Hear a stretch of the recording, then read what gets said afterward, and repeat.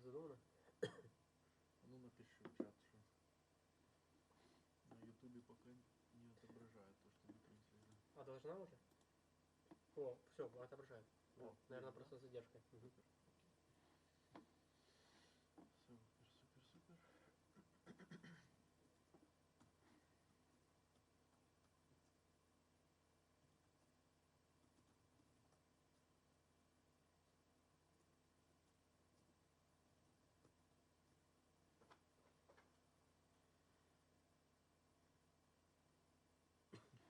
Тут Киреев запиненный, пусть остается им. Давай, брат, заебывай. Слушай, ну как свет включить в этой части задней? О,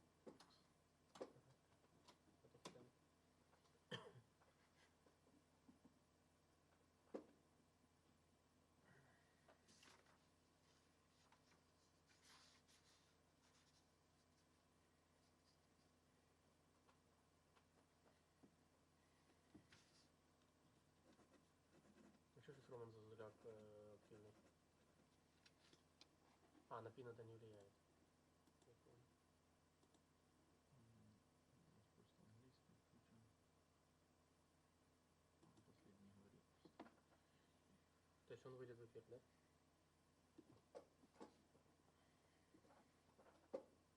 Запуск. Юра написал.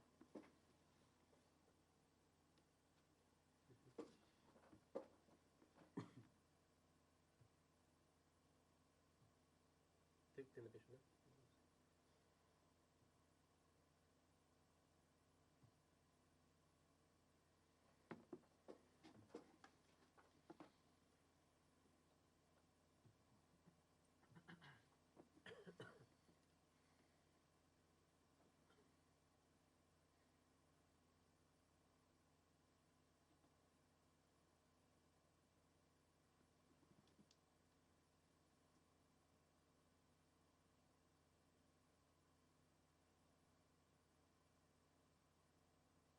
Будь ты ладно. Двери зачиняются, да? Подставил. Ой, я могу и на... О, слушай, загреться можно уже. Все кулеры сюда. Где какой-то голос слышен? Нет? Раз, раз, раз. Слушай, может давай его вырубим? Мы все равно ничего не будем говорить. Да, вот ту зеленую кнопку выключи просто. Зеленую. Вот тут? Слева, самую. Давай лучше ты... Вот тут. Ага.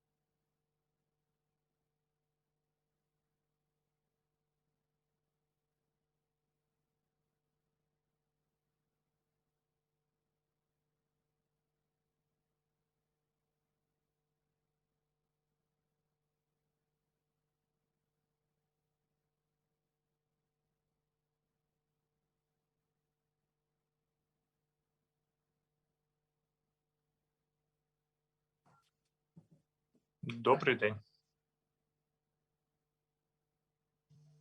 Доброго дня. Доброго дня. Доброго дня. Hello. Добрий день. Добрий день всім. Доброго дня, шановні колеги, шановні гості та учасники нашої Good конференції. day, dear colleagues, dear participants. It is my pleasure to see all of you together with us at this important event. So this is our academic online conference, 70 years after Operation North, important lessons of repression for faith. Thank you very much for joining us. And now we have plenty of time to discuss different aspects of this important historical events, which happened 70 years ago, but still we can take a lot of important lessons from that event. And we can also see how that event influenced the modern history of Jehovah's Witnesses in Ukraine. But first of all, we would like to thank all of joining us here today, and also some of the organizers of this event, for example, Ukrainian Association of Religious Studies and Center for Studies on New Religion. And we're very grateful for them for such informational support, for our partners, sponsors of this conference. In the beginning, we have several greetings from our honorable guests and also from the governmental representatives. And now I'd like to welcome the representative of the State Service of Ukraine on ethnopolitics and freedom of conscience and religion, Vyacheslav Gorshkov. He is a coordinator of cooperation with religious communities of the State Services of Ukraine. So Vyacheslav, Mr. Vyacheslav, please, you're very welcome.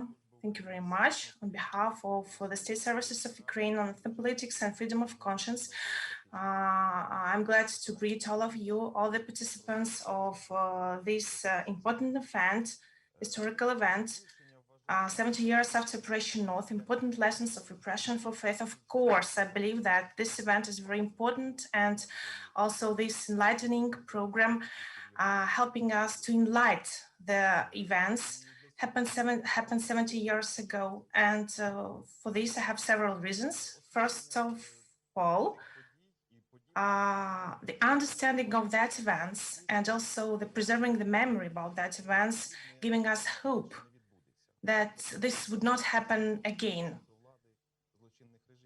So this is a guarantee that such cruel governments won't come again, won't gain the power again. And the understanding of the history of religion will help us to be more open to the society and help us to cooperate with each other. And the freedom of conscience and religion is very important, and it's not only an important inheritance of the history, but it also helps to maintain, preserve, and continue the dignity of human rights and also humanity as a whole.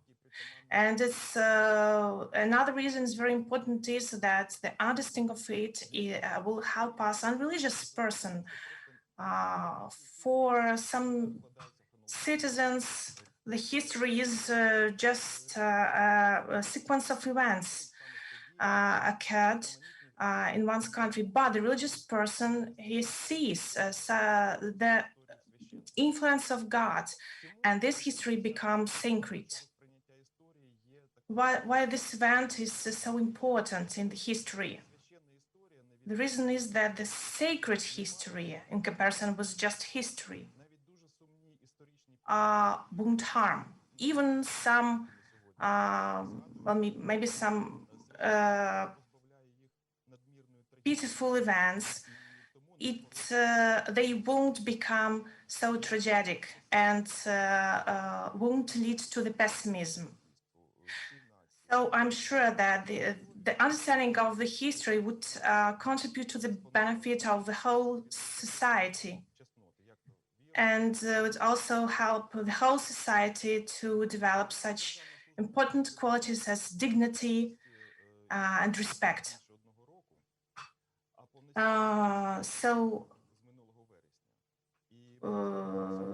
This religious community of the state services of Ukraine is just one of the important principles of our organization is just to remain this dignity and to promote the development of these qualities and in the society. I just began recently ago a new library of Yaroslav Mudry's some lost important information, and this library named Sophia's Mudrosti.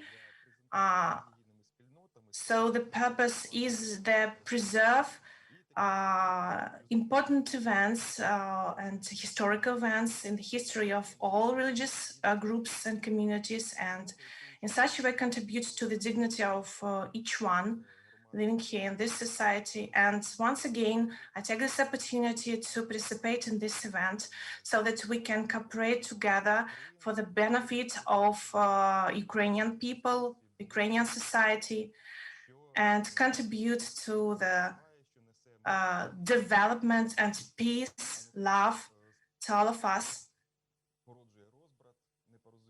And at the same time to avoid the differences and some bad qualities. So we're just very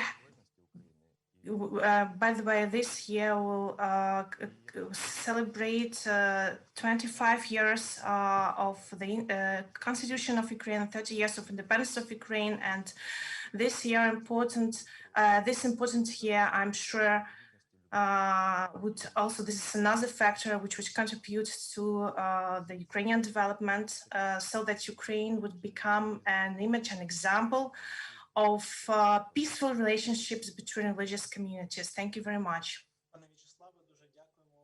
Mr. Vyacheslav, we're very grateful to you for very good ideas and thoughts that you shared with us concerning this important event, and also your experience and your wishes. Thank you very much. I would also like to invite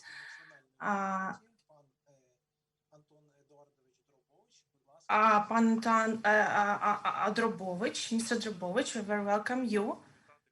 First of all, I would like to greet all the participants of conference and wish you having enough spirits to through this event to contribute to the development of Ukrainian science and knowledge.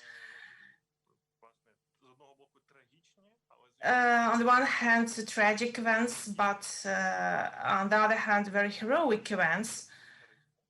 And they, from the one hand, seeing the power of totalitarianism, but on the other hand, help us understand the power of people, help us understand that they would like to preserve their right to freedom of religion, and despite the fact that government opposes them, their religious beliefs, and it's very important for the whole society and also for religious organization.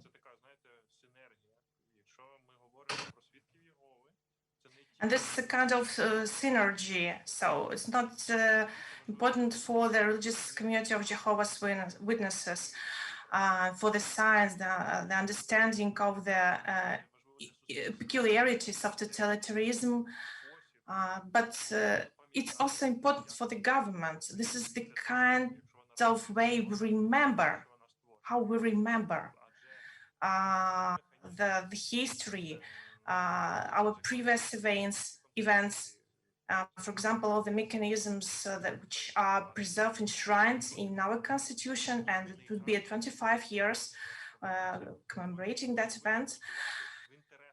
So we should remember that this interest should affect all the citizens. And in the situations when, for example, the government awards some to respect human rights, and as we've just we're discussing now, that event 70 years ago, how the totalitarian power influenced minority group. So that event helps us to take some important lessons and remember that none of a person can avoid taking the responsibilities before the state, but at the same, we know the Constitution says that if fulfillment of the military service is not in line with the human conscience, citizens' conscience, then alternative ways should be found. And so we can see that the history influences the modern formation of the constitutional provisions, and this, to the Museum of Historical Memory, it's very important to preserve all these events. And by the way, recently ago, we just also participated in the events commemorating about the church, pseudo church, just events, and we just participated there to preserve the history of that events. And it's important to continue to make videos and to issue brochures and other magazines. And on our behalf, we want to assure you that we would participate and will continue to participate in all these events, because this is the way to preserve our dignity, human rights. And I would like to, I'm very grateful to you. I'd like to say thank you for inviting me here. And the Institute of Historical Memory is very interested in such events, and in particular about the Operation North, and it by the way, teaches us teaches us dignity. And by the way, all these thousands of people that were sent to exile to Siberia, and only 10 years after they regained their right to come back to their homes. And this is an example of citizens' responsibility and dignity. These are very inspiring examples, and also for the modern representatives, for different religious representatives. And so it is very important for us to continue talking about that events, and in particular about the community of Jehovah's Witnesses, not renouncing their faith. And I'm sure that's very important history and lessons. Well, I cannot assure that these events won't happen in the future, because none of us can gain the guarantee that in the future this won't happen. But at the same time, we know the signs. Now we know the signs, the marks of totalitarianism, and Jehovah's Witnesses show us an excellent example how do not betray your conscience, your beliefs. So thank you very much for the organizers for initiating this event. Anton Eduardovich, thank you very much also for your kind wishes and best regards for this conference and for cooperation. And now I'd like to invite the Doctor of Philosophy and Professor Anatoly Kolodny, the President of the Ukrainian Association of Religious Studies.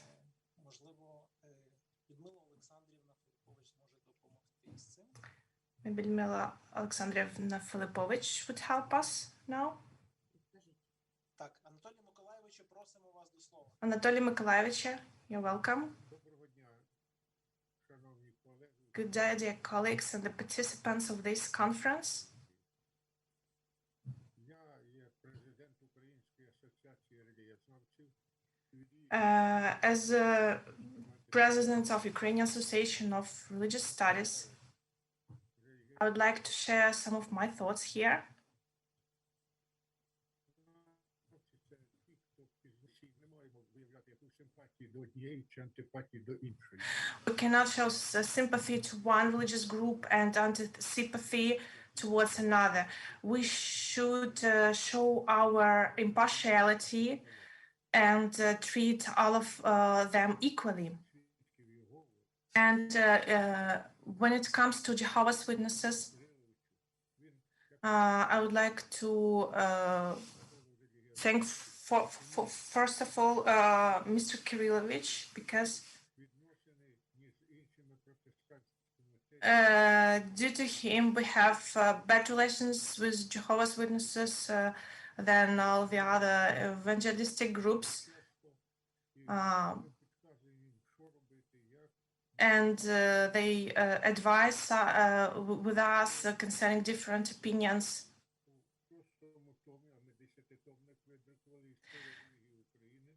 And there is a history of religions of Ukraine, and there are quite many pages dedicated to the history of Jehovah's Witnesses.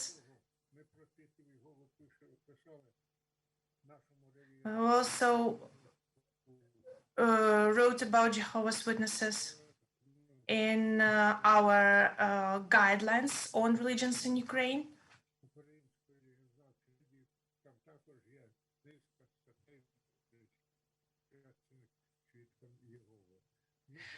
And our printings can be found in the edition Svoboda, Freedom.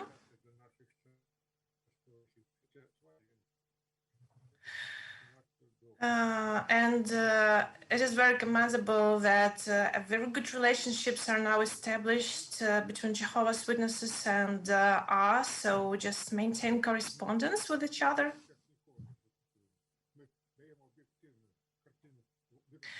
And our purpose is to give the objective picture, impartial picture of religious situation and events, and describe impartially different denominations in Ukraine. Maybe some may say that they're not Christians, or they're just some of Protestant religion, or so on and so forth.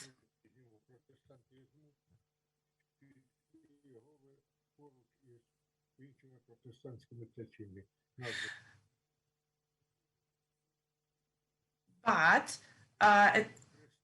we confirm and we preserve arguments, submit arguments that they are Christians.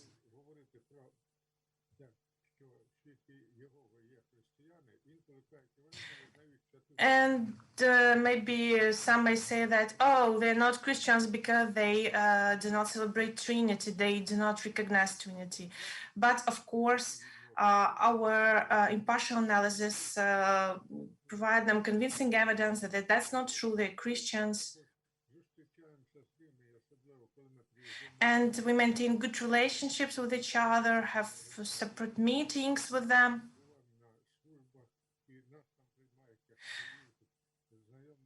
And they also invite us to some events, organizational events. And they constantly, repeatedly visit us, and we are very glad also always to welcome them. And then we also write some expert conclusions from time to time. We issue these expert conclusions concerning their activities.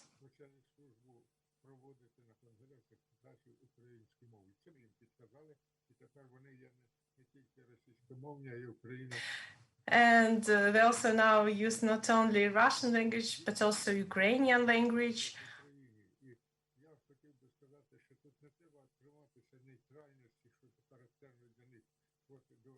I think that they in this particular sphere they should not maintain neutrality because they have some responsibility before the state. I mean, concerning when talking about language sphere.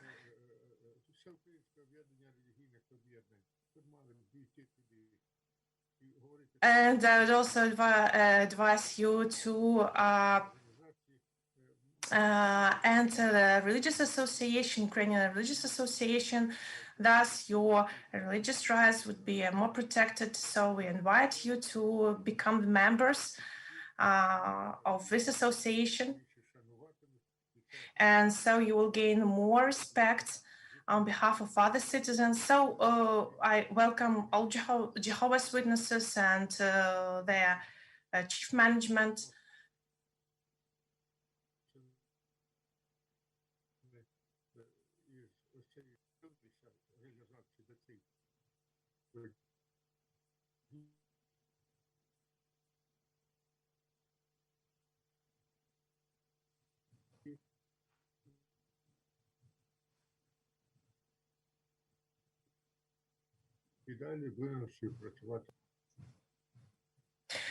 And we will be very glad to continue our cooperation further on. Thank you very, very much, Anatoly Mykolaievich. Despite some technical problems, we hear your important message for all our participants here. And I would like also to invite now the representative of the Center of Jehovah's Witnesses, Ivan Riger. All of you are very welcome. I'm very glad to be together with you, and I would like to greet all the scientific circles and also other representatives of self-governmental bodies. And Jehovah's Witnesses are known today for their preaching work. Someone maybe heard about their history in Germany or about their sufferings in Russian Federation. However, their history in Ukraine, which has lasted for more than 120 years, contains little known pages. And our event is dedicated to one such page in their history, namely the confiscation of property, deportation to Siberia, and inhuman working and living conditions. So this is what we're going to talk about right now. And maybe the best would be if the deportees themselves would say for themselves.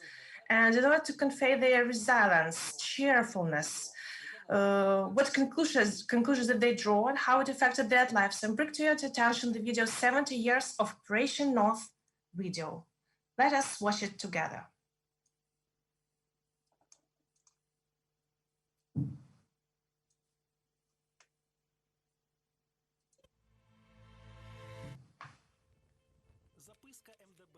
Report from the Ministry of State Security of the USSR, February 1951, top secret.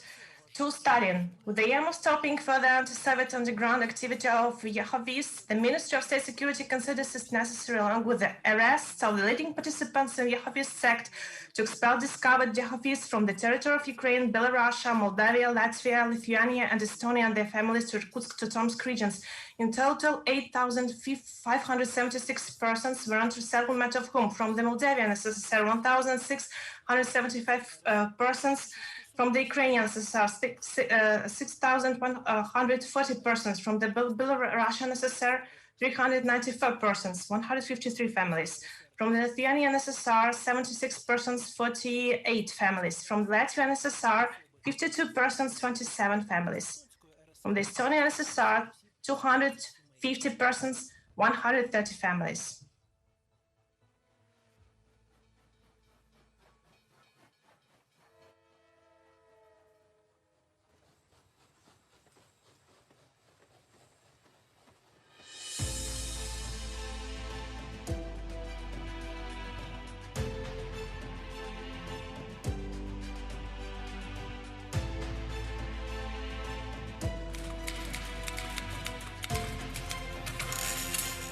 Eviction forever.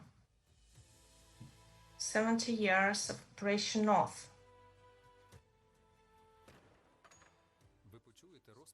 You will hear the stories of eyewitnesses, the opinions of experts, and you will find out what simple people had to go through just because their faith in God did not fit into the Soviet state ideology.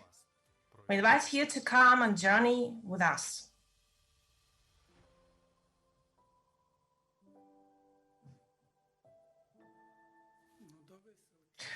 Before the exile, they persecuted Jehovah's Witnesses greatly, especially during elections, because they didn't go to vote. And the police officer came and gave us all a dressing down. First my mother, then all the children, then he put a gun to her neck and said he would shoot every one of us. They asked my father to sign that he's renouncing his beliefs as one of Jehovah's Witnesses. And my father said, no, I cannot renounce my faith in God whom I believe. We packed off the mattresses, our pillows, and the food we had at home, but the head of the village said, take a saw with you, or an axe.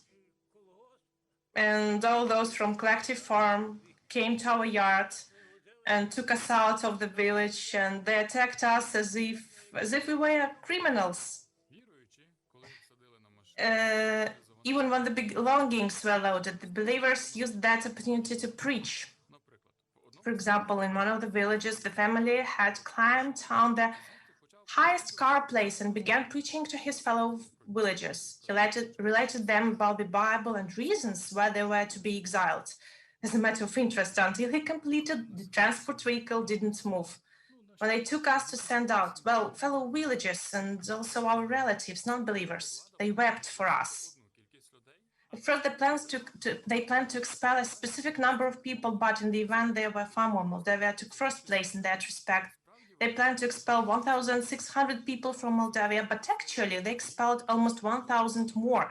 And from Lithuania, they deported twice as many. They planned to deport 76 persons, but ended up expelling 150.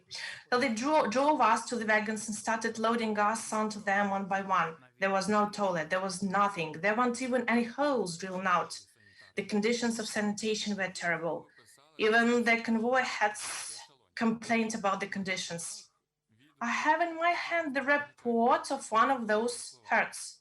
I quote, in response to my question about how in practice the deportees were supposed to go to the toilet during the journey, the deputy minister replied that they would have to use barrels that the exiled families had brought with them. It was getting colder and colder. Well, the clothes were not suitable.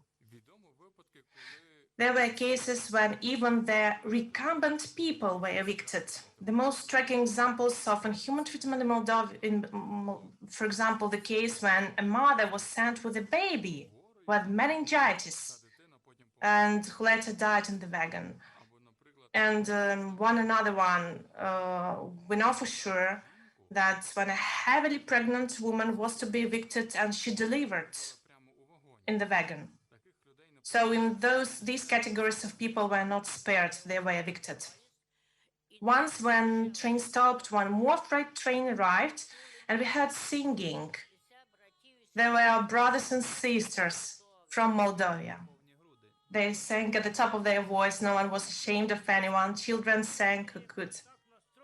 Everyone was somehow trying not to be sad because of what they had left behind. They didn't know where they're being taken, but they hope that everything will be fine. Brother came up. Ola, do you have a pen? I'll write a sign to put up on the window that we are Jehovah's Witnesses. And we also began preparing such posters with inscription Jehovah's Witnesses to encourage one another to know that we are not alone. Others are also on the same trip. Upon arrival to Siberia, deported people had to live in different conditions. Some lived in barracks, some were moved in with the families, and some even had to live in dugouts. The barrack, such a large and long barrack, it had 3 sections. There were no separate apartments. Well, the table was big and long for people to eat there, and bunk beds around. So 126 people were settled in this barack. Went to sleep, but after a while, everyone started spinning. So then someone said to turn on the light. We look, something bites. We look and everything is covered in blood, neck, arms, and bed bugs are climbing. My mother worked. She had to go to the logging.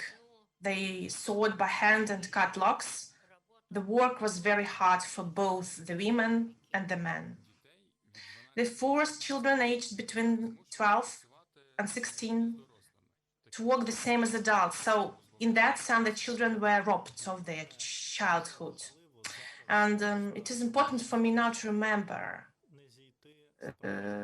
my experience, remember my past, remember my mom. She suffered, and that, well, of course, it had impact on my life course.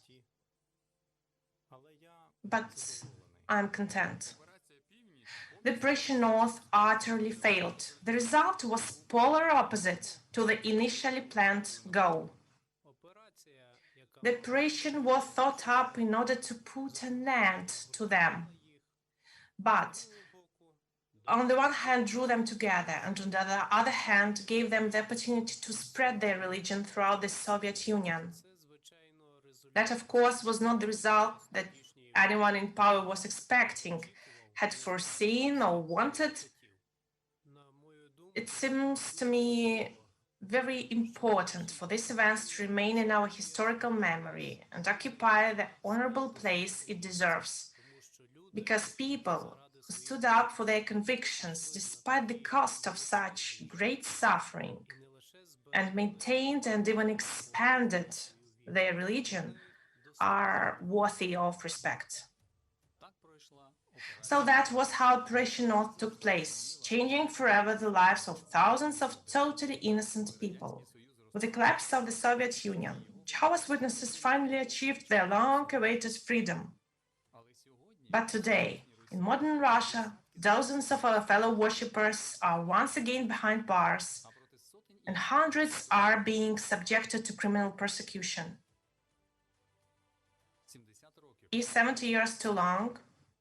Or not enough time to learn the lessons of the Soviet repression?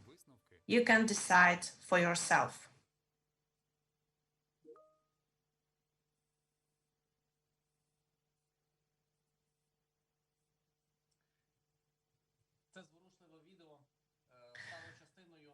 This touching video is just part of our unique project. And so we began collecting eyewitnesses' testimony. We revealed that there are 130 displaced people living in different parts of Ukraine, and they are still alive today. So we spent more than 1,000 hours, and it won't be exaggeration, to preserve this unique evidence. So we created a special platform. We just gathered, collected their photographs, gigabytes of archival documents, and conducted a large-scale survey. So we wanted to preserve this history, and it is my pleasure to present you here at this event a special platform that we managed to create with our common efforts, and in particular the site 1951deport.org. And at this site you may find later on the video you've just seen. Apart from it,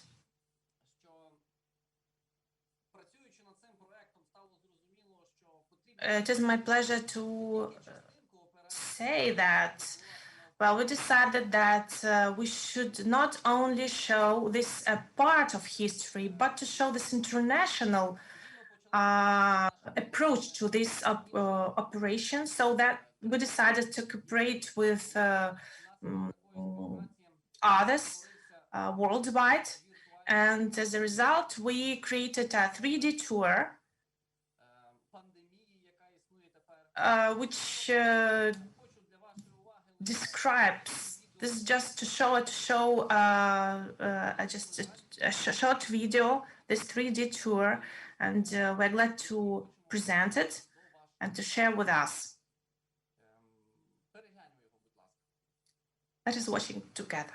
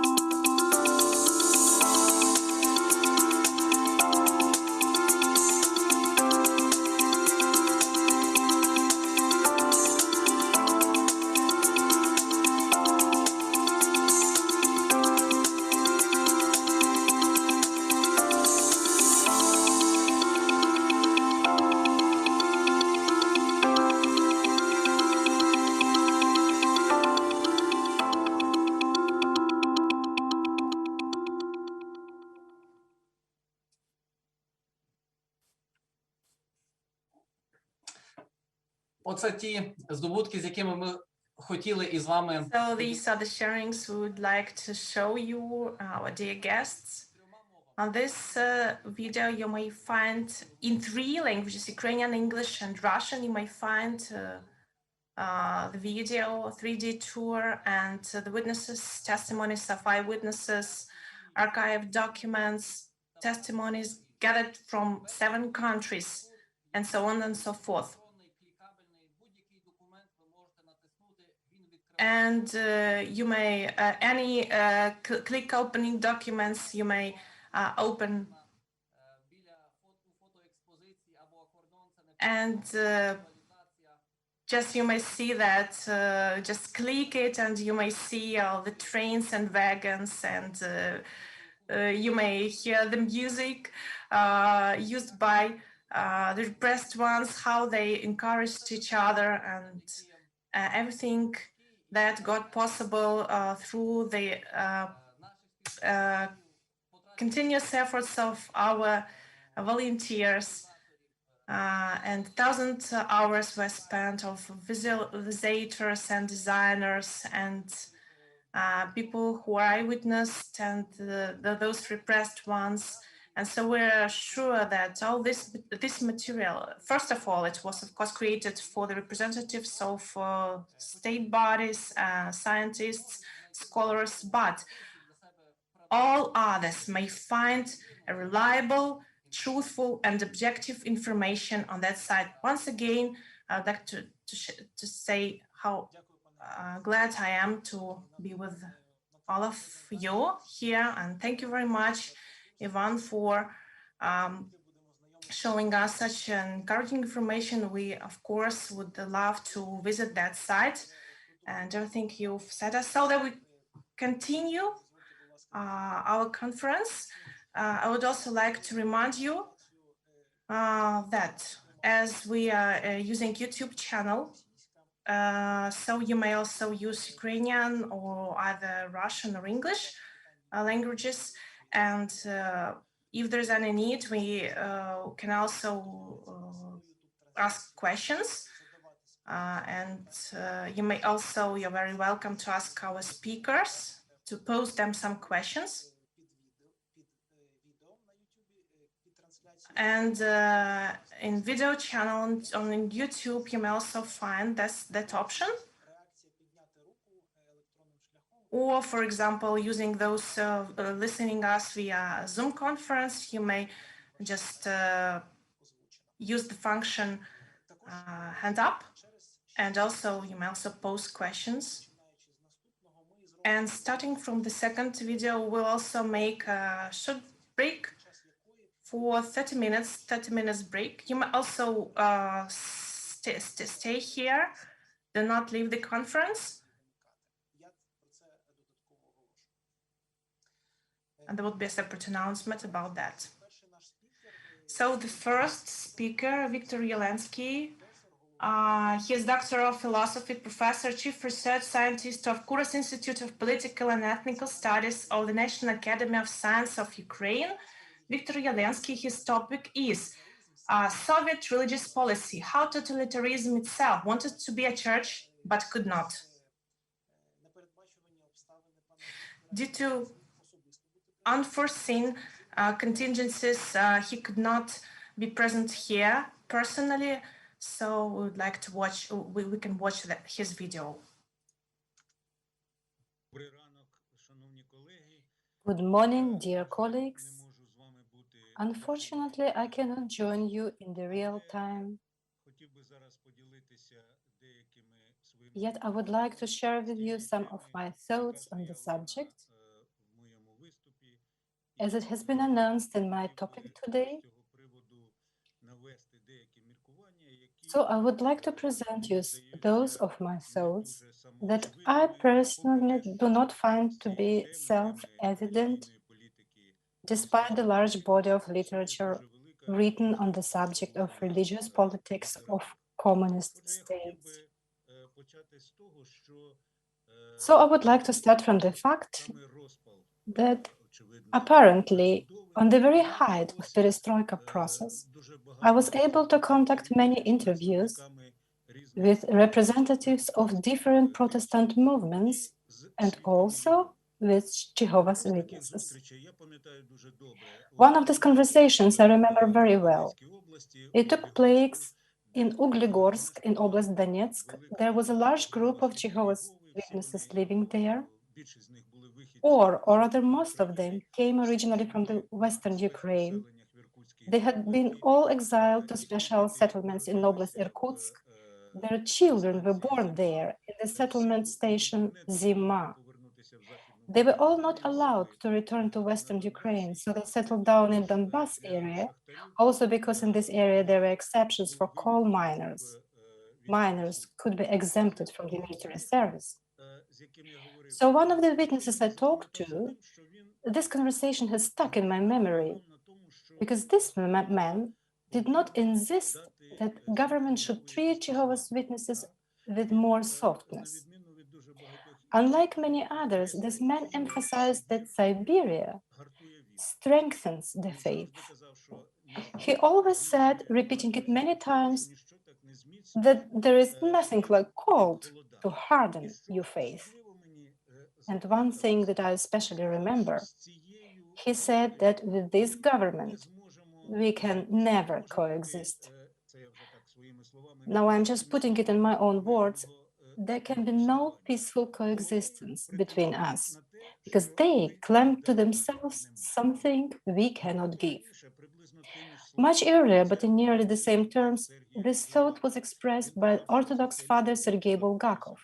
He said that socialism, meaning the version of socialism that produced Bolshevism later on, so that socialism, in words of Sergei Bulgakov, could not be reconciled neither with Christianity and nor with religion as such, simply because it claims this position of a religion for itself, such all-embracing global religion.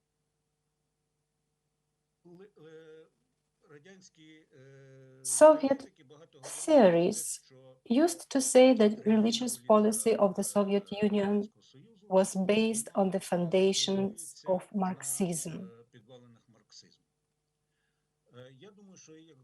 I think that if Karl Marx himself could be acquainted with the views of some Soviet leaders concerning religion or with their religious policy, he would likely disagree on calling either this policy or these people Marxist.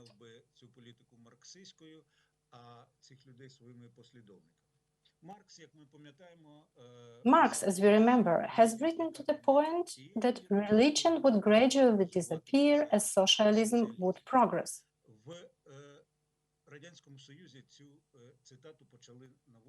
In the Soviet Union, this quotation or this piece from the works of Marx started being quoted not before the perestroika times.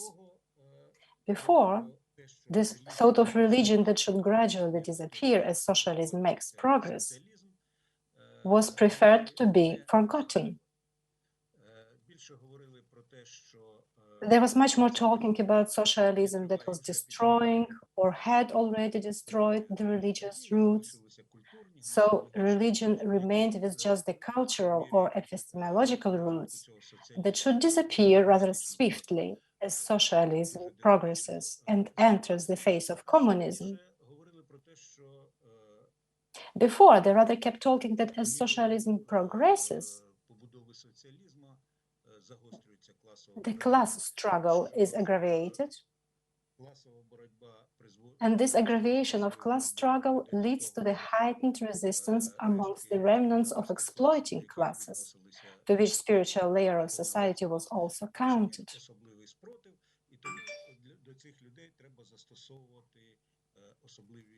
And against these people, some special repression methods needed to be applied.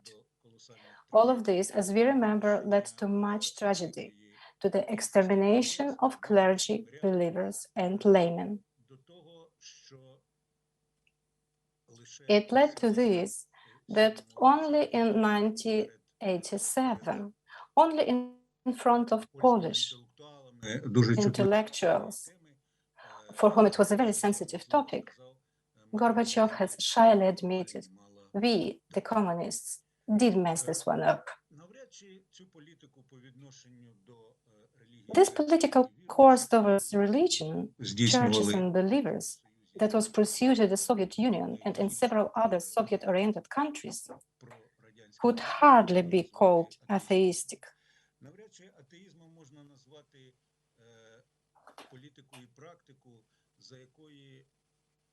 We can hardly call atheistic such policy and practice that required a parting speech of the Secretary General who was traveling on vacation from Odessa to Varna to be studied as a holy script.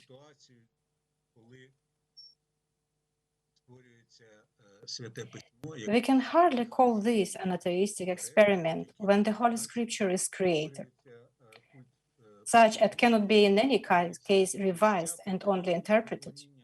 There was a cult of worship created, places of worship. Created was an eschatological perspective with a kind of kingdom on earth. All of this very, very little correlates with a critical atheistic approach and atheistic implacable animosity toward any cult. However, I would like to draw your attention now to the fact that in the countries of the Soviet bloc, the religious politics were not homogeneous.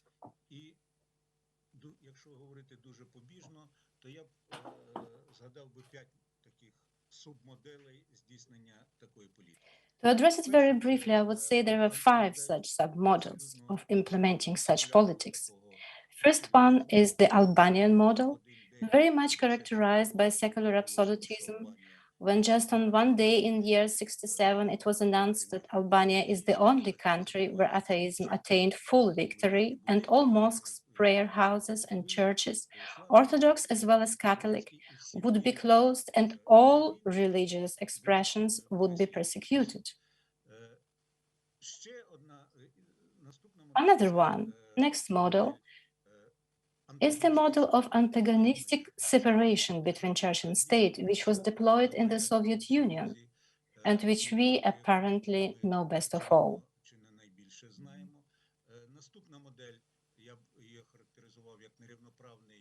Next model, I would describe it as an unequal union of church and state.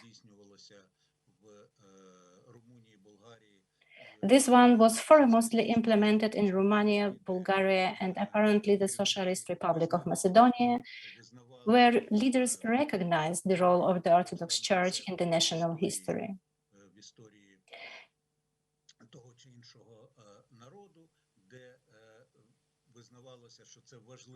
It was recognized as an important instrument of affirmation of a nation on the map of Europe.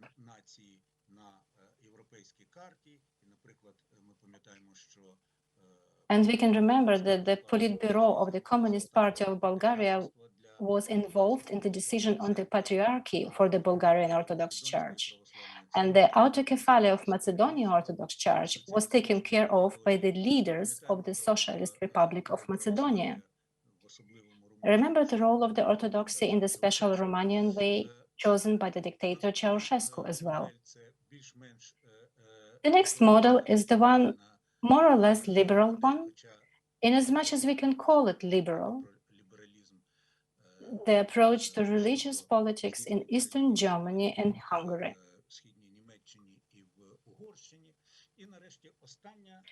And at last, the last model, this is the situation of continuous and exhausting competition between church and state, as it was in Poland and Serbia.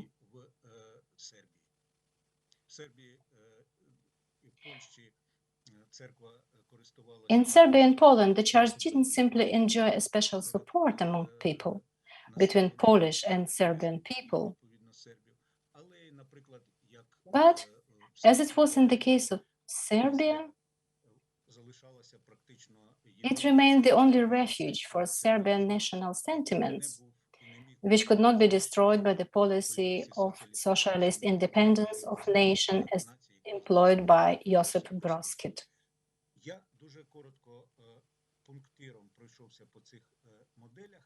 Now I went just briefly through all these models, but the main thing is that all communist regimes started from the same page. They started their politics from terror, confiscation of church property, incarceration of church leaders, even such extremely popular ones, as, for example, was the Catholic primus Stefan Myszyński, mentor of the future Pope John II.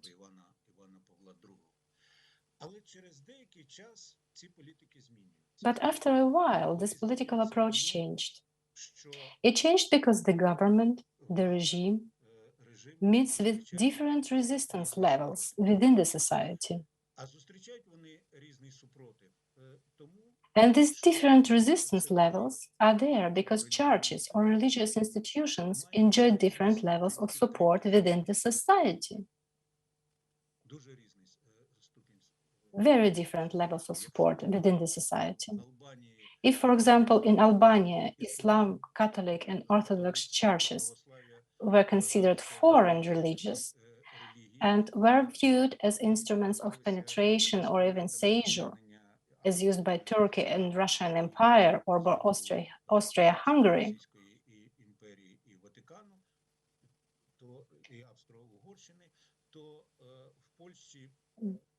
but in Poland, Catholic pilgrims gathered to billions of people, and no political decision could be made without considering the Catholic Church.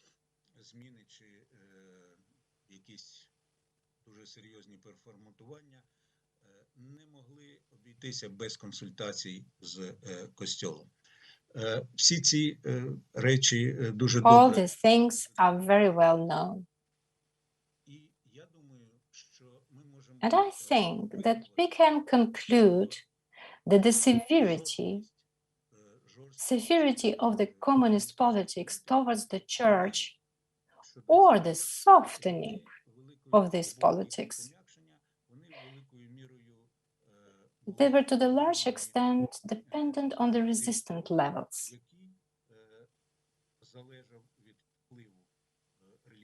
Which in their turn depended on the influence of the religious institution. and the influence of this religious institution. I could back this up with a whole chain of arguments, but we'll let it out for the lack of time. You just need to believe me on my word. This influence depended on the role the religious institution, which included the majority of population, played during the assembling and establishing of a nation, especially during some especially emotional times of state building or nation building.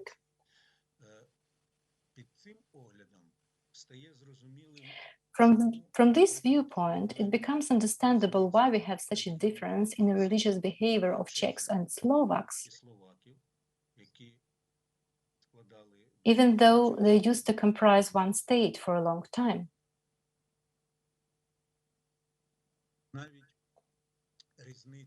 And even the difference in religious attitudes between the Western and Eastern Ukraine could be largely explained not by the fact that the Western part of Ukraine, as they used to say in socialist times, joined the path of socialistic development only later in time, so that forceful secularization there was not as hard as in the larger part of the Ukraine. No.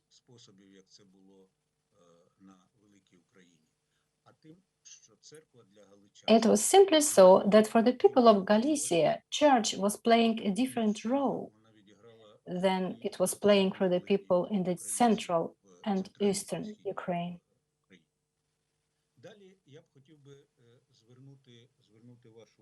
Next, I would like to draw your attention to the fact that the government of the Soviet Union,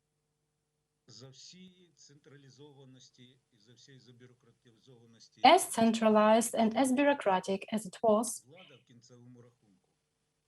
had to recognize that they could not implement the same religious policy in Lithuania and in Belarus, in Western Ukraine and in Central Russia, in Baltic republics and in Central Asia.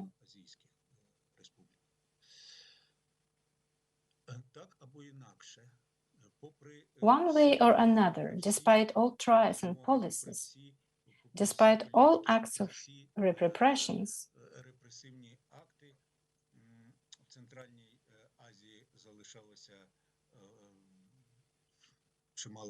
for Central Asia, for example, kept its Islamic connections.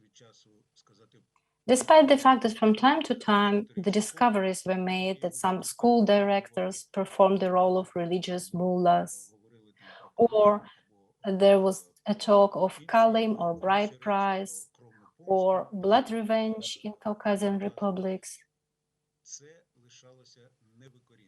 all these could not be uprooted. And again, talking about Ukraine, I would like to remind you that during the anti-religious campaign of Khrushchev, when the Ukrainian government received an order to close half of all Orthodox parishes in Ukraine, they did it exclusively at the expense of the Eastern Ukrainian parishes. So in Oblast Zaporizhia, they left only 14 churches. In the Crimea, they left 9. But in the Western Ukraine, this campaign met with such a serious resistance and even mass riots, so this could not be done. Also, the Soviet religious policy was always wavering between two opposites.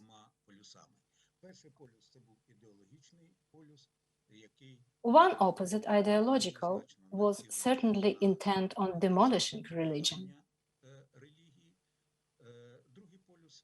Another opposite represented a rather pragmatic approach. It was recognized that to reach certain political goals, often enough foreign political goals, those on the international levels, as we all know it very well. It was described often enough. It is just that the tension or the pull between those two opposites went from one side to another, as it was, for example, after the war with the Stalin's Orthodox project, and then the anti-religious campaign of Khrushchev. This is when the ideological pendulum shifted to the other side.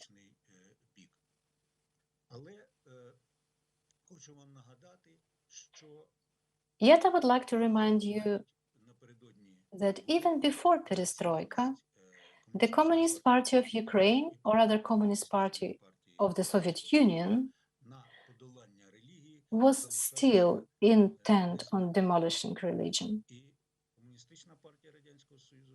And the Communist Party of the Soviet Union has never renounced this atheistic setup. Just as an example, in 1984, there was 1 billion atheistic lessons read throughout the Soviet Union. This is a dazzling number, even if the number was very generously rounded up.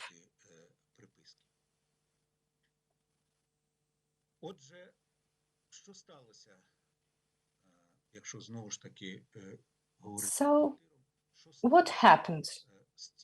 What happened to this so-called religion, to this attempt to become a religion, to establish God's kingdom on earth, to create holy scripts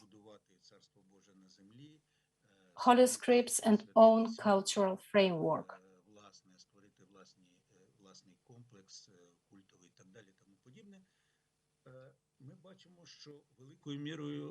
To a large extent, this experiment went the way that the whole of the Soviet Union went.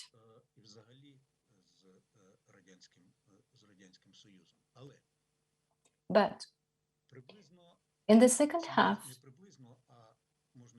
approximately in the second half of the 70s,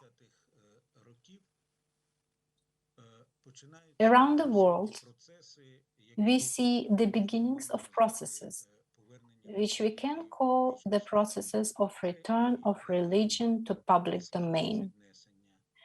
There was the Islamic revival, which was connected not only to Iran. There was Catholic democratization wave that was to the large extent, but not only, connected to the choosing in 1978 Polish Cardinal Karol Wojtyla as a pope. This democratization wave had repercussions around the globe, starting from Latin America to the Philippines. There was evangelic revival in in United States. There was raising of new religious movements, and this meant also a great religious revival behind the Iron Curtain. I would like to turn your attention especially to the fact that this religious renaissance started much earlier than it was allowed. It started before the Soviet Union fell apart.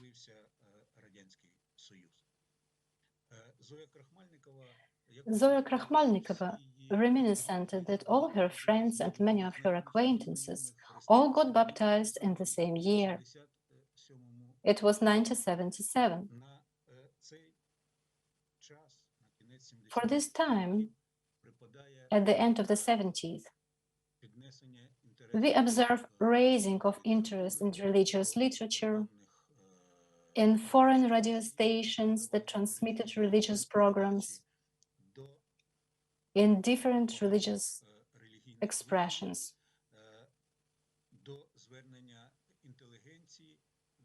Many intellectuals turned to religion, and even if we speak of numbers, big numbers of adults got baptized in the Orthodox Church.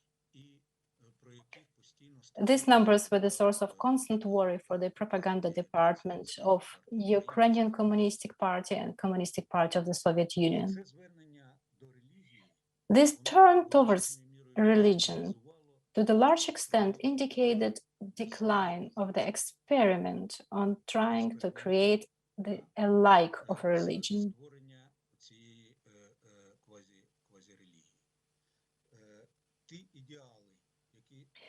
The ideals that lied in the foundation of this pseudo-religion, they were discredited. They were viewed much as the ancient Romans would view a statue of a past emperor. It would be a statue that had its head taken off, removed, and the new head was not put up yet. It was not sacred anymore. They could still bring it some offerings, but behind the back, they would laugh at him. Just like they were laughing in the 80s, saying that instead of communism, we got Olympic Games.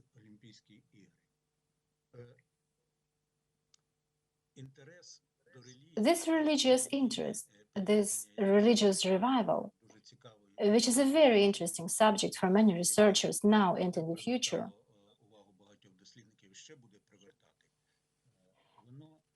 it was better than anything else testifying about the end of the Soviet religion.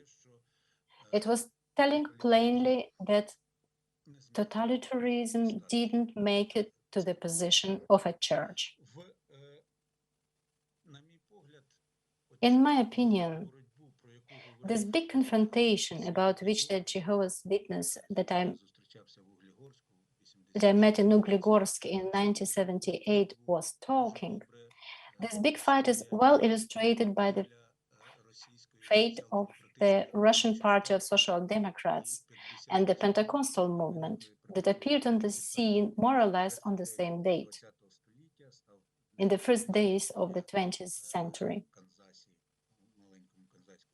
This was a birth date of Pentecostal movement in a small city of Kansas, and this movement at the end of the 20th century counted over 400 billion believers, if we count together this charismatic church and other congregation and churches that could be connected to Pentecostal movement.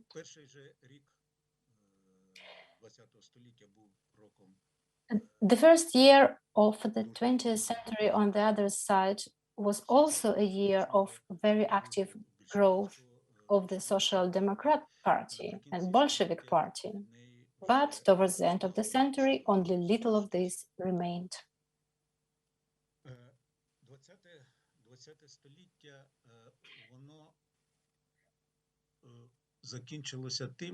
Towards the end of the 20th century, big ideologies of this century, not only communism, but also different national ideologies, they had to give way.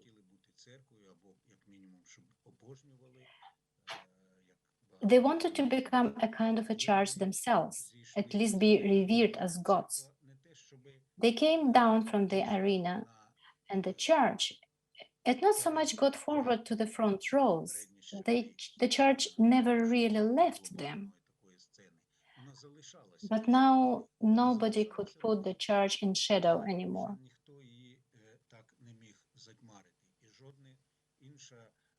No other ideology and nothing that pretended to be a global ideology, as for example the Green movement, could take its place. I thank you very much for your attention. I would like to apologize again that I couldn't be with you in real time. And using this opportunity, I would like to express my solidarity with those Jehovah's Witnesses that are now enduring persecution in Russia and on the territories occupied by Russia, Crimea, Donbass. Thank you.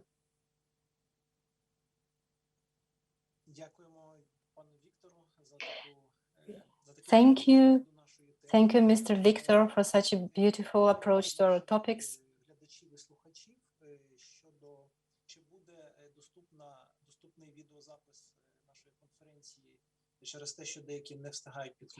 We have a question from our listeners. Would we have a later possibility to watch the program for those who cannot watch it right now? Yes, we have it in 3 languages.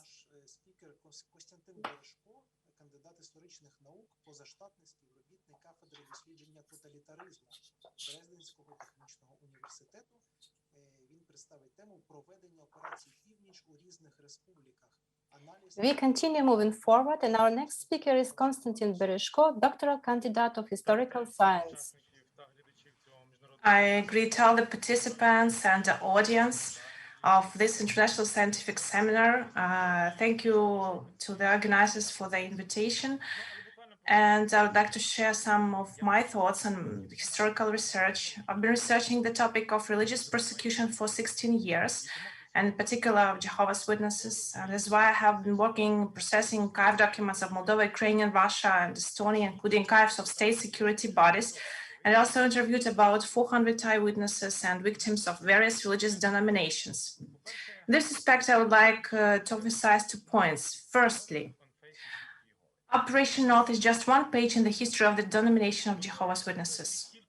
Secondly, regardless of the number of sources surveyed and eyewitnesses questioned, historical data are constantly being refined and adjusted, and this also applies to Operation North. Together with my colleagues from Russia and other republics, we continue defining and researching the details of the operation. Even the declassified archives of the Ministry of State Security not give a complete picture of this deportation. For example, the archives of the Ministry of Internal Affairs of the Baltic states provide scant information on the exile process, but describe in detail the process of travel in Siberia. However, the archives of the Ukrainian Ministry of State Security describe in details the process of preparation for the operation, report and details on each region, but say almost nothing about the process, travel of Siberia. And what was in one wagon may not be in other parts of the echelon. Therefore, the information has to be compared and verified. Another difficulty is that we do not have the archives that were compiled for each family during the deportation, describing the confiscation property. And we also do not have data and archival documents from Belarus.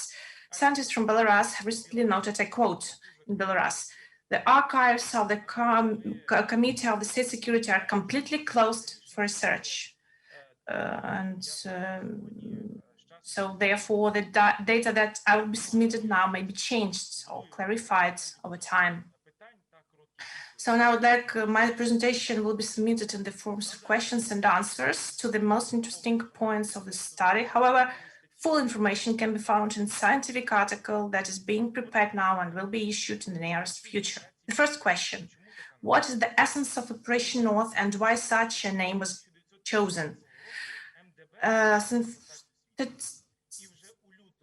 And in February 1951, under the label Top Secret, Viktor Abakumov was then the Minister of the State Security of the USSR, gave Joseph Stalin the latest version of the plan, the most massive confessional deportation in the history of the USSR, Operation North. Well, in early April 1951, it was planned to deport almost 10,000 people from 6 republics to Siberia in just 1 day, only because they were active members of the community of Jehovah's Witnesses. Deportation was organized as a military operation. Several ministries of the USSR were involved, and there was a special map was also made, and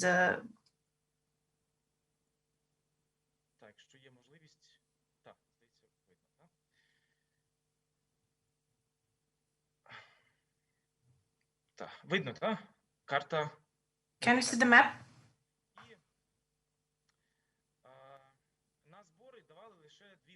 Yeah, only 2 hours were given on short notice.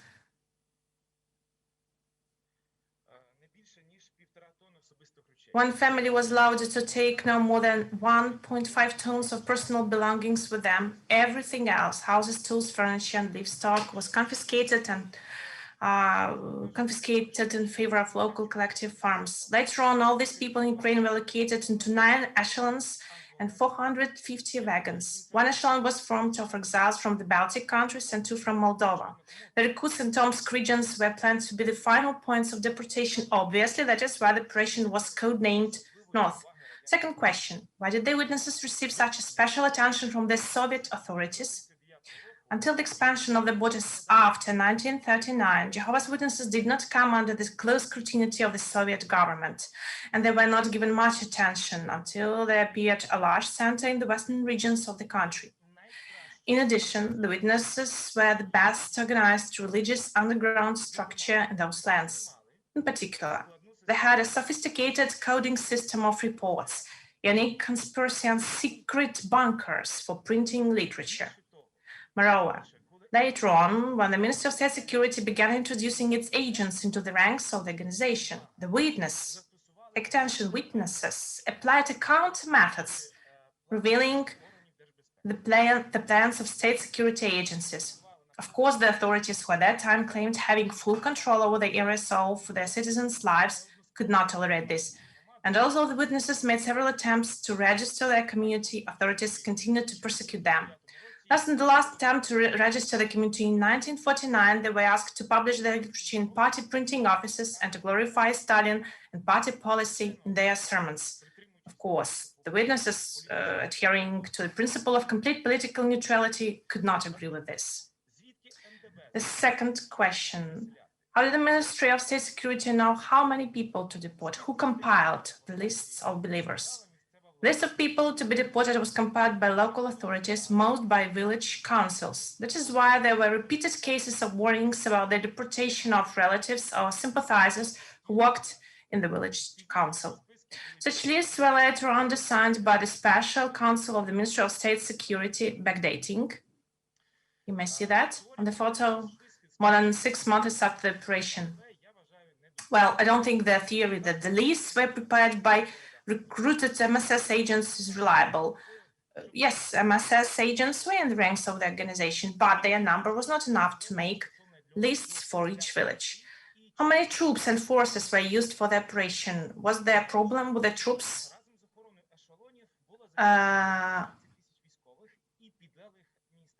There were, well, according to the plan, the Ministry of State Security of SSR and the journal documentation, there were used about 2,000 soldiers and subordinates of MSS, as well as 2,640 units of military equipment were involved. Thus, in particular, 65th Rifle Division was involved. And it was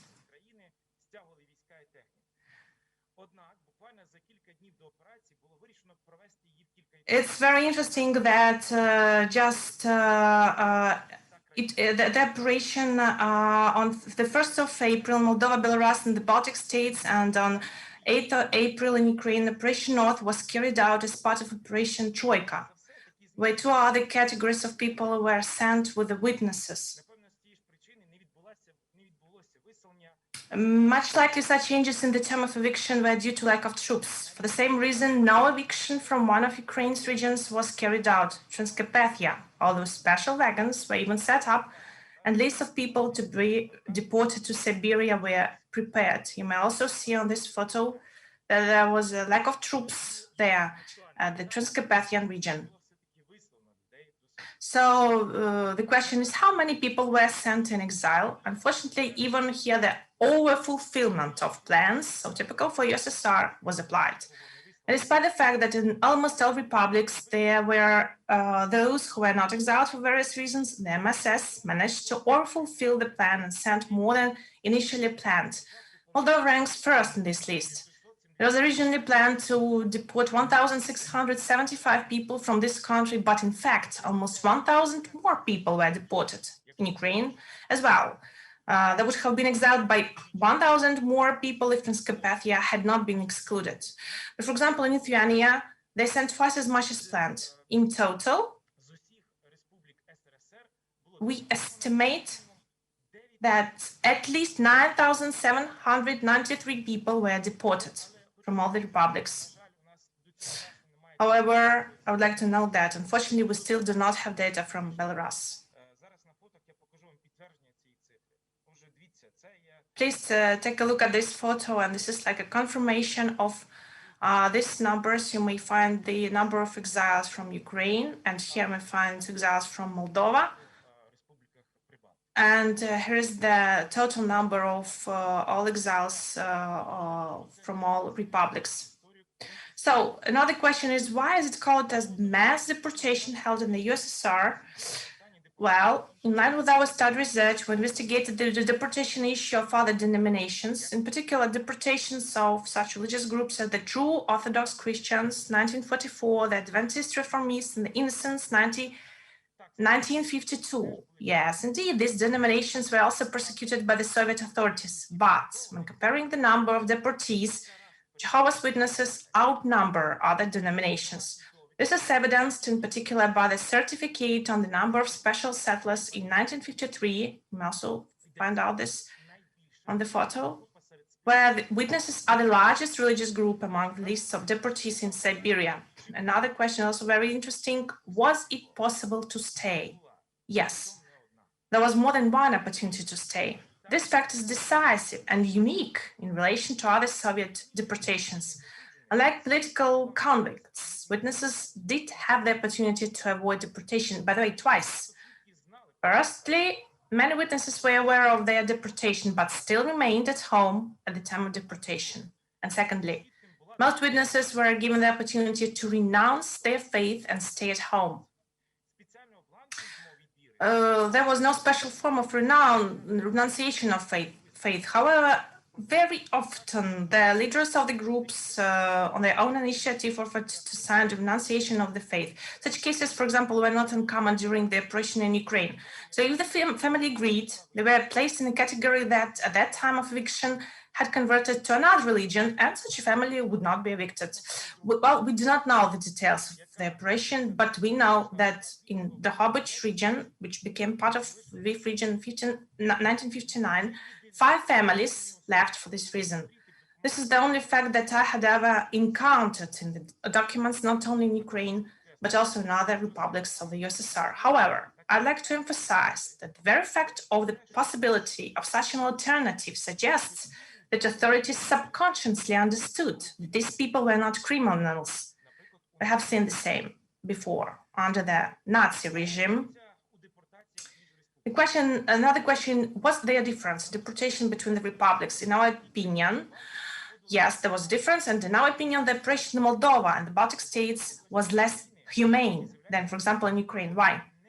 In many regions of Ukraine, the reports contain information about those who were not deported in Siberia for various reasons. For example, if someone was a hero of labor, served in the army, had other merits before the Soviet government, or just was in poor physical condition, they were not deported. However, for example, in the Baltics, such people were exiled. In Baltic, there is a case when even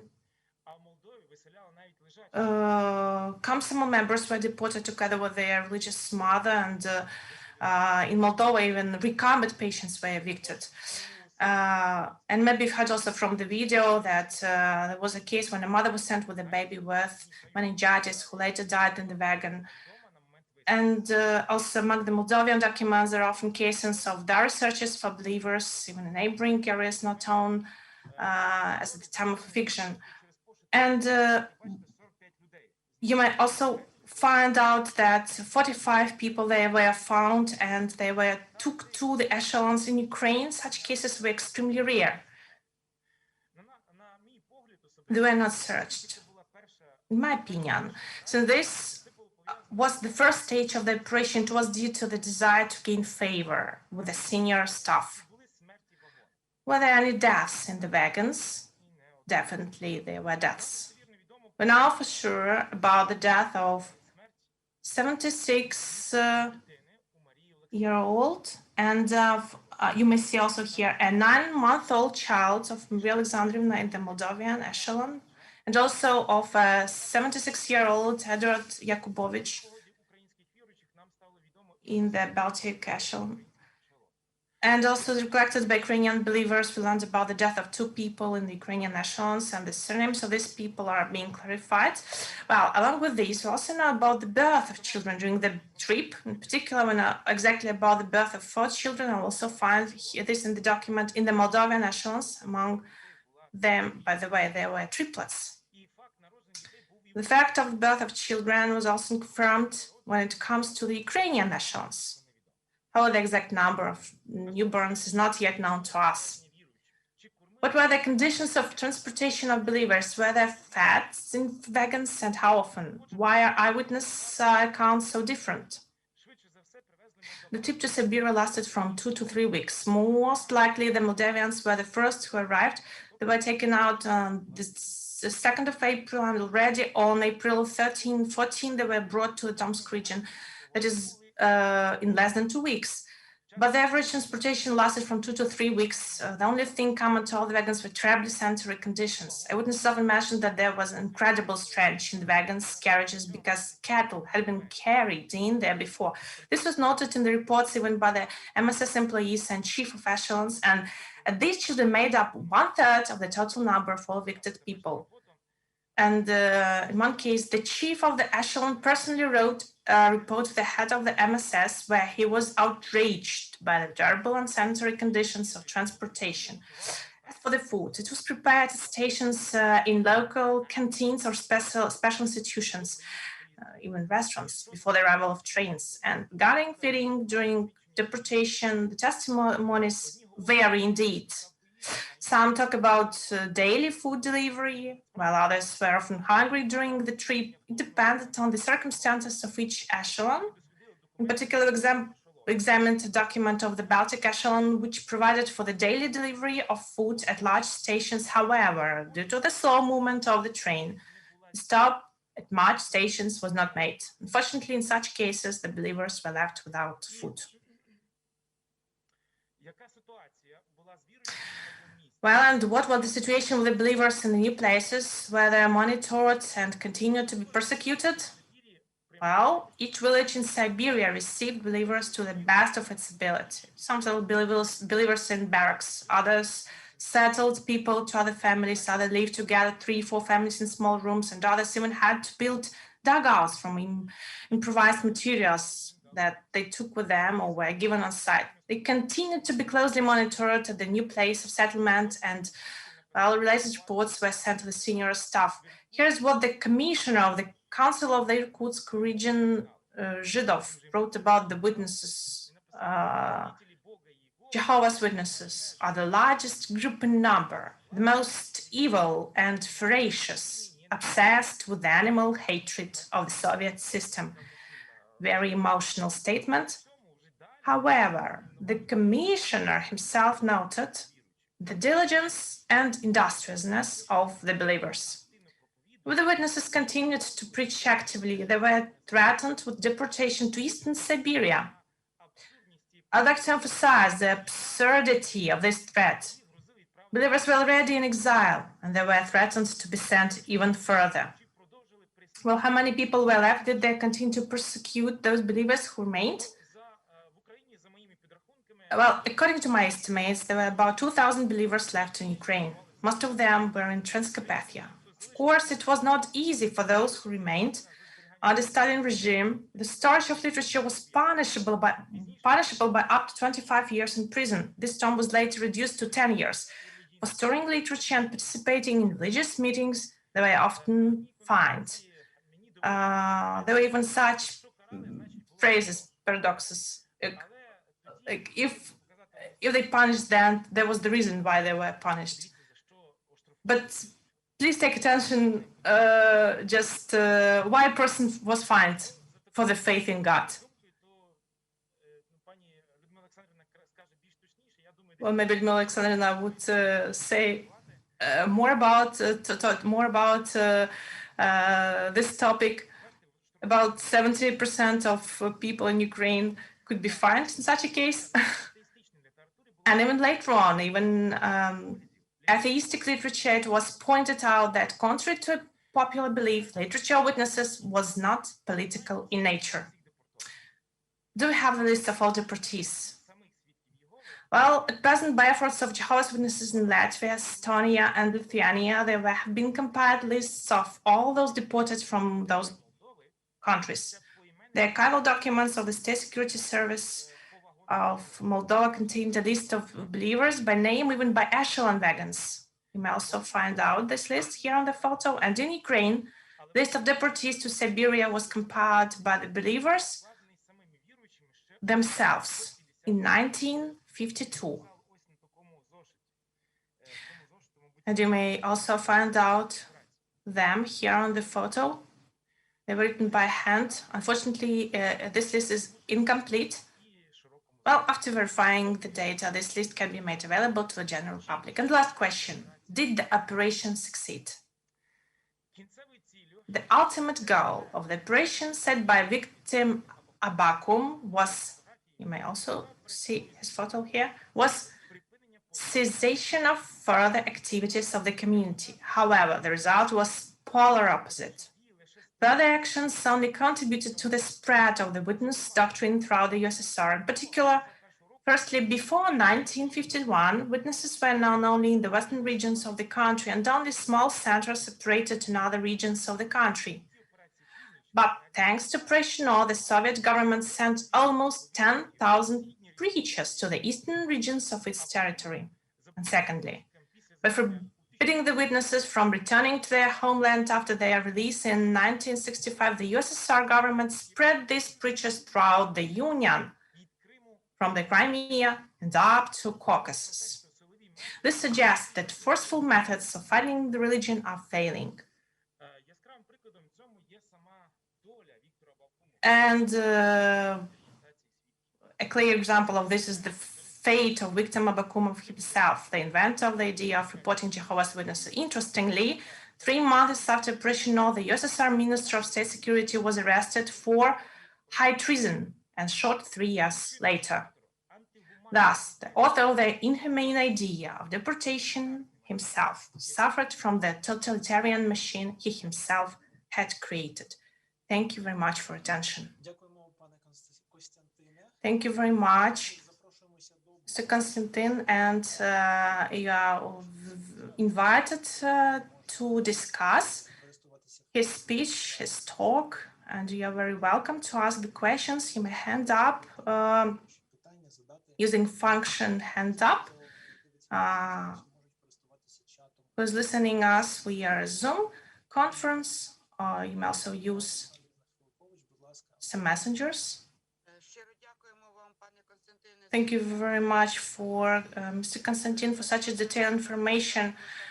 Your work is really very commendable. You found really so much information. Maybe the institutes, institutes research are not so full as yours. So I wish your success to complete your research study.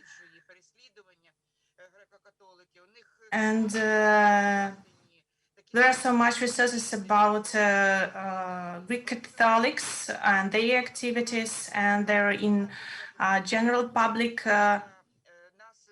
use. And we'd also like, maybe you would like to grant this information to make it public. And concerning the property, I would like this one question. I know that Jehovah's Witnesses were not poor people in Western Ukraine. Who took that property? Who took their property? And we know about the Crimean Tatars in 1944. We know the story. But it's very interesting about the property of Jehovah's Witnesses there in western part of Ukraine. We use them because I'm from Chernivtsi region, and I know that very prosperous houses, and later on some Soviet officers, they were using all of the property there of those who were exiled. Thank you very much. Thank you very much for such a good words, and would like, of course, I will, together with all my team, will continue publishing all this information. As to your question, I haven't met a lot of materials concerning your question, but when questioning the eyewitnesses, I've got some information. They were as rehabilitated persons. They were to be, the property were to be returned to them. And by the way, there are no materials confirming the fact of confiscated property. The access to these materials is banned. Yeah, so according to eyewitness testimonies, you've said correctly. I know personally 2 testimonies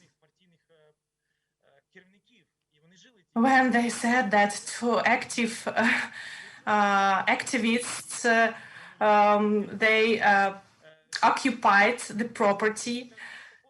Soviet activists, they occupied the property and the houses of witnesses in Western regions.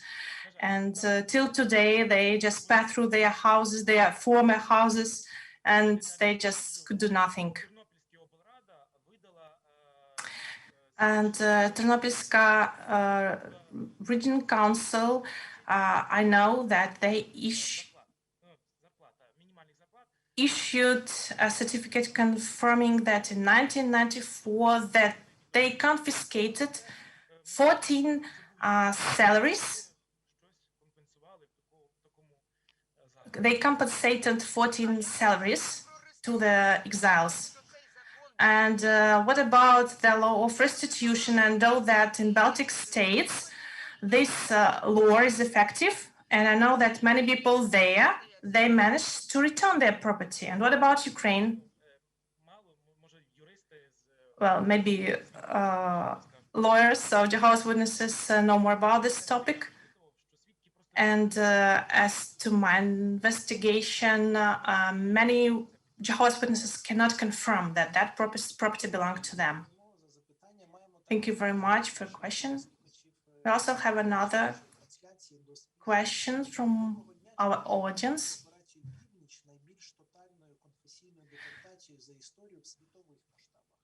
Can we consider the operation?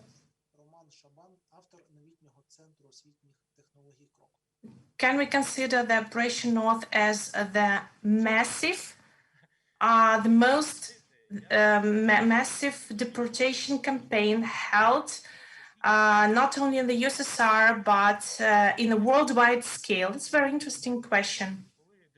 Well, we know that deportation, they occurred really, and there were massive deportations. We know that there was Operation West, and about 70,000 people were exiled. But when it comes to the religious deportation, then the deportation of Jehovah's Witnesses in the USSR were the largest. But I cannot state for sure concerning the worldwide scale. I should investigate on the matter.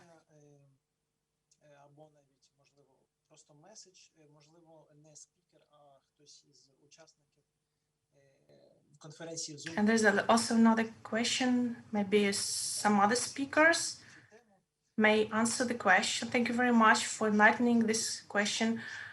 Why this topic is not disclosed in the books?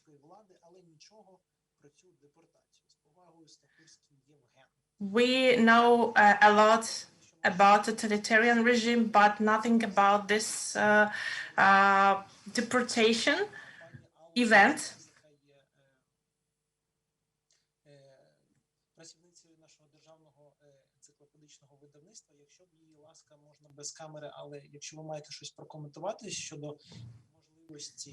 Ms. Aristova, maybe you would comment on the issue, maybe you would have some words concerning this question.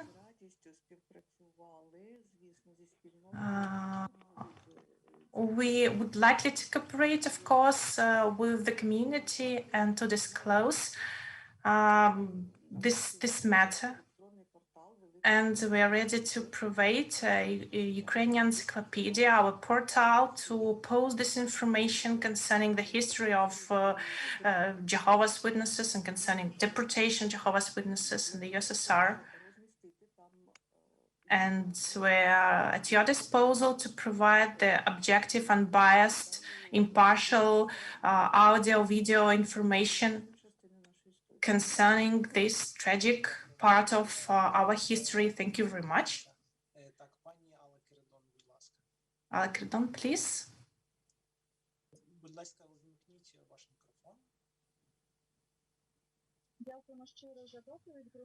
Thank you very much for your talk, and I agree with Lyudmila Alexandrovna's words, commendable words concerning your research.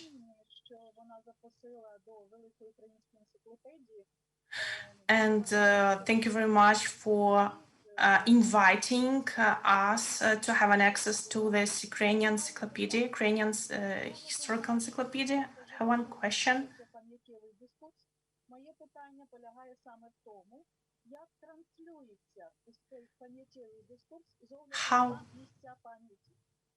How is this translated? How is this event translated in terms of the memorial items? It's not necessarily museums. Now we're talking now about the Depression North, and this conference is like one of the places of memory, commemorating this event. But is there any other ways of translating these events?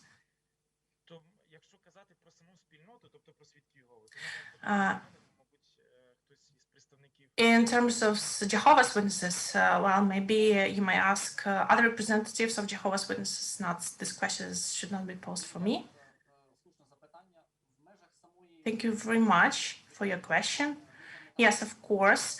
Within the framework of our community, we remember our history, and we translate this message within our organization. For example, this is not the first effort made to help the citizens to remember about this event, and another film was also issued attracting attention to this event. And we also have a 2002 yearbook of Jehovah's Witnesses, and it was already in 2002 in the year 2002, there was a published information concerning that.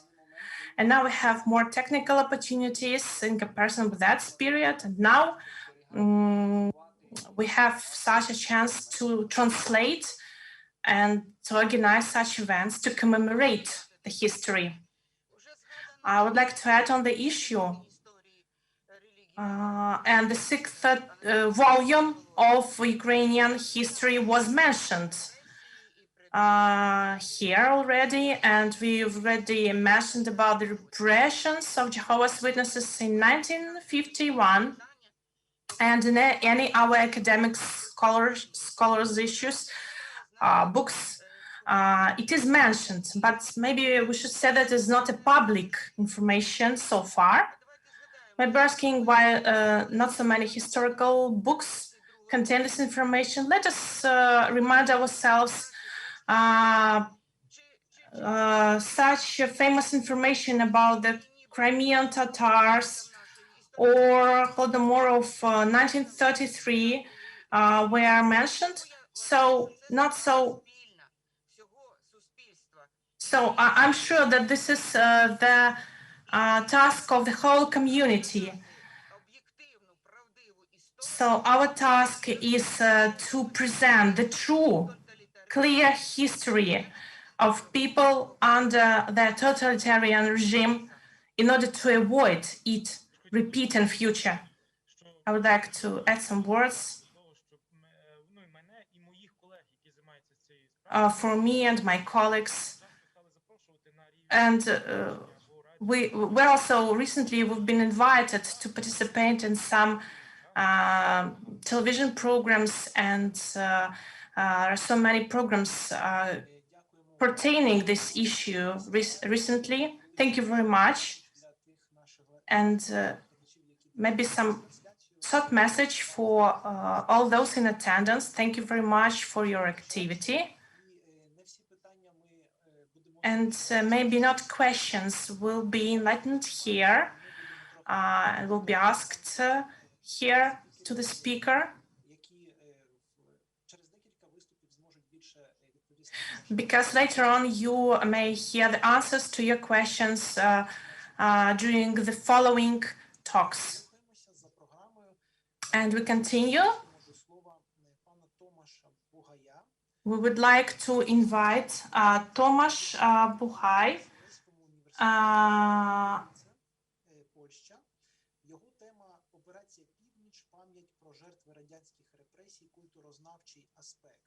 Doctor of Philosophy, and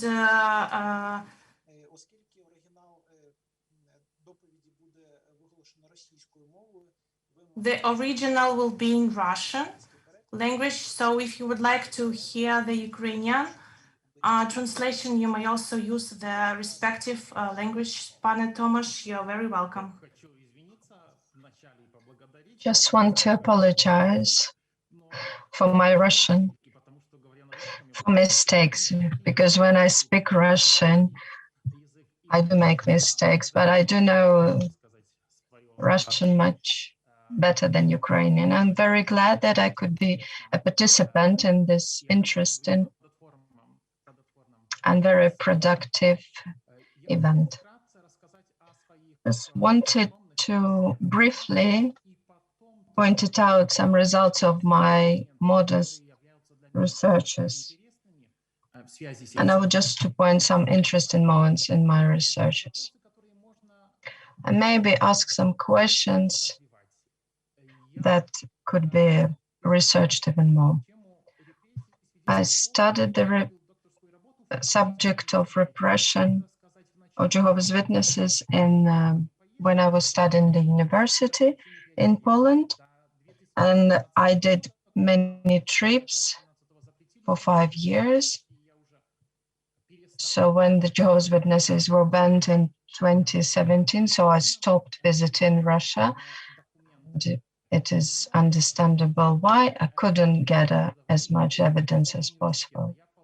But the financial support I received from Polish University, 2 grants I received in order to research the repressions of Jehovah's Witnesses.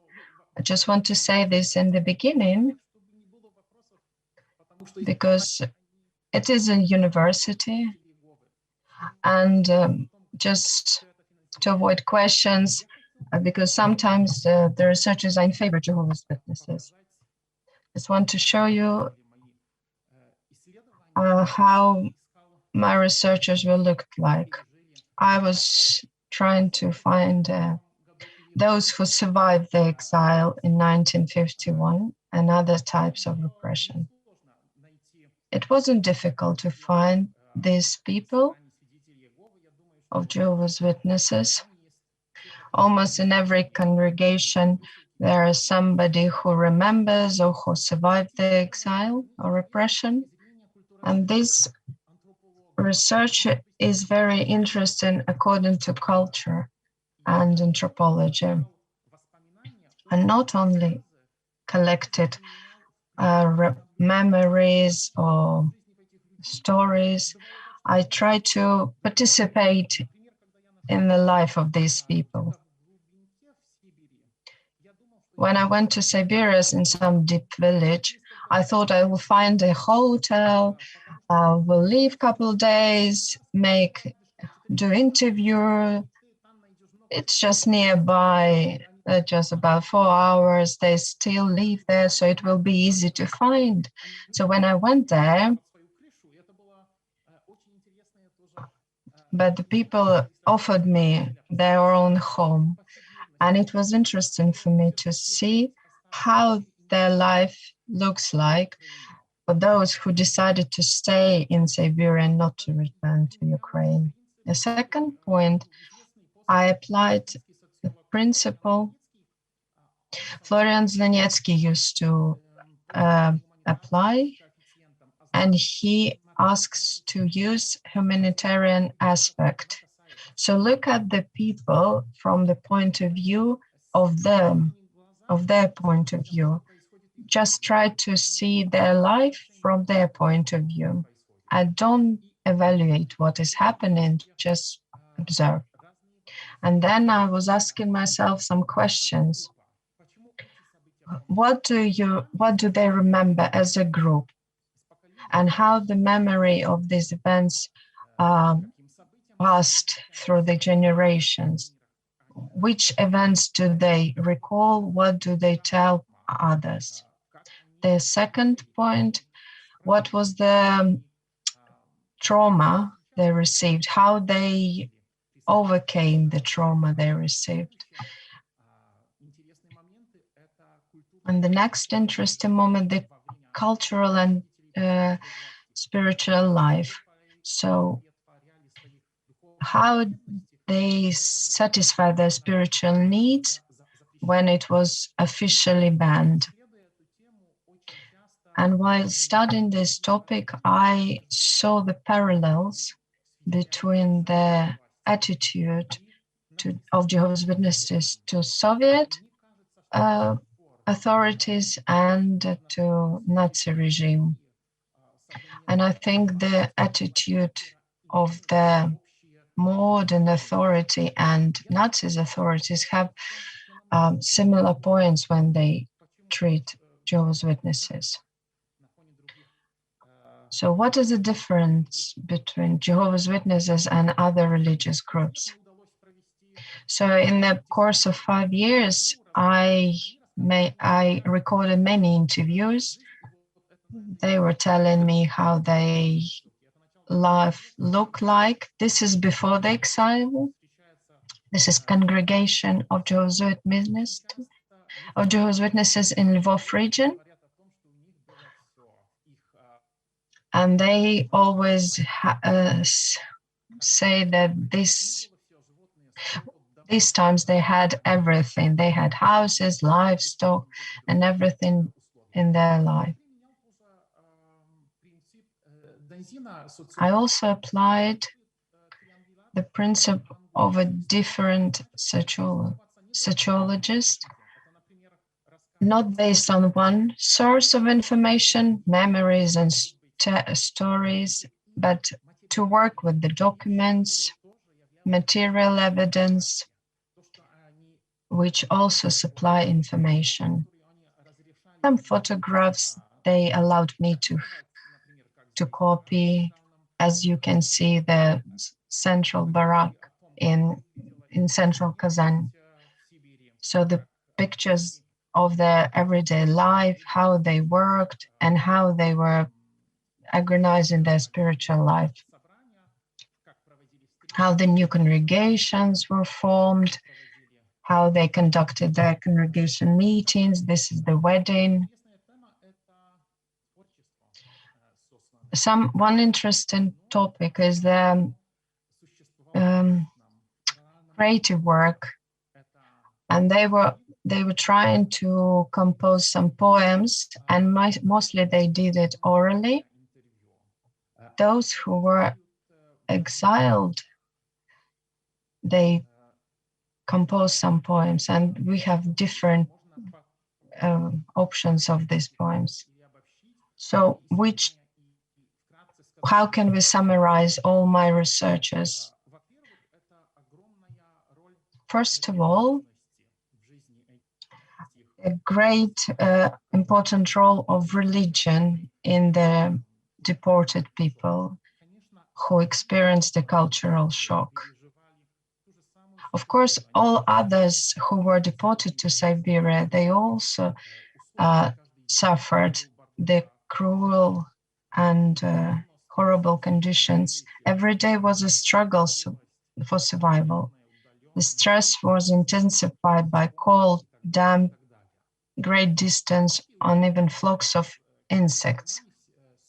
Some Polish scientists who were dealing with exiled people, of course, mainly Polish people in 30s and 40s, Kosh and Kowalska, they were pointing that the circumstances caused severe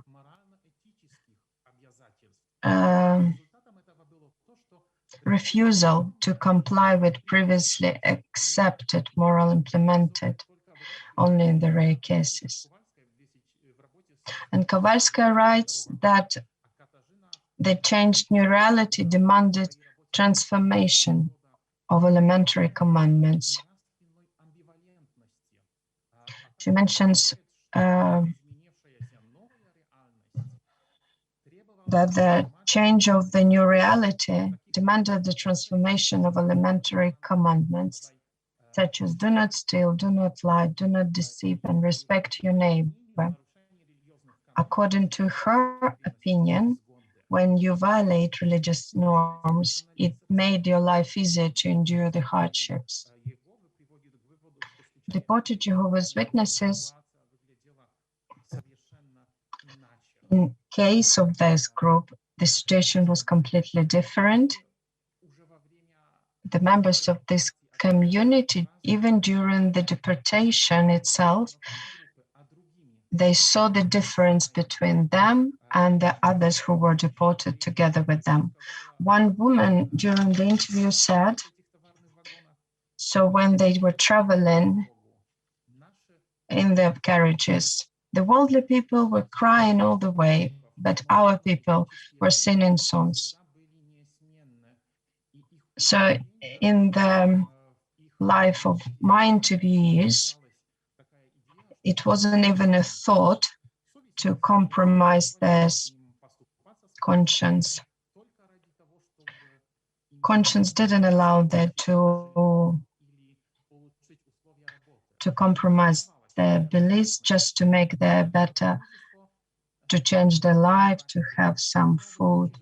And they were given such an opportunity. I remember an interview with Galina, who was exiled from Western Ukraine. She was exiled with her husband. So her husband was taken to the labor camp and she was pregnant, and that was her 5th child. Her grandfather was dying and the cow was hit by the train and she was left alone. And now the KGB workers came along. They offered her to make her life easier, so in order to cooperate with them. But those who I interviewed believed that if they stay faithful, they would see the growing number of the fellow believers. And it also influenced others who observed their behavior. I had an opportunity to have an interview from Riga and from Lvov, who were exiled to labor camp. As they said about themselves, they were fighting for their country's freedom, and they were exiled to labor camp. I met Jehovah's Witnesses there. They stated that the behavior of Jehovah's Witnesses was different from the others in Gulag. They helped each other. They shared their food, their parcels with each other. They had such inside organization in themselves. And it influenced these people, the way they changed their life and even accepted their principles. They even got baptized in Gulag. So when they left Gulag, they were already members of this religious community. I had very interesting interview with the woman who used to work as a prison warden, and they in Astana in Kazakhstan in 1952-1972. We met in Kaliningrad. She moved to live with her daughter after she retired. She remembers that Jehovah's Witnesses were different. They were very polite. They didn't swear. And she remembers their behavior until now. This influenced this woman's life so much. So in the age of 70, she became one of Jehovah's Witnesses and got baptized. And now she is a member of this religious community. Among the serious opposers of this religion, I had an interview with a lady who was an actress and participated in one of the films against Jehovah's Witnesses. One of the film was named Armageddon. She was given a role of a woman who ended up in this sect, and then she died lately. Her husband was an military officer, and later she moved to Poland. In Poland, Communist Party also oppressed Jehovah's Witnesses, but not so harsh. So when she met first time in real Jehovah's Witnesses in Poland, she always thought that they're very dangerous sect, but her viewpoint changed. So in time, she also became a Jehovah's Witness. Why I'm saying this? Because I heard that people were impressed by the behavior of Jehovah's Witnesses in labor camps. But when I started my researches, I accidentally or not came across some of them who were eyewitnesses. It's like a snowball. Sociologists usually work with this. So when they do research, they ask a person, do you know somebody else who can tell me the same situation or same story? Can I call him? So I try to use this method, and I managed to find as many as possible who could tell me about the past.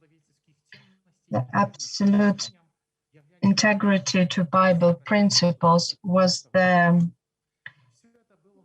call and challenge to totalitarianism. It was so unique in the labor camps.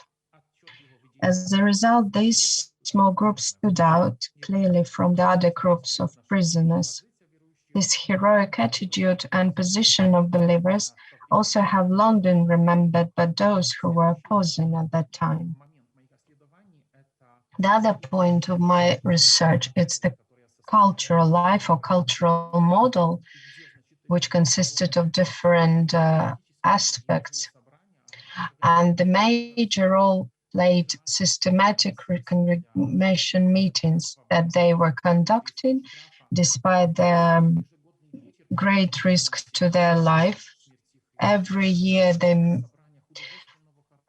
they celebrated memorial. They organized chorus to sing the songs. They were learning the Bible passages. What else? It was very interesting how they celebrated the weddings. So this was the reason to conduct the meeting while the wedding was taking place. They were even doing some drama and used costumes to set up Bible dramas. Cultural reports from Jehovah's Witnesses, they have the resemblance from past, but they're very important for today, for present.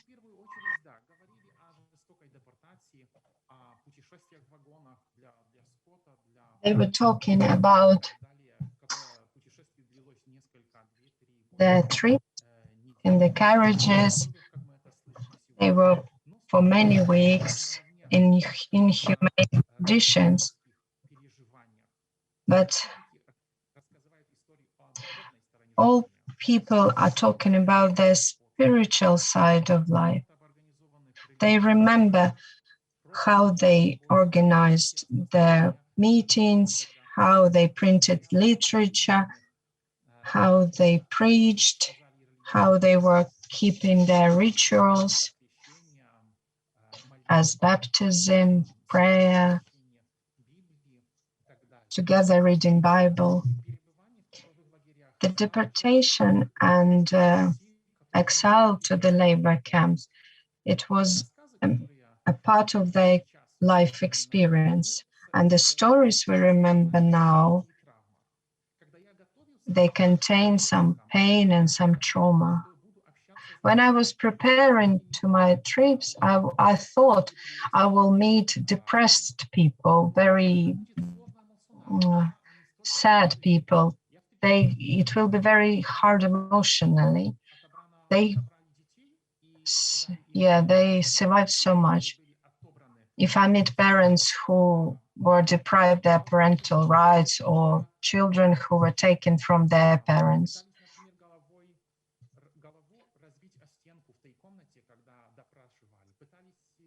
or people who were who officers tried to rape or tried to put in a psychiatric unit. But when actually I met those people,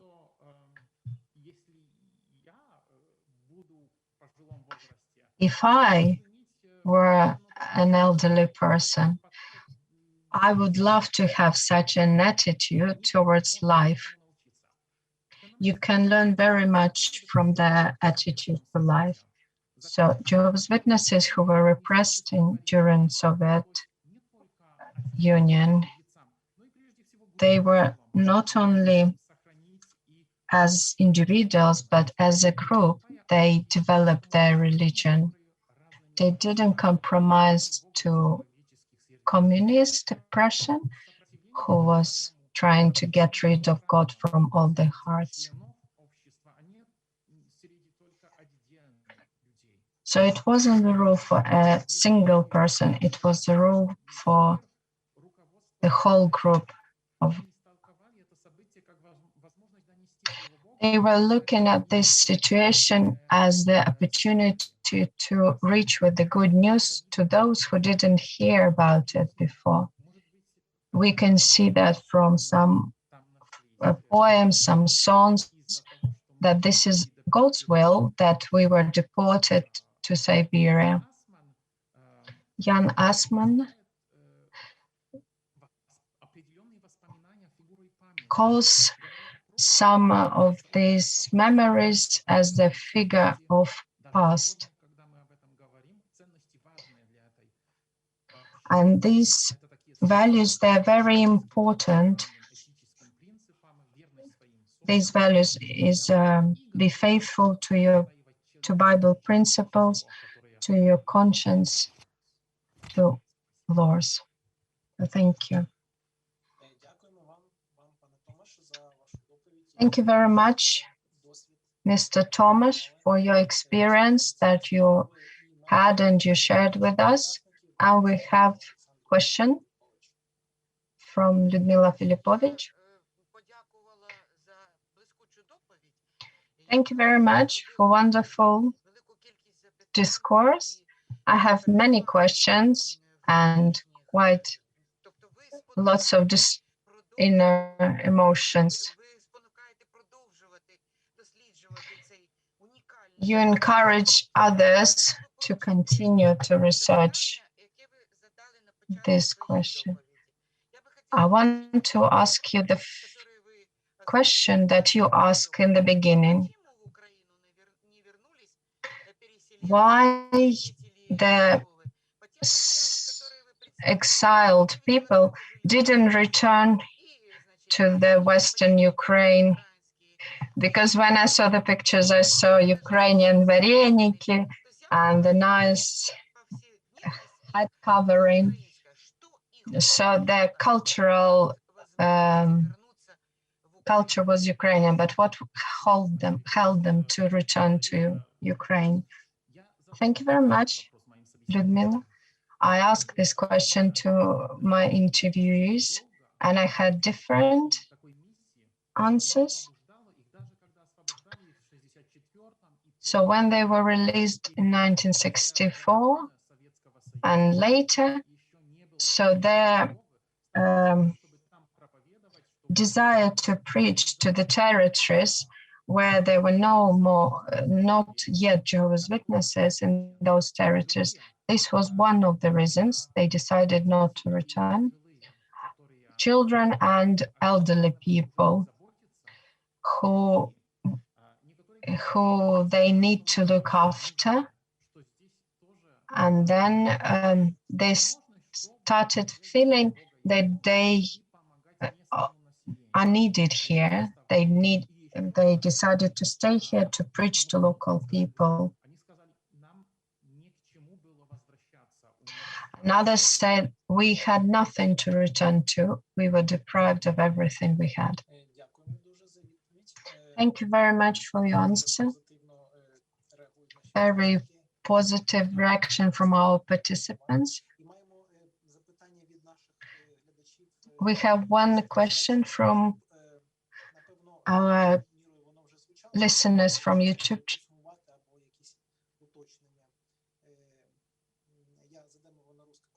I'll ask the question. How this operation influenced demographic data of Jehovah's Witnesses in Siberia? Did the number increased? Maybe you have something to add or just summarize it. Unfortunately, I can't tell you the exact number.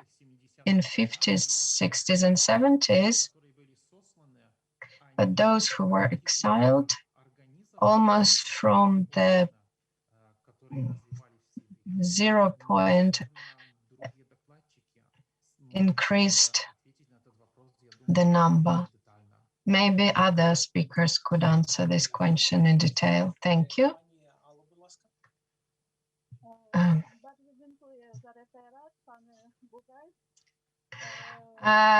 Paniala thanks Tomasz for his research in Polish. As I understood rightly, in Kowalskiej and Katarzyna Kosz, these Polish scientists do not support their research.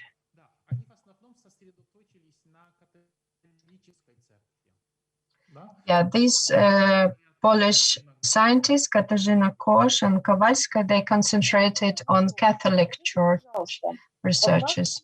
Second question, in your questions, where did you start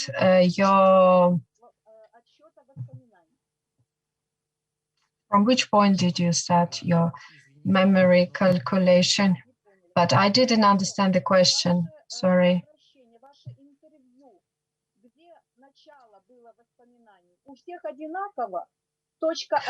So in your interviews, all people had their first point of memory from the deportation, or they had different starting point of memories? This interview I conducted is called Open and Free Interview. I just was asking them to tell me how their life was. How was it? So they could tell me anything they wanted to. Of course, we never knew each other. They were taking me in, but we were strangers to each other. So I understood that this situation could put them in. Вопрос, чтобы начать рассказывать. Как это получилось, что вы свидетели Иеговы? I always start my question, how did it happened that you became Jehovah's Witnesses, and every Jehovah's Witness can explain how did he become Jehovah's Witness. Thank you very much. You started your talk about the trauma. So how the trauma is reflected in the second and third generation of exiled people. So the memory of these events is already settled in the group of this religious community. So among the members of this religious group, the feeling of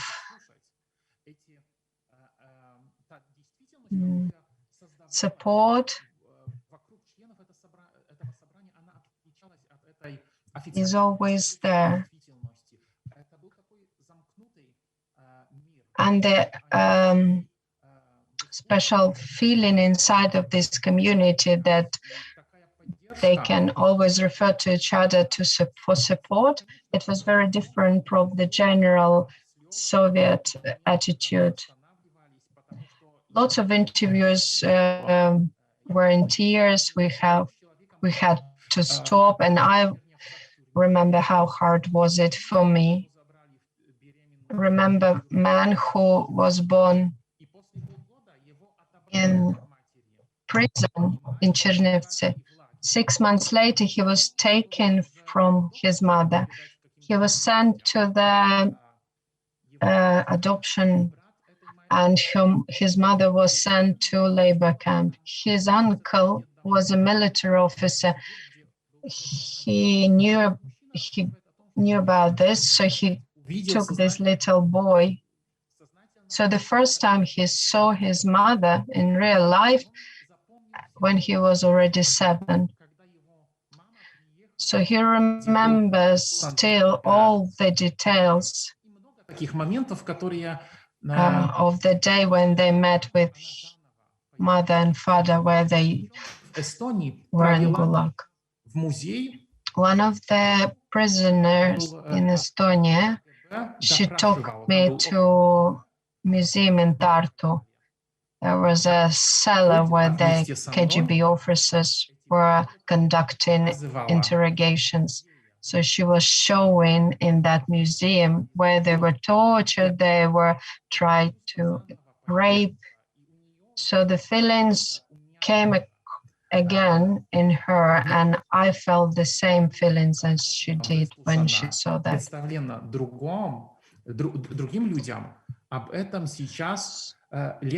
So, because they kept saying this to different people, and the meeting with me, it was kind of helping them now to cope with their emotions. Thank you very much.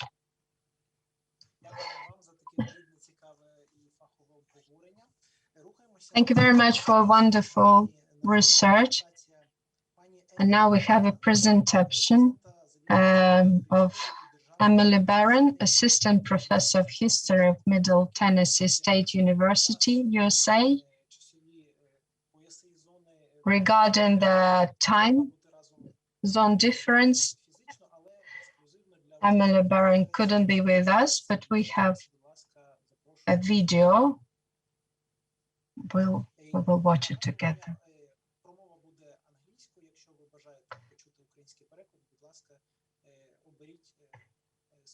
It will be in English. Please choose the language for translation.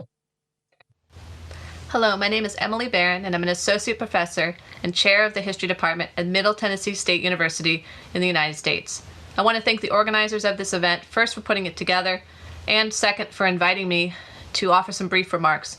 I appreciate the opportunity to share my thoughts on my research and hopefully to contribute something meaningful to this conversation. As I said, I'm a professor of history in the United States, and I've spent most of my career researching the history of the Jehovah's Witnesses in the Soviet Union. I stumbled upon this topic and this religious community back as a college student, and it made such a strong impression on me that I never really stopped researching it. At the time, I have to admit, I had not realized there were Jehovah's Witnesses in the Soviet Union. I certainly had not been aware of their decades-long history of persecution. And I definitely didn't know that they had been subject to not one, but two mass exiles, the first in 1949, and the second that we are commemorating today in 1951.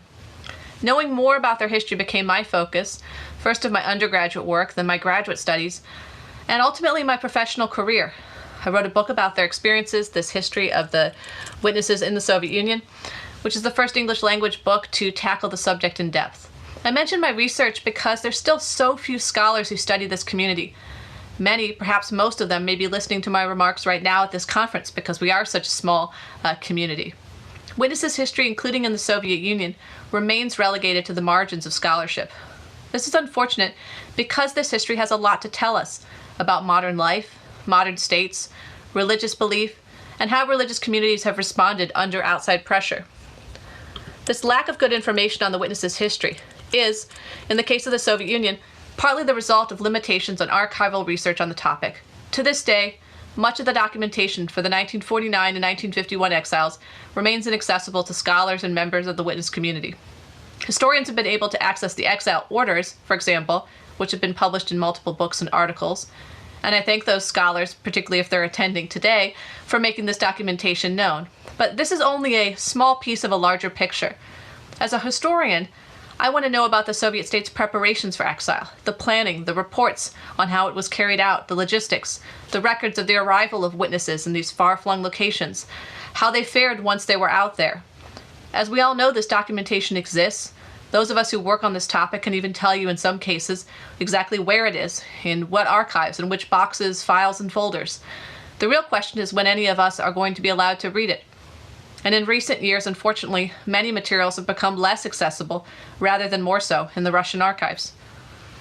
Here I am probably referring to archival issues well known to other scholars at the conference. So I doubt that I'm going to say anything today here that is new to you regarding limitations on archival access on Operation North. Still, it's worth commenting on it because here we are 70 years after the events in question, and this really shouldn't be an issue. Or at least it shouldn't be an issue in an open society and with a government that was committed to transparency. I recall when I was working in one of the Russian state archives many years ago, and I found out that it housed at least 2 major files on Operations North and South. So of course, I asked if they could order them. I was told, sure, no problem. As is typical in a Russian archive, I waited. A couple days later, I'm told the materials are here.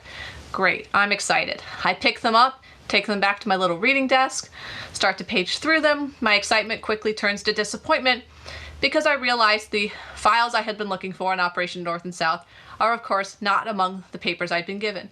I'll note, what papers had I been given?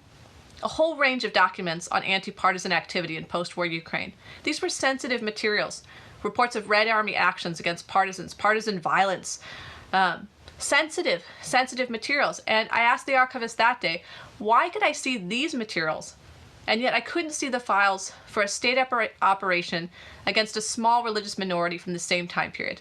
There was, of course, no real answer. Even now, I think one lesson we might take from the exile is that there has not yet been a state reckoning with what was done to the witnesses in Operations North and South. There was little debate then in persecuting witnesses, and there appears to be little interest today in revisiting that wrong. Some of this may have to do with ignorance. I know many people are not aware of the events that happened in 1949 and 1951, but I think at least some of it has to do with enduring state hostility to a community that persists today. How else can I, as a historian, explain the continuing secrecy and unwillingness to revisit these events, to acknowledge them, and to account for the suffering that the Soviet state inflicted on this community? Moreover, how can we revisit? How can we acknowledge and account for what happened if we don't even ever have a chance to learn that entire history through the full record that exists? Until some future moment when I hope governments in this region will make these records fully known, I'm especially grateful to the historians who have pieced together the history of the exiles from what materials do exist, and especially to the survivors, many of whom have shared their stories on the pages of Watchtower literature or have published their own memoirs. Their stories, their work to preserve these materials, ensures that the persecution is not forgotten. And I know that many of you in attendance today are part of that effort and have worked in your own lives and careers to carry that history forward and to preserve it, and I thank you for that. With what time I have left today, I'd like to offer some brief thoughts as a longtime researcher on what the 1951 exile can tell us about how Jehovah's Witnesses have responded to persecution. I think you'll agree with me that this topic is of particular importance today in this region of the world, where we continue to read reports of discrimination against witnesses, but also more disturbing reports about violence, torture, harassment, arrest, imprisonment in Russia today and in parts of Ukraine. What we haven't read are accounts of mass exodus from the faith itself. And this brings me to my first lesson from the 1951 exile. Lesson 1. Harsh persecution has not been successful at eliminating Jehovah's Witnesses. This is probably the biggest lesson, and I would argue the most obvious to everyone gathered here today. The fact that we have this gathering, organized in part by witnesses from this region, is itself proof of this lesson.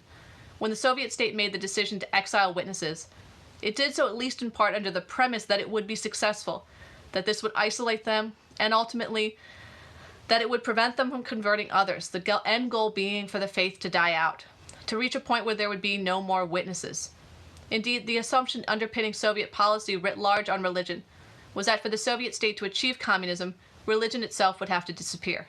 Exactly when that would happen, how that would happen, what it would take, right, was never entirely clear. But we knew, those of us who study this issue, that for communism to exist, the assumption was believers needed not to, right? Witnesses needed not to exist. Of course, that didn't happen. Witnesses endured while the Soviet state didn't.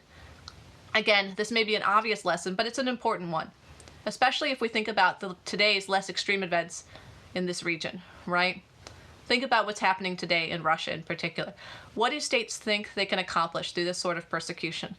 A realistic assessment of witnesses' history would suggest that they cannot reasonably hope to eliminate this religion through repression, and that it would be foolish to try.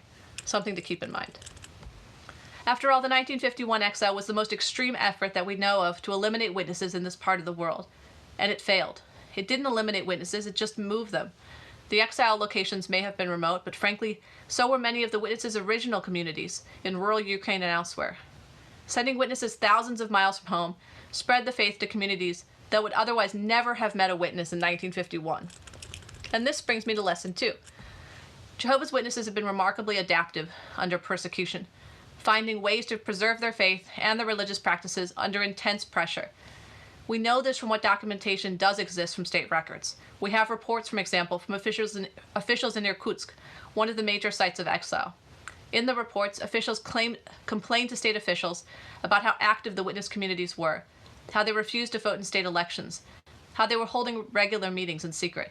10 years after the exile, we have more documentation that most convictions for illegal religious activity across the Soviet Union were happening where? In places where the witnesses had been exiled, in the regions of Tomsk, Irkutsk, Komi, and others. These were sites of vibrant religious activity, of illicit baptisms in rivers and lakes, of meetings held at twilight in homes, but also in nearby woods and on the steppe, of underground printing operations that reproduced thousands of pages of religious literature, and of informal witnessing, that is, discussions of the faith with those unacquainted with its beliefs and practices. We know this because, unlike the records about operations north and south, we have extensive documentation of this later period of Soviet history, and in particular of the lower-level efforts by state officials to repress religious life and religious expression. In this paper trail, unlike for the exiles, we can see that state officials found witnesses to be active and committed believers, frustratingly so for them. We see state officials complain about well-versed witnesses who out-talk them during atheist seminars. We see state officials struggle to keep up where witnesses were meeting, when, and by whom, and with whom. We can read multiple instances in which state officials charged with conducting atheist agitation bemoaned the fact that when it came to witnesses, they were sometimes outmanned and outmaneuvered. To paraphrase one such complaint, an individual agitator noted that he might spend a few hours a month trying to convince his neighbor to abandon religion. But what odds did he have of success when a Jehovah's Witness might spend 10 times that amount talking about his faith with his own neighbors in that same time period? Again, agitators noticed this fact. This is coming from their records. This was a community that was built to sustain itself. Of course, Not all witnesses remained in the faith, some did leave, but the community was dynamic enough to weather really difficult situations, even and including 2 mass exiles, and in fact to outlive the Soviet Union. And this brings me to my last lesson, lesson 3. The exile did not eliminate witnesses because witnesses by and large did not respond to it by abandoning their faith. These were people who had been woken up in the middle of the night, told to pack their things into a few small suitcases, and were then herded onto crowded cattle cars to travel days, weeks, to an entirely unknown location. We have few accounts of escape, and we have few accounts of resistance. Survivors instead recall how the families bonded on the long journey, how they sang songs to uplift their spirits, how they realized that they were not alone, that there were thousands of others traveling with them on this difficult journey, and how this knowledge gave the journey meaning and purpose. When I was working on research for my book and was covering the section on mass exile, I interviewed some survivors, including one who had experienced the exile as a small boy. At the end of the interview, he gave me some photos, including a group photo of witnesses taken sometime not long after their arrival in exile. What did he want me to notice about the photo? Why had he given it to me? He wanted me to notice that everyone in the photo was happy. In fact, some of them are even laughing. They're kind of running around, having fun. This was important to him because it demonstrated how witnesses responded to persecution, how they endured even in the face of it. The exile was not a good thing. It was a terrible situation, and not everyone survived it. But it was also, for witnesses, a chance to demonstrate their faith, to see meaning in persecution and to overcome it. For some, the exile was a chance to witness to others in new territory. It was a chance to prove that they could stand firm against an oppressive state. To quote from a Watchtower article published just a few years after the exile, the government has paid their fare to new territories to preach the kingdom message. Again, I don't want to discount the suffering of those who experienced these events. People lost their homes, they lost their farms, they lost connections to family members, to their jobs, their neighbors, their friends, their childhood. As we look back on the 70th anniversary of the 1951 exile, we should acknowledge that fact. And as historians, we should call on governments in the region to release every page of documentation that exists on this event so that we can preserve this history, understand it, and acknowledge it. I would just close by asking us to think about the numbers here. How many witnesses were exiled in Operation North? The operation order lists roughly 3,000 families and nearly 9,000 individuals. How many witnesses were active when the Soviet Union ended in 1991? The answer, several times that number. How many witnesses in 2021 are there in the countries that were impacted by the exile? Well over 300,000. To summarize, witnesses have faced persecution, they have adapted to it, suffered through it, and sometimes even embraced it, and they are certainly going to continue to do so into the future. Thank you again for the opportunity to speak at this event.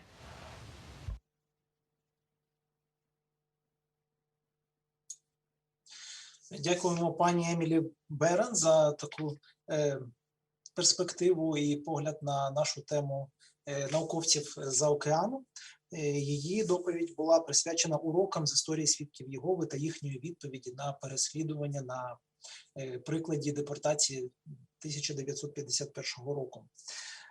Далі ми рухаємося за нашою програмою і запрошуємо до виступу пані Людмилу Филипович, доктора філософських наук, професора, віце-президента Української асоціації релігієзнавців, і її виступ «Свідки Єгови в структурі сучасного релігійного життя України». Пані Людмила, будь ласка.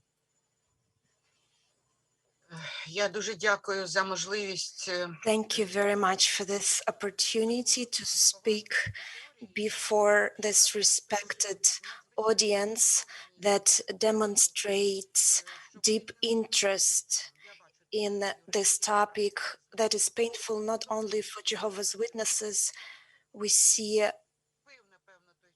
a lot of historians, philosophers, and human rights specialists. We want to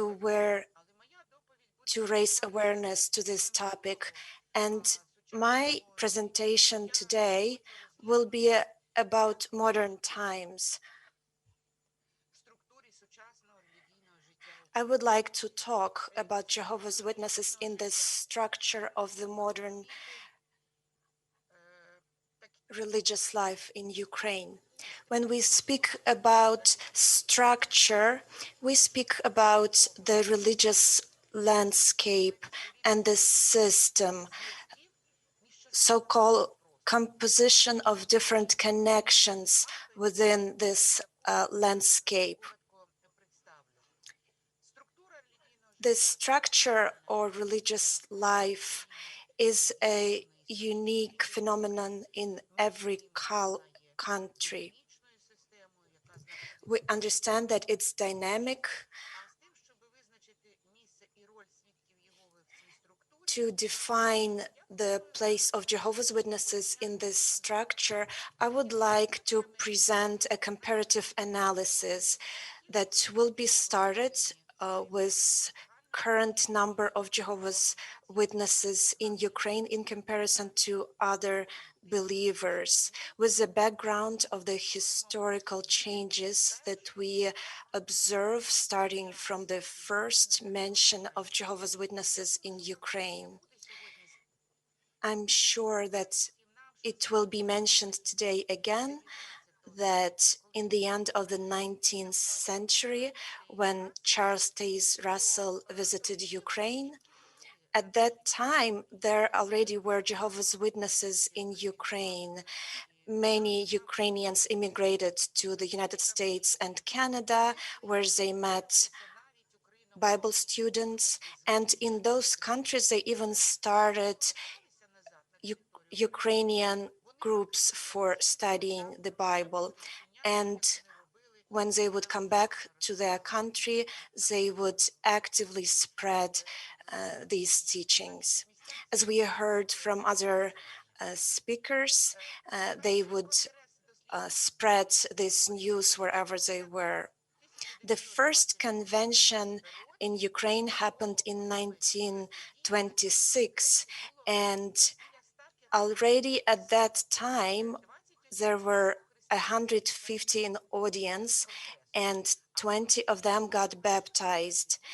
The first convention in the city of Lviv took place in 2 years in 1928, and there were 500 in attendance.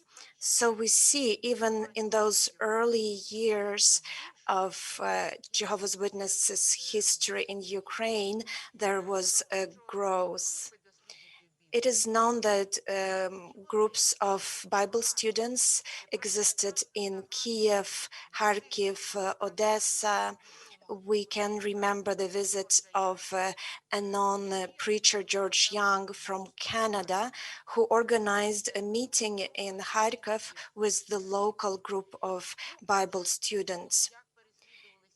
We already heard today about persecution of Jehovah's Witnesses under Soviet Union, but it has to be mentioned that even the fact of a great number of those who were exiled to Siberia during the Operation North that started April 8th of 1951. We know there were already thousands of followers of this teaching. In the 80s, we remember that the pressure from the Soviets weakened, and Professor Yelensky mentioned about it. Local congregations were growing, they received literature, and in 1988, the authorities allowed Ukrainian Jehovah's Witnesses to go to their convention in Poland. Since then, a powerful movement towards formation of congregations of Jehovah's Witnesses started. In 1991, when Soviet Union collapsed, Jehovah's Witnesses in Ukraine received their freedom, and they were legally registered as a religious organization. And right away, they used the opportunity and they conducted their first convention in the city of Lviv that had a lot of followers in attendance. And in 1993 became really game-changing for Jehovah's Witnesses, because in that year, the first international convention took place, where 64,000 were in attendance, with 7,000 baptized. Since then, the number of Jehovah's Witnesses in Ukraine was constantly growing, and as of today, according to the information I received, there are 129,310 Jehovah's Witnesses in Ukraine.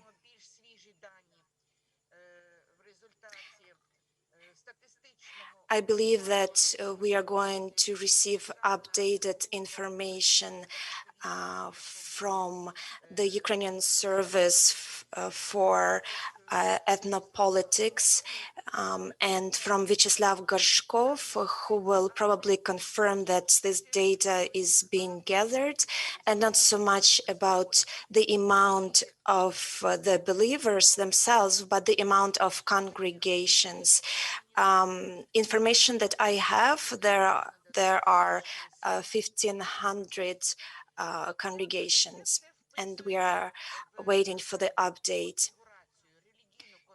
So what all of this is showing about the overall configuration in Ukraine?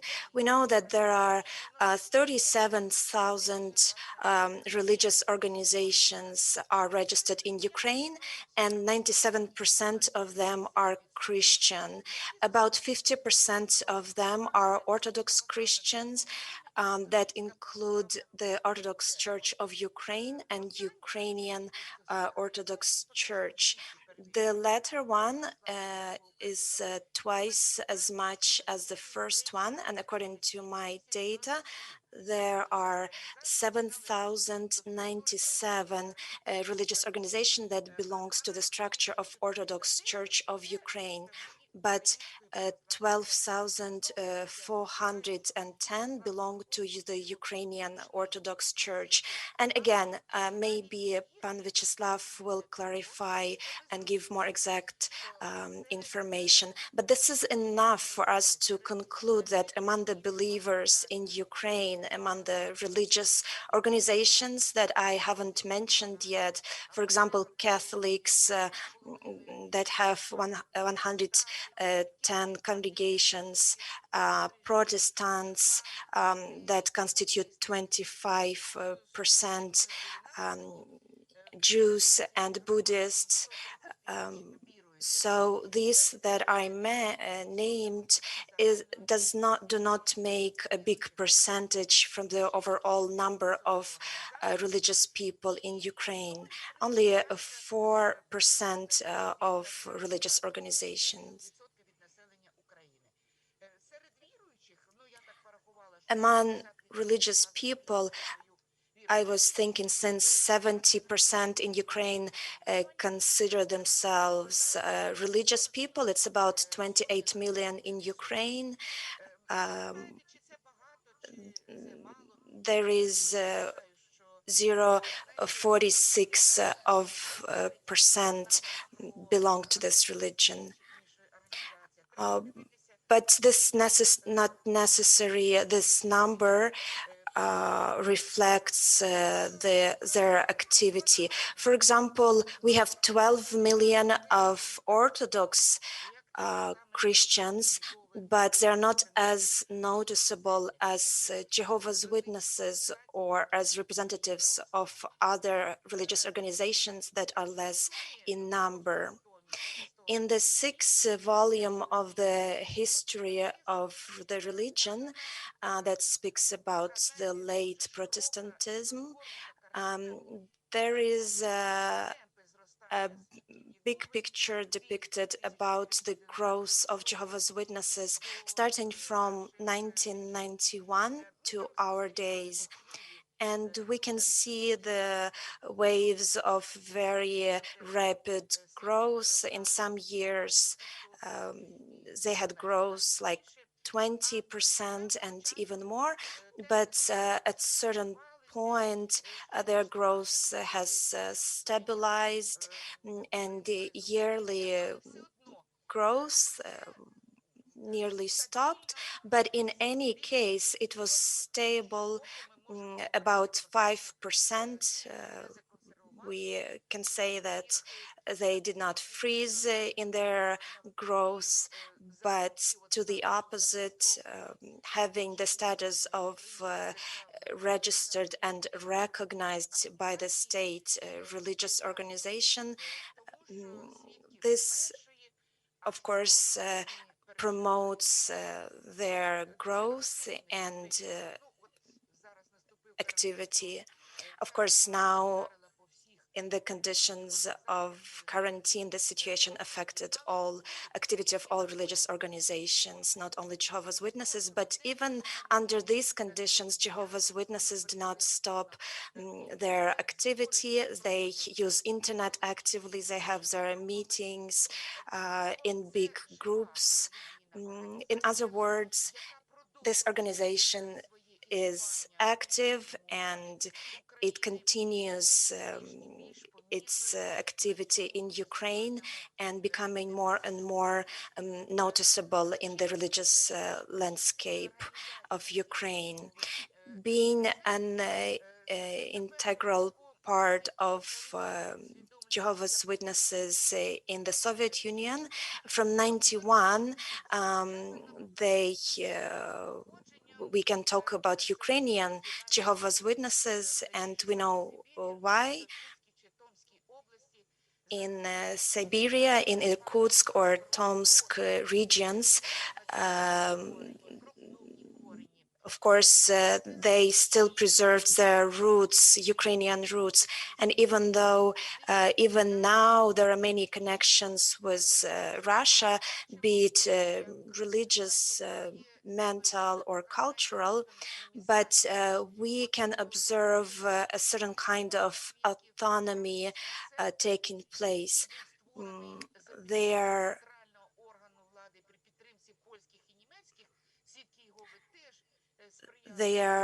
governing agency that was created with support of foreign bodies.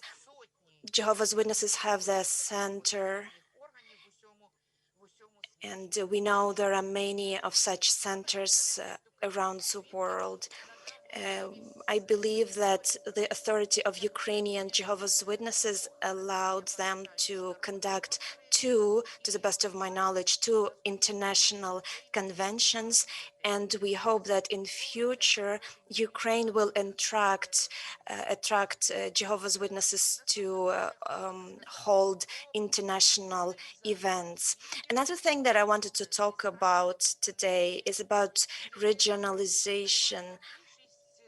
The majority of Jehovah's Witnesses live in the western part of Ukraine, in the cities more than in villages. Witnesses told me that in some villages in Carpathia, the ratio is 1 to 5 witness to other people. There are, of course, exceptions. In Zaporizhia, the ratio is also that there are a lot of Jehovah's Witnesses, because that's the place where deported witnesses were allowed to go back to. For example, Mariupol, we know that there are many Jehovah's Witnesses. Why there are more Jehovah's Witnesses in the Western Ukraine? Because the teachings were preached more, it's closer to Poland, and I want to thank Tomasz. We know that Jehovah's Witnesses receive a constant support from Poland. A big role for Jehovah's Witnesses was the factor of building of the kingdom halls. When religious buildings are being built, it shows the possibilities of the organization, its financial possibilities, good management and stuff.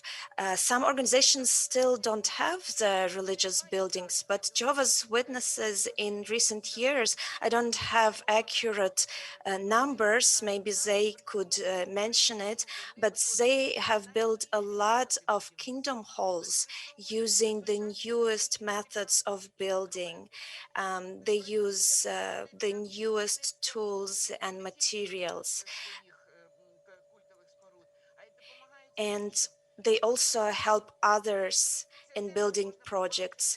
In other words, that's what we have been observing. They use environmentally friendly methods.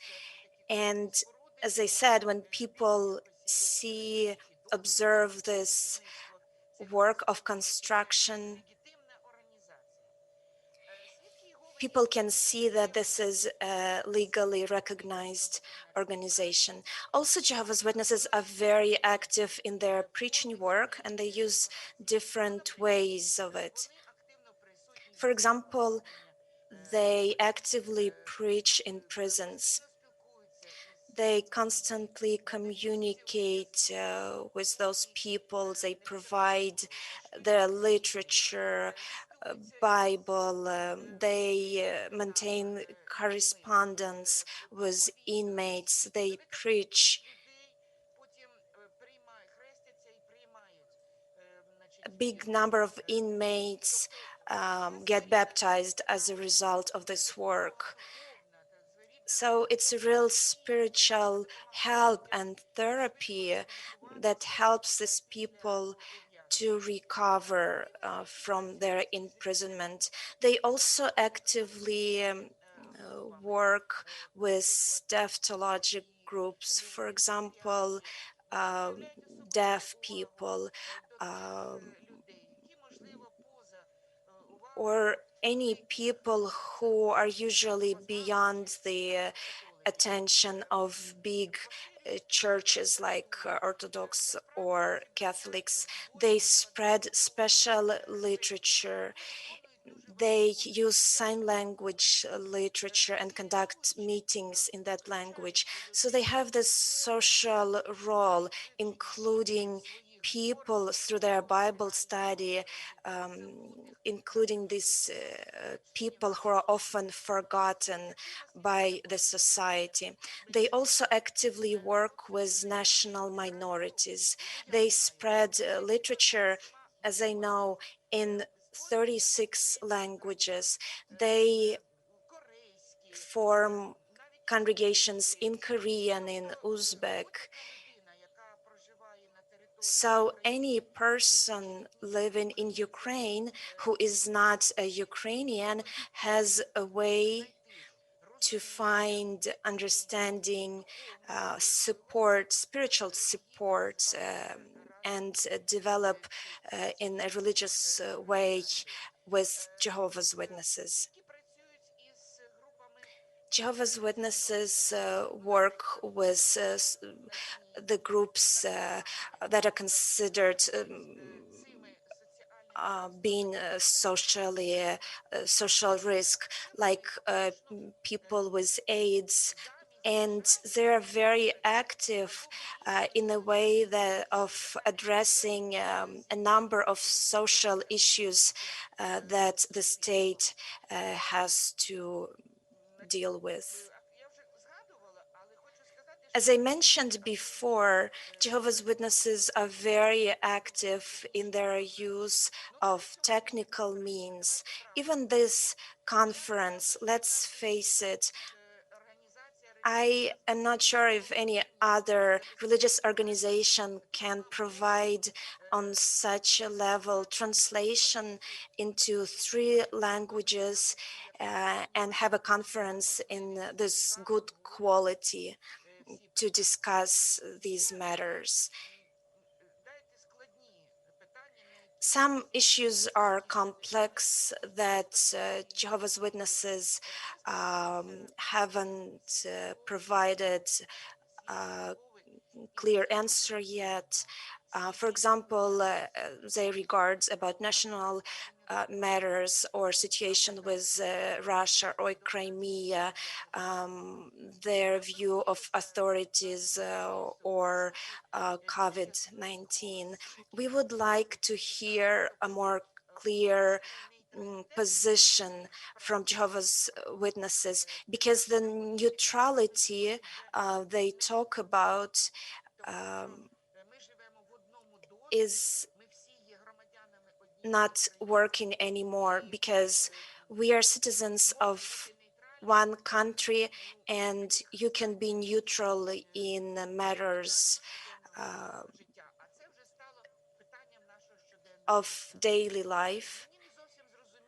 It's not completely clear for me why Jehovah's Witnesses are not members of any interfaith organizations, because those are organizations that can address some issues, and it might help also attitude from others to view Jehovah's Witnesses as full-fledged members of the Ukrainian landscape.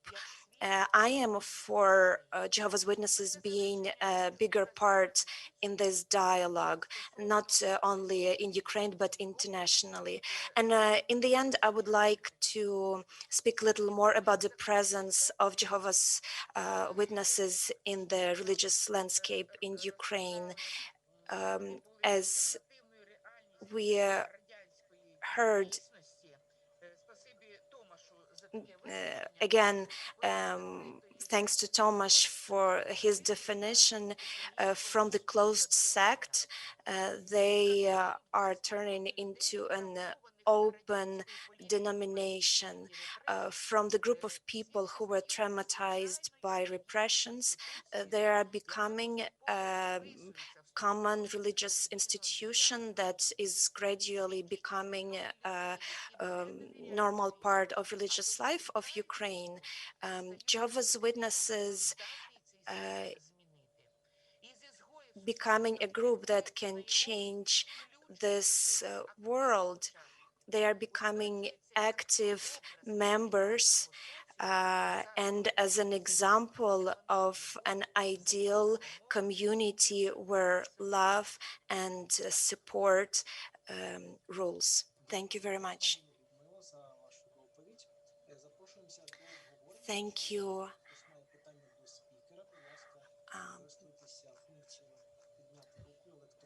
Thank you, Professor Filipovich. If anyone has questions, please raise your hand. It looks like we don't have questions, but because you fully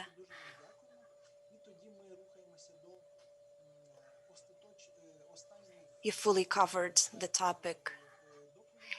And now we're going to have one more presentation. And we would like to invite Alexei Lukyanev with his presentation, Past Challenges in Present Time, Hate Speech and Hate Crimes in the Context of Religious Freedom. Thank you very much for the opportunity to share our modest, but in my opinion, interesting experience for the society. The historic anniversary that we have been talking about reminds us that the phenomenon of religiously motivated hate crimes and hate speech has a long history. But it seems that there has never been a time when this topic would be discussed so often and at such high levels. Nowadays, this topic is of interest not only for lawyers and religious scholars. It sets a political agenda even in developed countries such as United States, Great Britain, and France. Why is this topic still vital? I'd like to answer with a quote. It can be found in the guide issued by the OSCE entitled Prosecution of Hate Crimes. And on page 7, it says hate crimes exist in all countries and are often particularly violent and therefore pose a serious threat for both victims and the whole society. So it says that they exist in all countries. For example, the United Kingdom registered thousands of hate crimes every year. In the United States, the situation is similar. Every second hate crime happens based on religion. In Ukraine, there are hundreds of such crimes. Of course, these are completely different numbers compared to the events of 1951. These crimes are not as systematic or fierce, and we see that democratic governments do not allow religious minorities to be threatened or persecuted. And Ukraine can also be in this list because it does not persecute, but also it appreciates its unique religious diversity. However, there are new actors on this stage. They are individuals and organized groups. The hate crime virus has not disappeared, but those who spread it have changed. Now we can go back to the second part of the sentence we mentioned. So they pose a serious threat for both victims and the whole society. The words can be mentioned in this context of US Attorney General Jeanette Renaud in the Practical Guide for Central Authorities on Hate Crimes. She concluded that hate crimes can shape and at times determine world history. There are many examples of it. We can mention the murder of Stephen Lawrence in the Great Britain. It would seem to be just a usual murder of a black guy, but it kept the society in state of tension for 20 years. To solve this problem, the government not only had to change the system of criminal units that carried out investigations, but even took an unprecedented step. It changed the law that was almost unchanged for 800 years. I would like to say that modern experience of Ukraine is unique. We would like to share our conclusions and observations about the uniqueness of Ukraine in recent years. This experience demonstrates the words about the level of threat that hate crimes carry for the whole society. We'll see that it's only victims who suffer from it, but the whole society does. I'd like to show this chart, this diagram.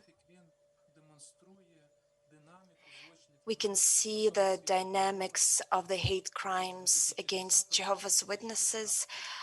from 2010 through 2019. We see the peak point is on 2012, 2013. 2014 was a turning point, and then there was a decline of those crimes.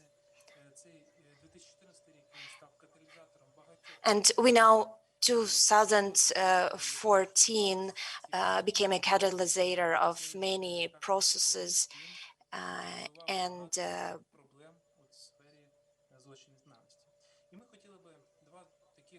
and it also affected hate crimes. So a few examples. First is Odessa region, Kamyshivka.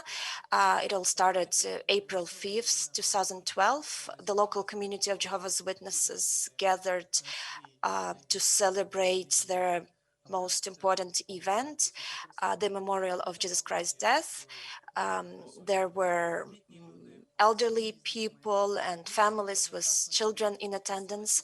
At that time, the local priest of the Orthodox Church of the Moscow Patriarchate gathers a mob of about 20 persons, mostly men.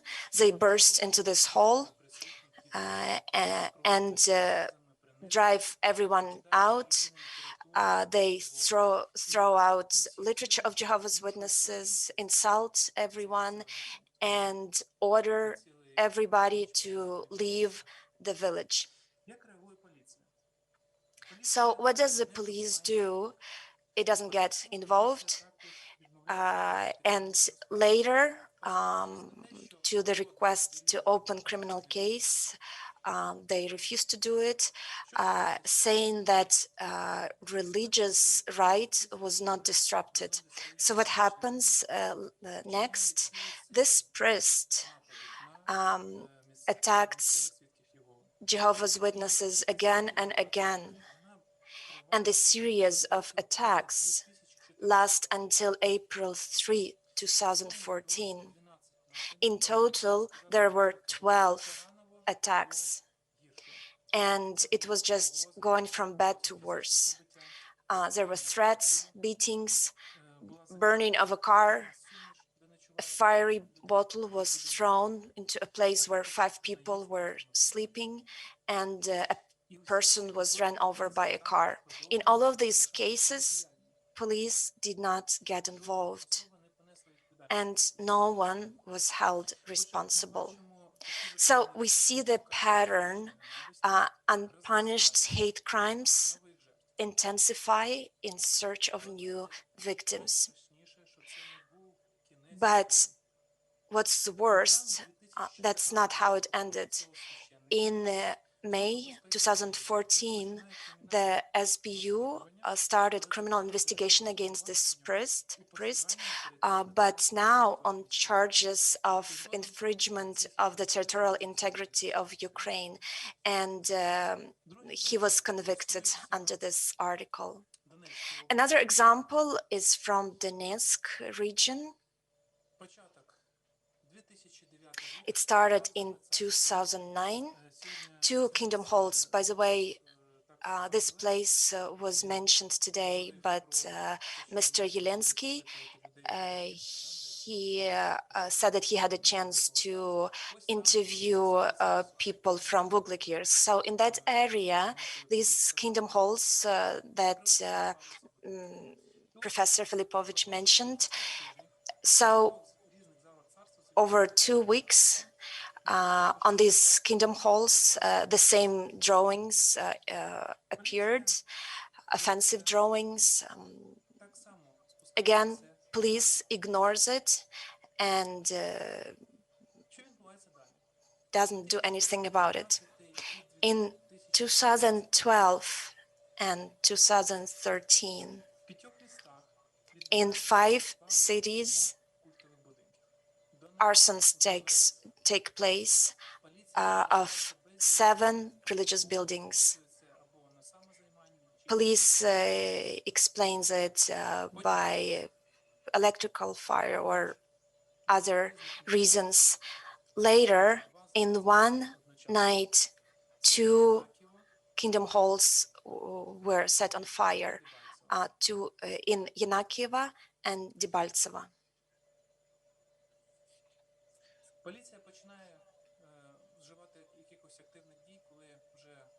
Police started some activity when these kingdom halls were burned.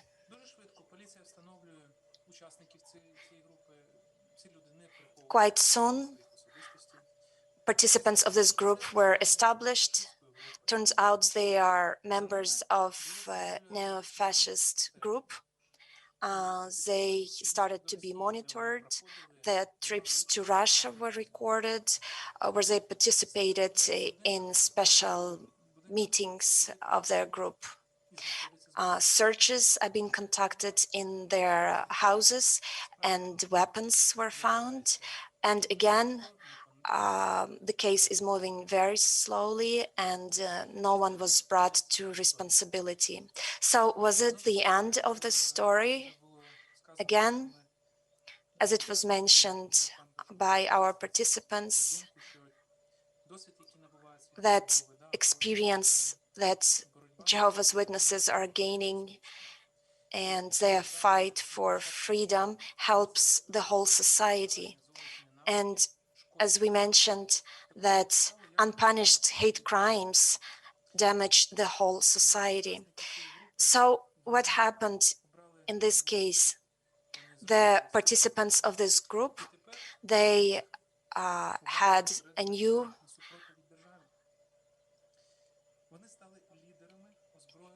interest. They became leaders of armed groups during the events of 2014.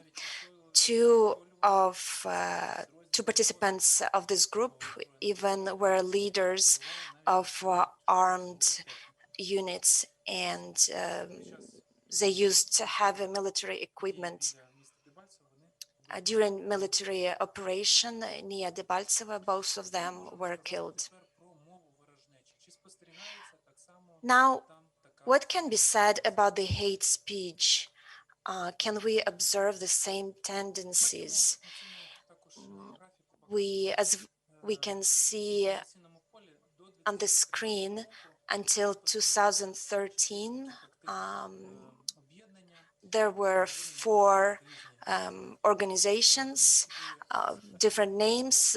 They were all affiliated with factories based in France. And all 3 of them, except UNIA, they were repeating the ideas of Mr. Dworkin, anti-sectarian, anti-cult ideas. Interestingly, that almost all of these organizations have as their heads are citizens of neighboring country. For example, Evgeny Volkov, who acted on the side of Russian government as an expert in the process of liquidated Jehovah's Witnesses in Moscow. Last year, the report from the Committee on Religious Freedom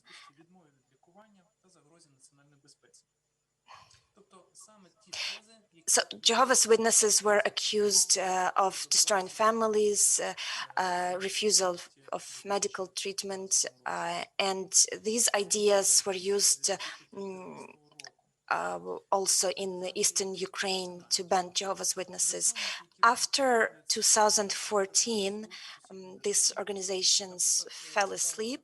Their founders moved to the neighboring country. For example, Mr. Butsai was the founder of Dialogue organization that helps victims of sects, and now he's a commissioner for human rights of the city of Sevastopol. we see that new advocates of Mr. Dworkin's ideas appear. Mrs. Kryminovska, along with the Private Institute of Economics and Law Research. The goal of this project is alarming. We can see the quote from their internet page. It says that their goal is to combat or to help the victims of destructive cults or totalitarian organizations. These are the words of Dworkin too. And how do they want to do it? They are going to do expert work, providing expert conclusions on requests of law enforcement agencies, development of methodological and scientific and practical recommendations. Such pseudo-expert conclusions from pseudo-scholars played a key role in banning Jehovah's Witnesses in Russia.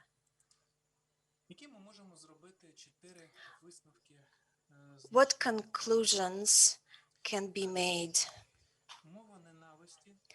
First is that hate speech and hate crimes in Ukraine are predominantly of external origin. There is a parallel with the events of 1951.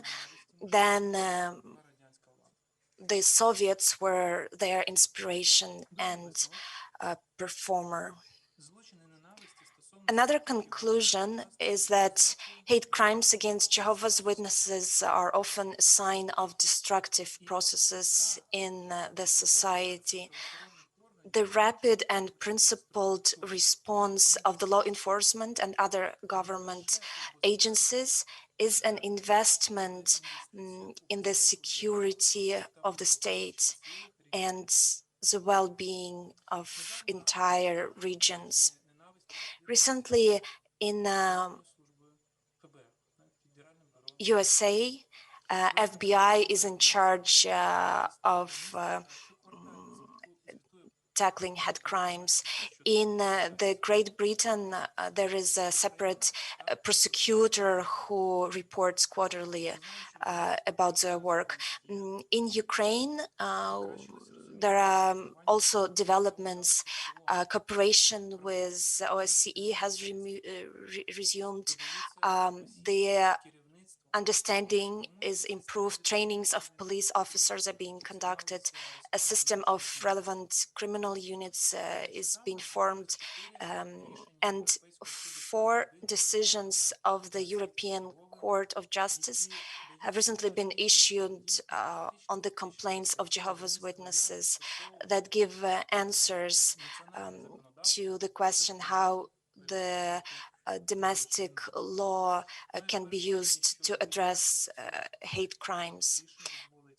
We are convinced that implementation of these decisions will allow to improve the system of punishment so that they correspond to the nature of these crimes. Perhaps we will also see the formation of and publication of a strategy of the state's response to hate crimes. Number 3, expert institutions and expert environment are an important element in combating hate crimes and hate speech.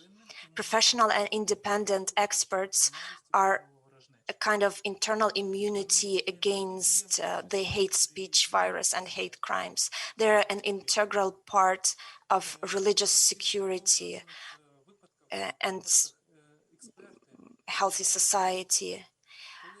In the examples I brought, the religious experts had a key role. In Kamyshivka, the police did not recognize the nature of the meetings as religious, but experts from Skovoroda Institute provided the conclusion which put an end to this dispute and criminal case started.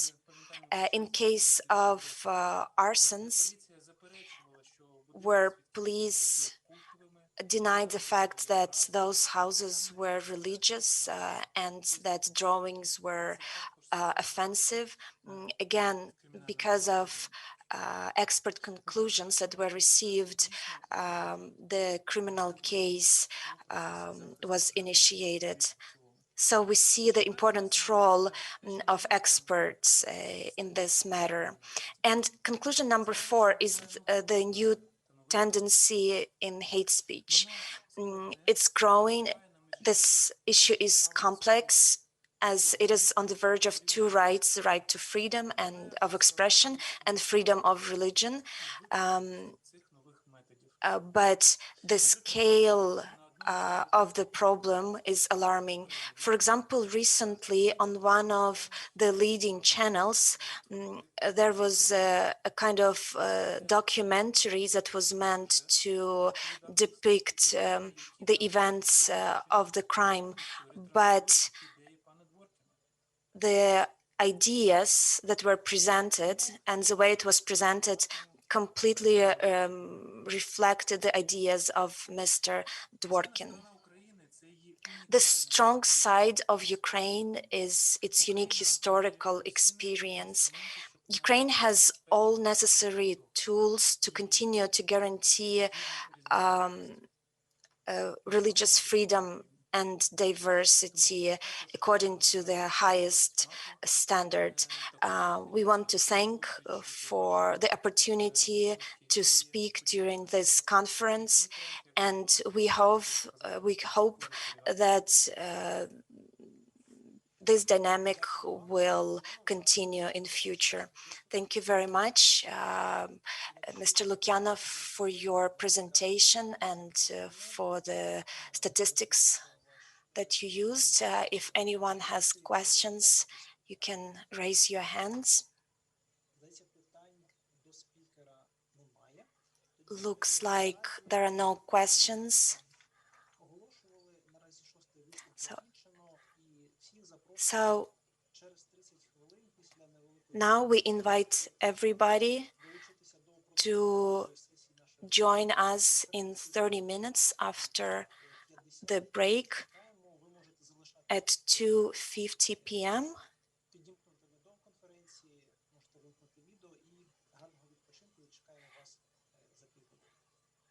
We wish you a good rest, and we see you in half an hour.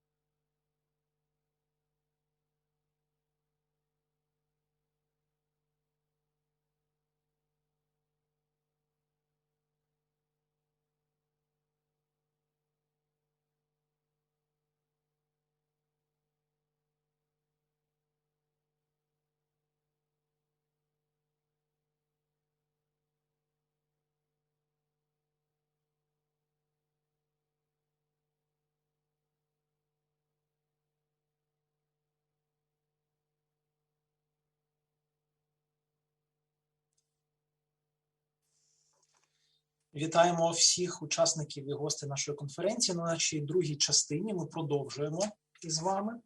І наступним нашим спікером буде Лариса Владиченко, доктор філософських наук, заступник... Welcome everyone back to our press conference.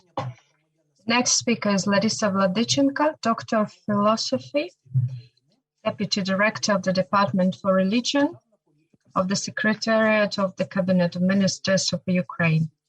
State policy in the field of religion and current state of activity of Jehovah's Witnesses organization in Ukraine. Please.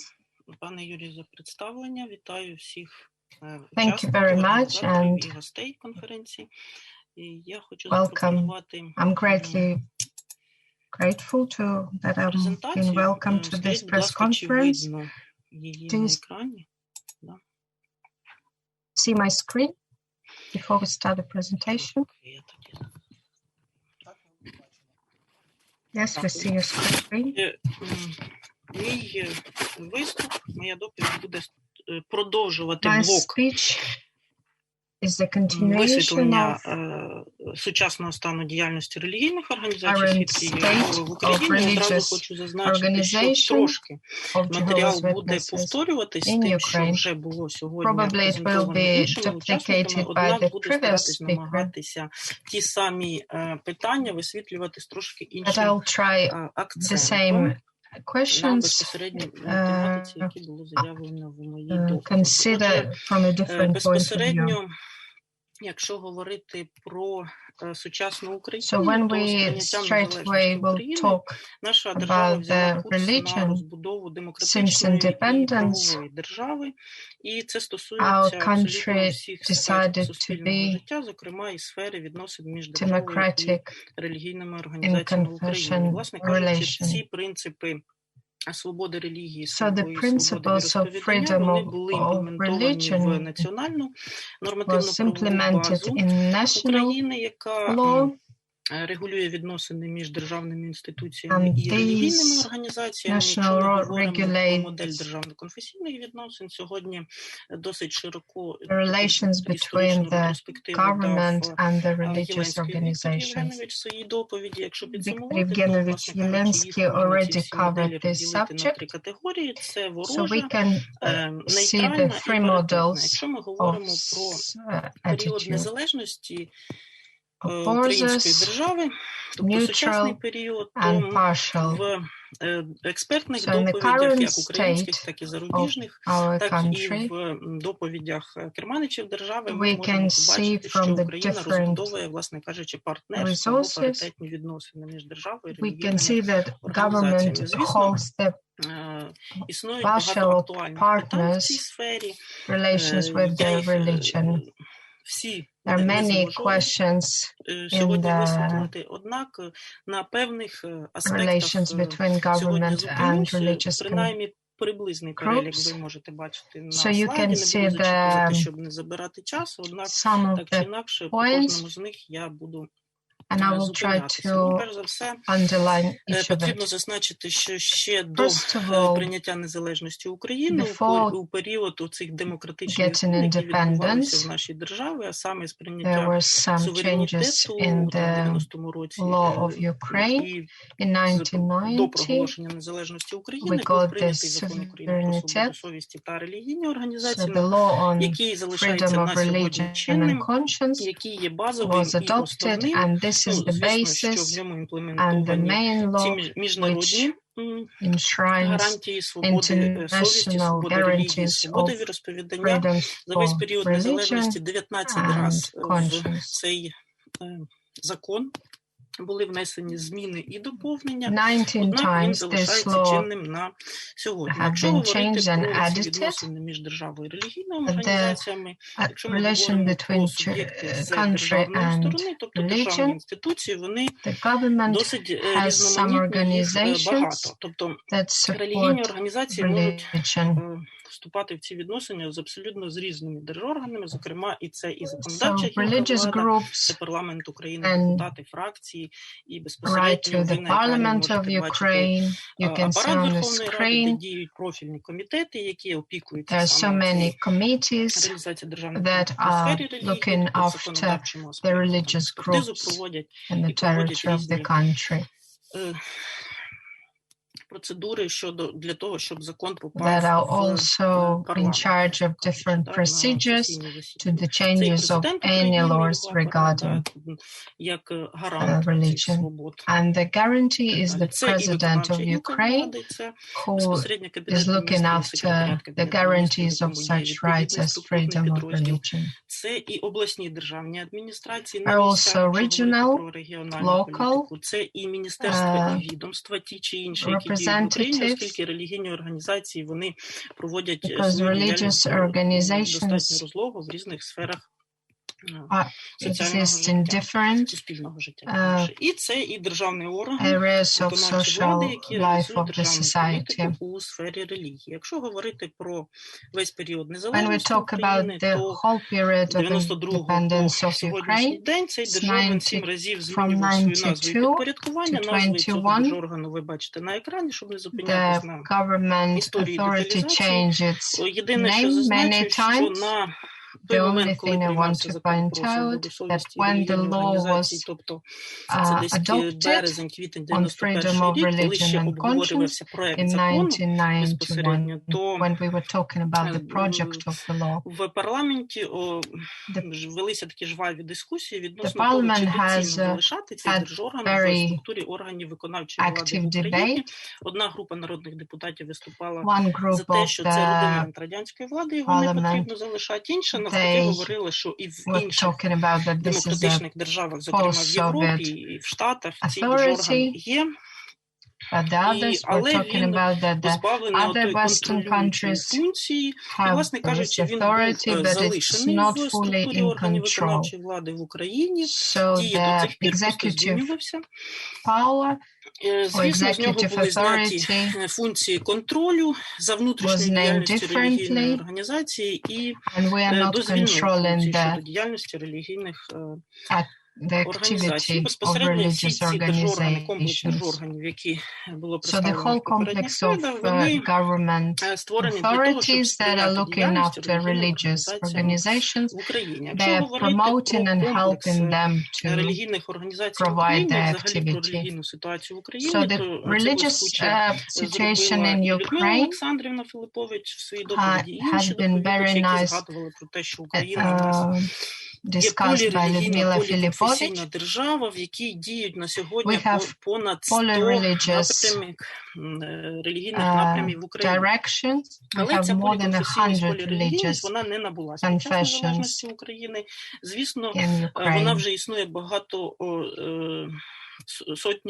These polypolitics, as we call it, has been already before, during the Soviet Union times. The quote from this document you can see on the slide on your screens. 1966 is the document. The authority in religion affairs was writing to Moscow representative and was asking to make more employees in his structural department. And the argument to increase the number of employees, because in Ukraine there are more religious organizations that active and active on the whole territory of the Soviet Union. So we can see that with the rest, it is says Jehovahist, but we understand that these are Jehovah's Witnesses. So in the 60s, USSR had almost 63% of representative of religious community of Jehovah's Witnesses. On the screen you can see some statistics.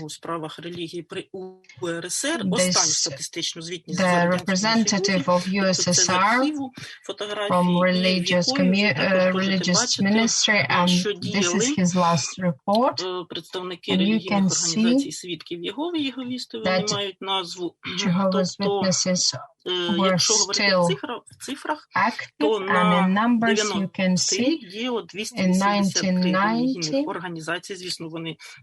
there were 283 religious organizations of Jehovah's. So 22,550 members of these organizations. This is the beginning of 90s. So when Lyudmila Alexandrovna was mentioning, on the territory of Ukraine we have more than 130,000 Jehovah's Witnesses, so more than 6 times the number has increased. The first organization or community that was registered in 1991 on the 28th February. And at the end of the first year of independence of Ukraine, we have statistics here that Jehovah's Witnesses were already 409 communities. 67 of them was registered as legal entity. And 30 Sunday schools they opened. When we talk about the whole religious community of our country, so this is the condition on the 1st January of 2020.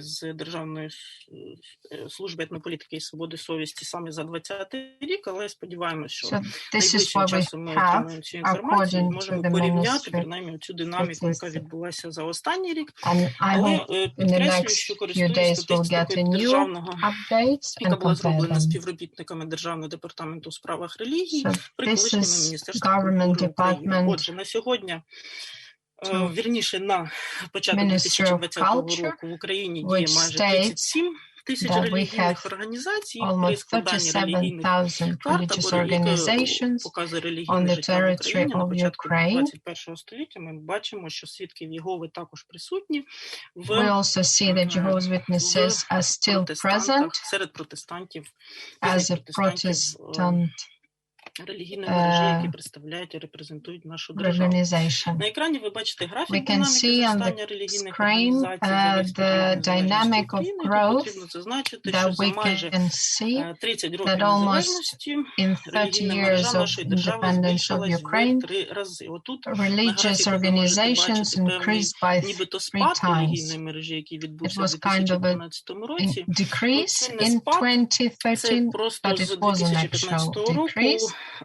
Державна статистика не показує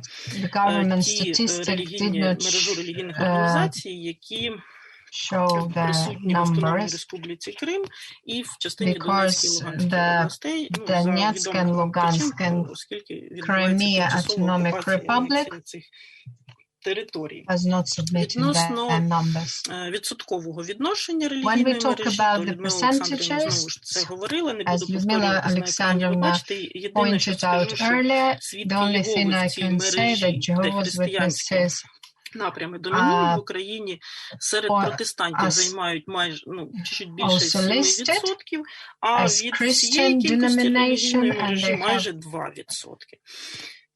На екрані ви бачите карту щодо зосередження частки громад свідки Єгови.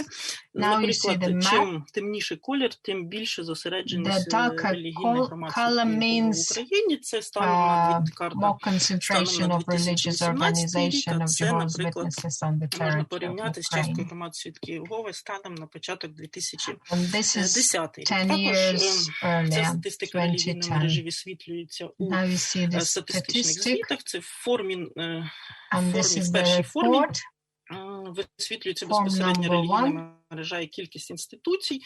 Людмила Олександрівна апелювала цифрами близько 1500 релігійних громад, але це з врахуванням ще Криму. На сьогодні, оскільки, я вже зазначив, з 2014 року Крим і частина Донецької і Луганської області не подається, то на початок 2020 року в Україні діяло 897 громад свідків Єгови, з яких 620 є не зареєстровані, тобто не мають статусу юридичної особи, і 272 мають статус юридичної особи. Тобто свідки Єгови абсолютно використовують оцей право, яке забезпечене законом про свободу совісті релігійної організації, яке надає право існувати без реєстрації статуту релігійних організацій. Можна сказати, що майже 70% цих громад, цих зборів, громад свідків Єгови, вони користуються цим правом. Абсолютно ніхто нікого не змушує переходити в офіційну реєстрацію. Цей слайд показує відносно інформацію на 2014 рік, коли ще не відбулося анексії, тобто на той час релігійна мережа свідків Єгови в Автономній Республіці Крим майже становила 4% від загальної мережі. Якщо говорити про забезпеченість релігійних організацій свідків Єгови спорудами і молитовними будинками, то ця інформація також висвітлюється в державній статистиці в формі номер 2, назву ви її можете бачити на екрані. Я тут зробила вирізку саме по організації свідкам Єгови, і на графіку цьому ви можете бачити, що на початок 2020 року релігійні організації свідків Єгови використовують 668 приміщень, Це складає майже чуть більше 2%, вірніше, від всіх будівель і приміщень, які використовують релігійні організації в Україні, з яких половина, чуть більше, ніж половина, 55% – це типові культові споруди або зали царств, а 49,5% – це приміщення пристосовані для організації свідками Єгови для молитовних потреб, тобто в оренді або винаймаються. І з оцих типових культових споруд 3% вони були повернуті державою власності, 97% – це новозбудовані. Таким чином, на сьогодні організації свідків Єгови в Україні забезпечені приміщеннями для релігійних потреб майже на 75%. So the whole organization is almost on 74%, які взяті з інтернет-мережі, які демонструють, які зали царств є в Україні. Однак одна фотографія тут зверху – це не фотографія, вірніше, це фотографія зала царств, свідків Єгови, але це не в Україні. Тут я для прикладу привела перша будівля взагалі в світі, яка була побудована і отримала назву зал царства. Це було в Штатах, на Гавайських островах, побудована в 1935 році. Просто побачити, яка вона була, як перша типова оця будівля залу царства. І в минулому році, в 2020 році, вона була відреставрована, власне кажучи, і перед локдауном там відбувалися збори. Також ви можете звернути увагу зліва, оце приміщення. Це є приміщення в місті Києві, в якому в 2018 році, вірніше, з 2014 році до 2018 року релігійна громада Тетіїва, свідків Єгови, вона не могла використовувати це приміщення, оскільки воно було побудовано, велися судові спори. І на жовтень 2018 року Верховний суд України постановив і відновив право релігійної громади Тетіїва, свідків Єгови, використовувати цю споруду. Але можна сказати, що на місцевому рівні було упереджене ставлення до свідків Єгови, а саме органи державного архітектурно-будівельного контролю 6 років поспіль відмовляли у введенні в експлуатацію цього приміщення. Також можна сказати, що Організація свідків Єгови України достатньо активно звертається, якщо є які будь-які порушення, вони бачать, що є порушення до судів. Якщо не задовольняють на території України, то звертаються і до Верховного суду з прав людини.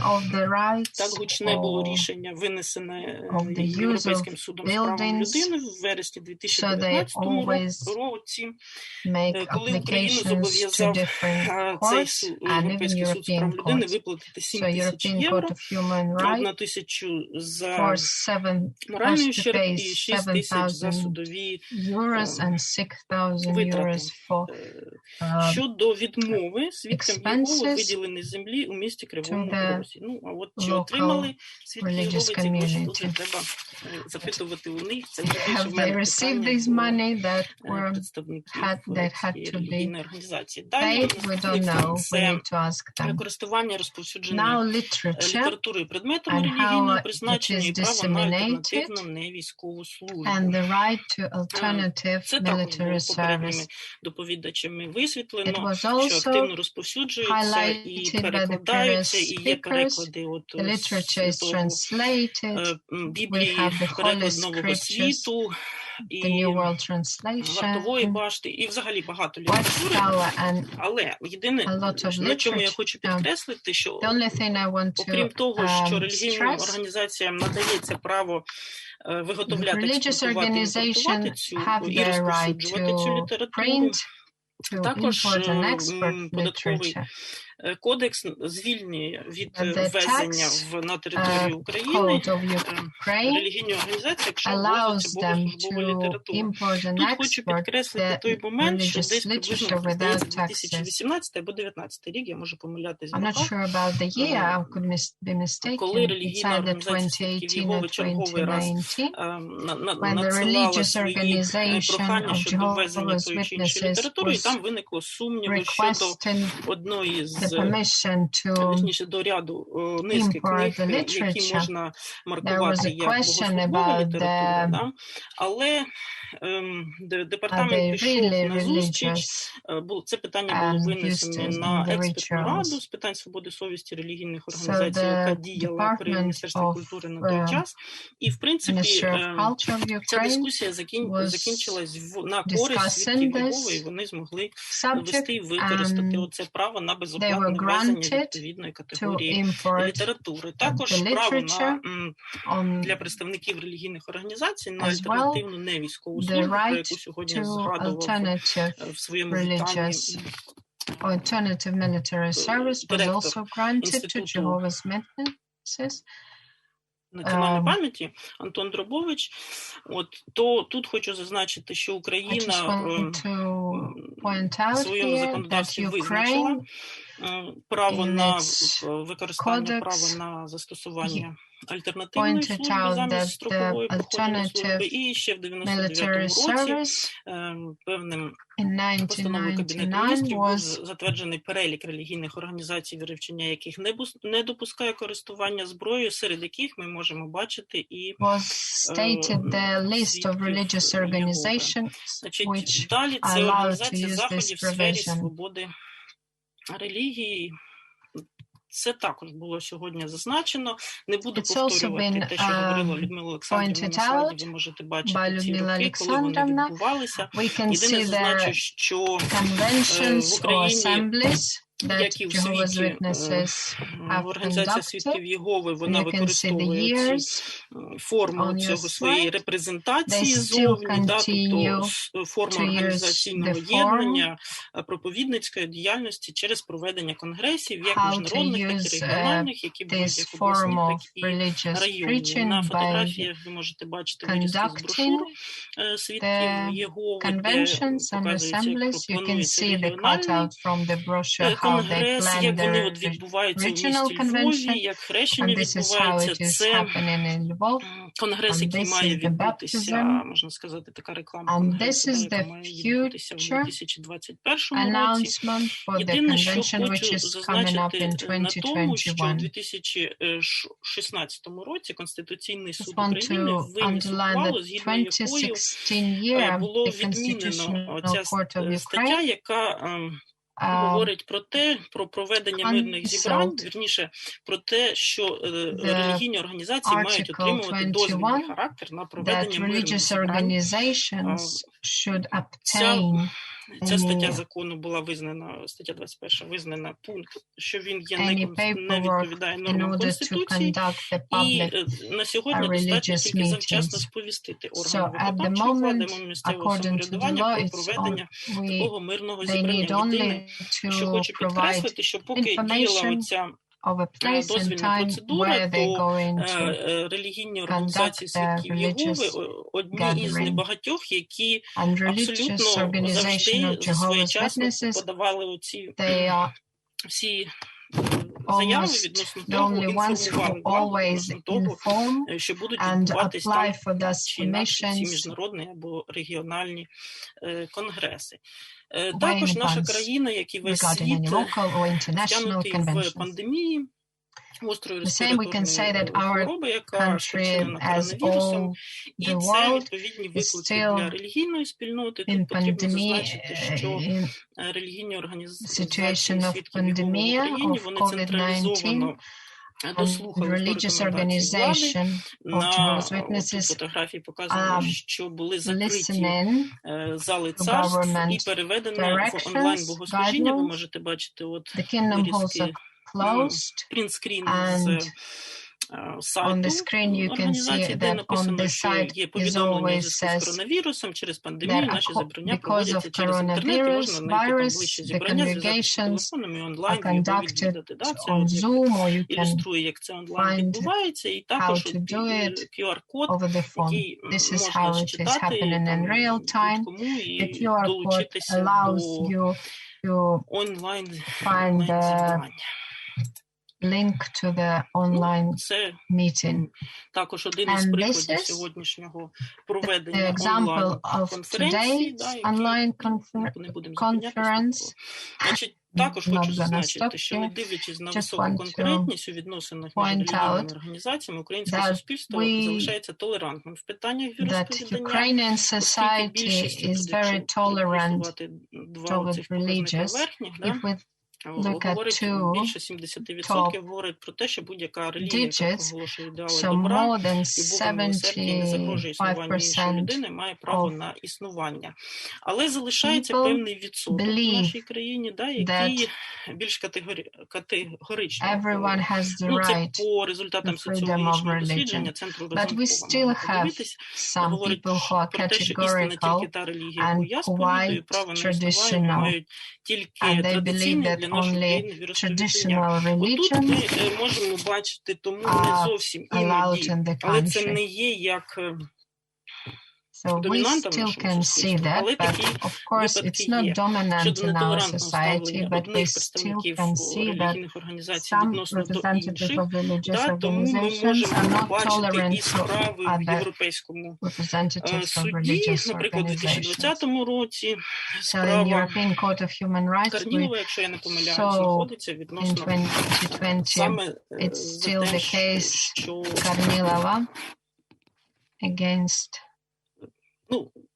коротко, нетолерантне ставлення до представника свідків Єгови.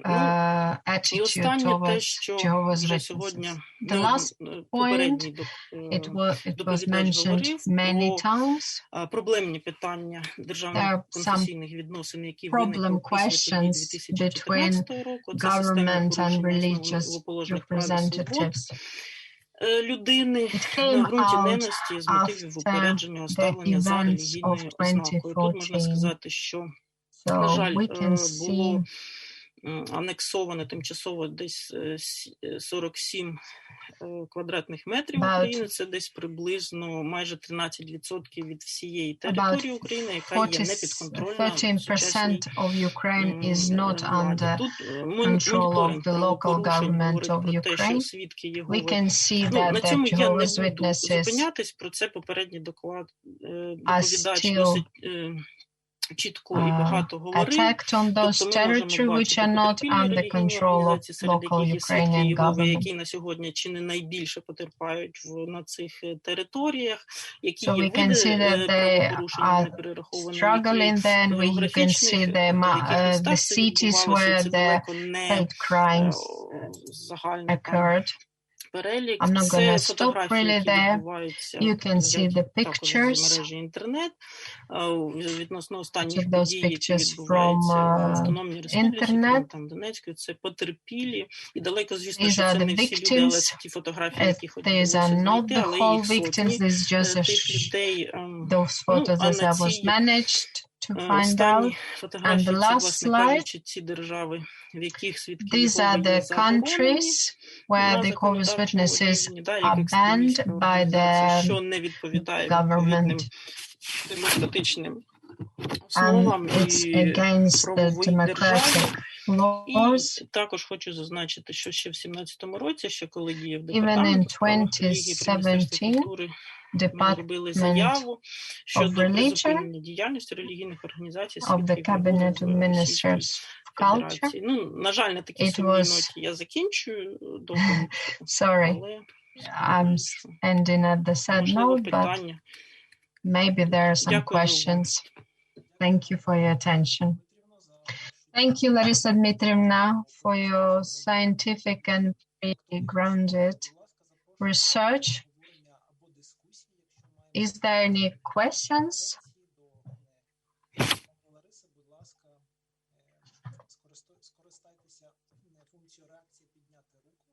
Could you please raise your hand and we can ask the questions. Людмила Alexandrovna, please. Thank you, Larissa Dmitrievna, because it was quite good to see on the screen. We can see some of the scientific experts, and here we can see the position of the government. Larissa Dmitrievna, I know that you work now in the department in Secretariat of the Cabinet of Ministers. Does your Cabinet of Ministers have in plan to support Jehovah's Witnesses, or are you planning to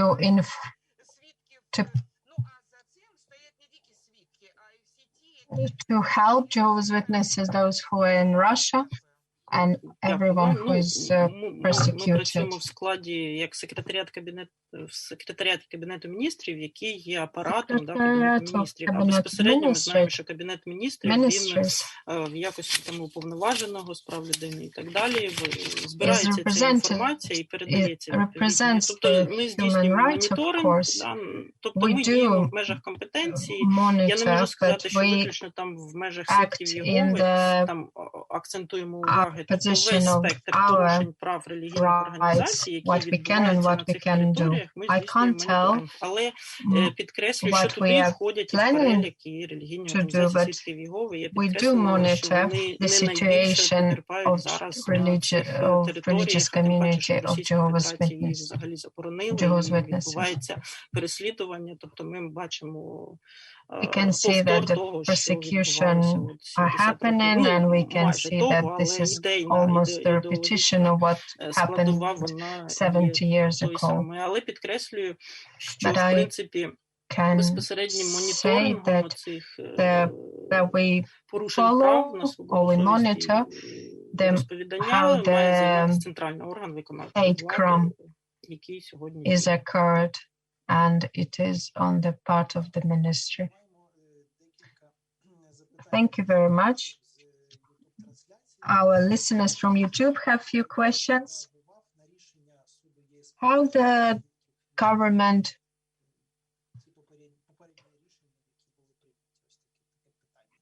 У мене немає відповіді на це питання, тому що я, власне, how government of Ukraine reacted on the поставила, бо, наприклад, в мене немає інформації, чи виплачена ця of the persecution of Jehovah's Witnesses. I don't know the answer, but because I asked, I can't answer for the government of Ukraine. Just Mr. Lukyanov can answer this question.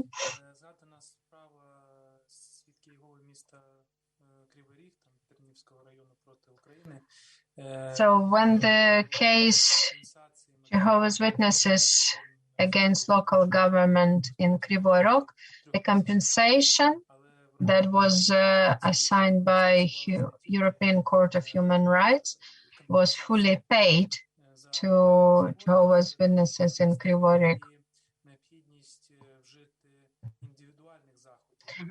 So on the local level, the local governmental authorities, they also had to import certain changes. At the moment, 1 year later, it's still have not been applied, and why the decision of the European Court hasn't been fully applied. All the rest 4 decisions that have been mentioned, the case of Kornilovo, the case is still, this decision is still hasn't been fulfilled. Kornilova died after the decision of European Court of Human Rights decision. We wait for the decision of the court, and we're sure that the compensation will be paid out. All the other compensations were paid out in full. I have a short question.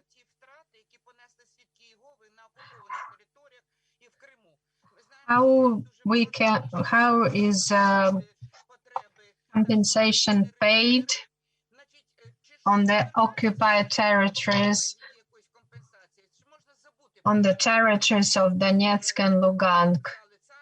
Are they really compensated? All the kingdom halls and literature and video and audio equipment. Do you appeal to the European Court for the such compensation? Thank you, Ludmila, for your question. This conference shows that we don't forget anyone who suffers for his faith. We don't forget anyone who suffered on those territories. They had been tortured, and we know that when we talk about the buildings, it is a very difficult question to return these buildings in possession of organization. It is quite difficult. We do apply judicial decisions, but it is quite a difficult process. Even European Court decides the process of realization of this decision won't be easy, but we do actively. Larissa Dmitrievna used quite some archive data. Do you have some information about any documents that Soviet government regretted, the repressions and exile of Jehovah's Witnesses? No, I never saw such documents. I believe they don't really have this documents. Maybe people who did those then repented later, but we don't have any documents or any data that prove that they repented or regretted. Another question? Russia and Ukraine has some scientific research that positive talk about Soviet Union power. Do we need to use this approach to make this decision? We really need to use the different departments of different ministries. I can't really answer to this question simple way. I have a question for you. The last year, we had a trial in media. There was a law, anti-sectarian law. The Institute of Philosophy stated in public regarding this law. Is there any continuation from the government according to this anti-sectarian law?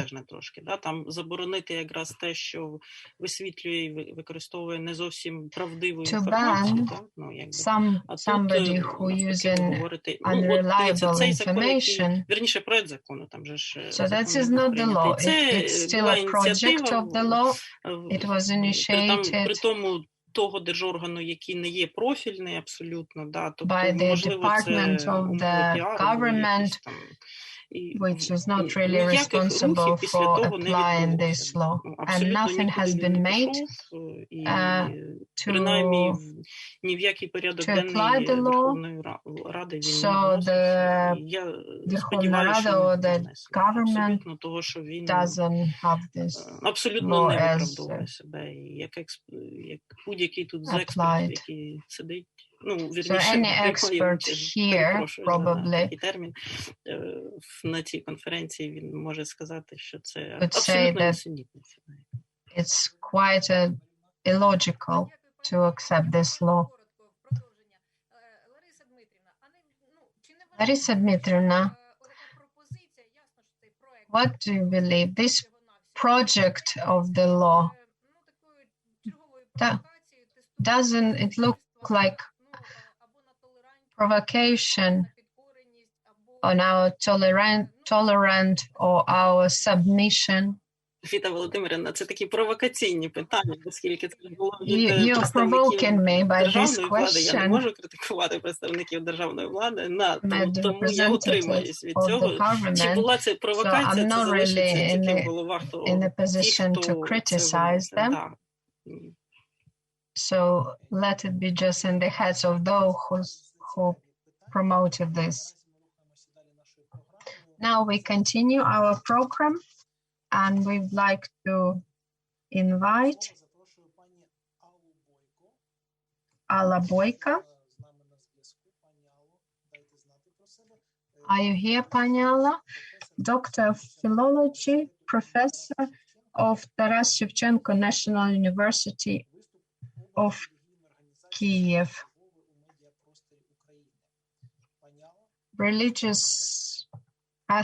Religious organization in media.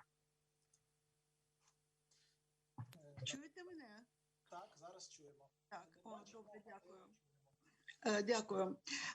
Ну, тут з образом, з іміджем релігійної організації Свідки Єгови. Concerning the image of religious organization of Jehovah's Witnesses in media space of Ukraine was a complex theme or complex topic.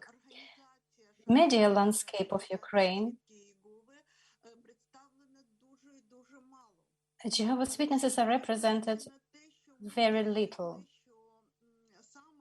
despite the fact that we are acquainted with the fact that Jehovah's Witnesses themselves are trying to reach the society, offering their publications, offering their sites, meetings with people. But in the media landscape, we have basically silence. If they speak about them, they speak very funnily. So thank you very much Thank you very much for the fact that I was sent an invitation to this program.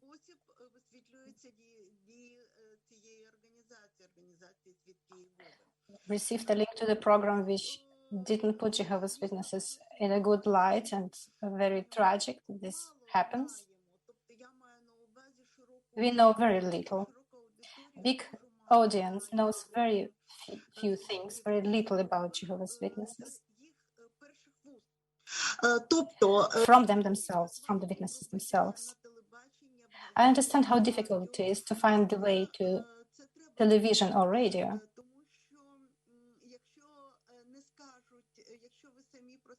But if you don't speak about yourself, then somebody else will do it. And these will be the people that either don't know or are biased or directly opposed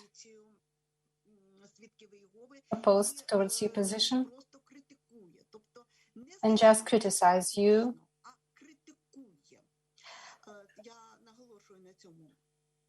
Simply criticize.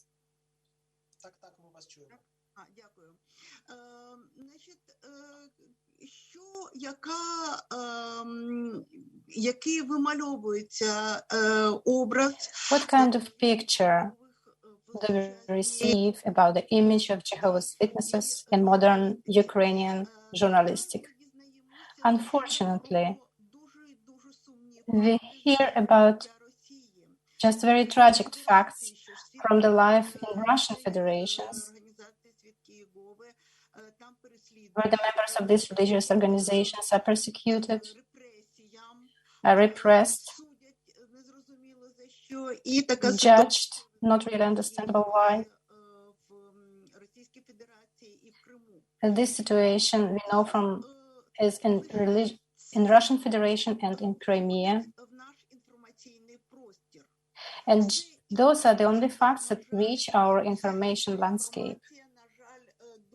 All other information is very, very limited. Even though we know that Jehovah's Witnesses have charities, many charitable projects with people, they work with people, that with invalids, with people with impaired hearing, there are things to be talked about, but unfortunately it doesn't happen.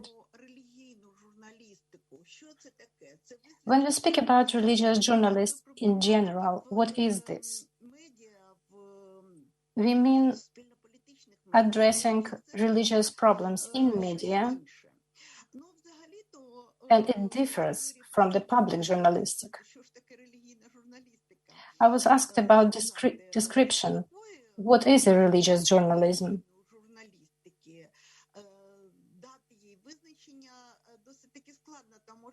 It is a very difficult topic.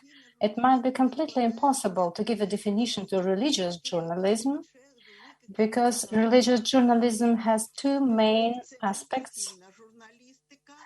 It is professional journalism,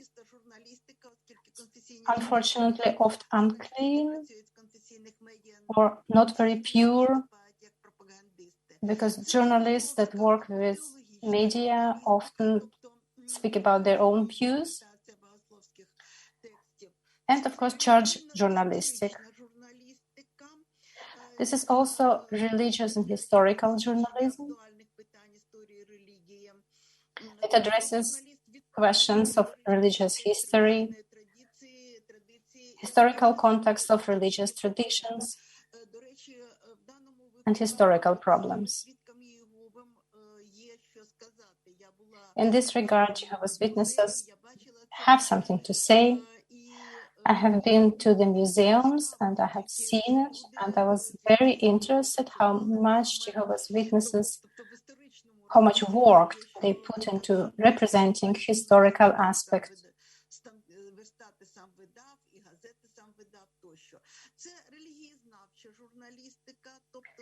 This is religious scholars and their journalism of religious studies. Those are publications that are analytical, they describe religions. It is also religious political journalism. I don't want to comment upon this, but it exists.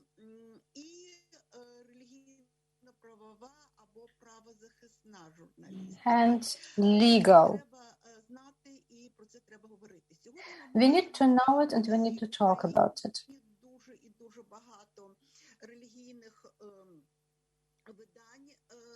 Today we have in the whole Ukraine many religious publishing houses and different sites of parishes and churches. Those are newspapers, those are magazines.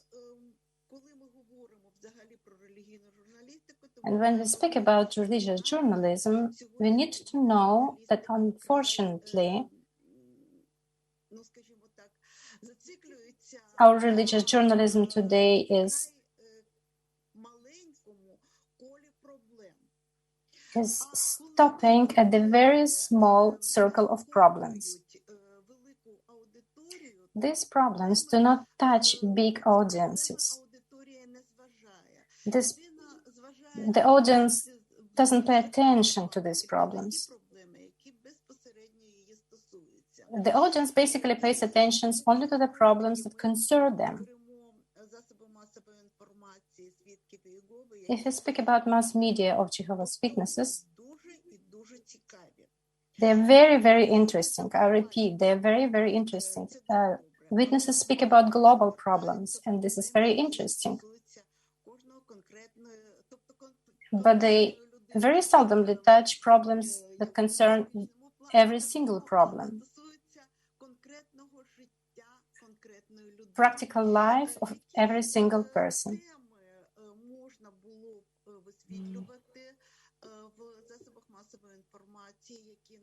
So what topics could be addressed in the mass media of Jehovah's Witnesses? We wouldn't speak about church and state, religion and politics. If I understand correctly, these topics are not included in the circle of problems which Jehovah's Witnesses will be talking about. There are reasons for that. But religion and social problems.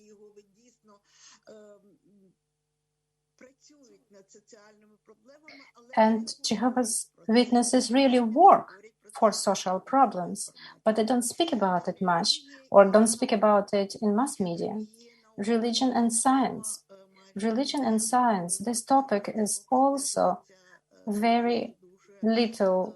very little be connected to what we see. And our audience would like to know it.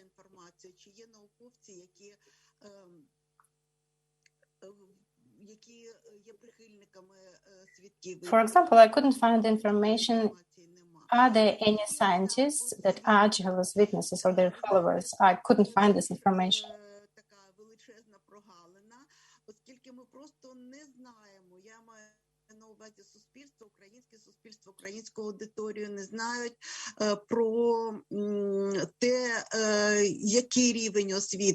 We don't know what education Jehovah's Witnesses have. So the question of witnesses and education is neither very well represented. Do witnesses have their schools or their universities? Religion and art. This is also a very big topic, and everything that we want to know about it, all the information we get about it, we can only receive from the publications distributed by Jehovah's Witnesses, but we don't find anything about it in media, and we would love to have it. It will be very interesting. How Jehovah's Witnesses interpret mass art. What do they think about cinema, about different art, about exploitment of female body in art? There are many, many problems that are addressed in the magazines of Jehovah's Witnesses. But this information does not exist for the big audience. Family or family life. I found it because I was searching for it. I was searching for the topics concerning family life.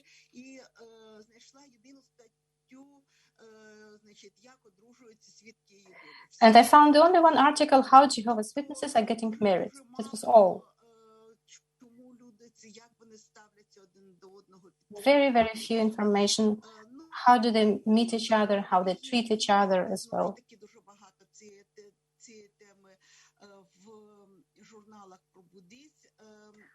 Of course, these topics are often addressed in pro-Buddhist and awake magazines, but big audience doesn't hear about it.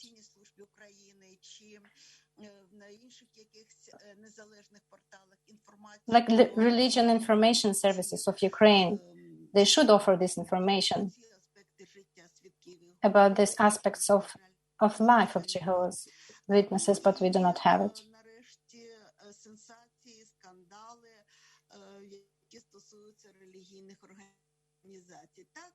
And at last, many sensations or scandalous information concerning religious organizations. This is which is unfortunately most interesting for media.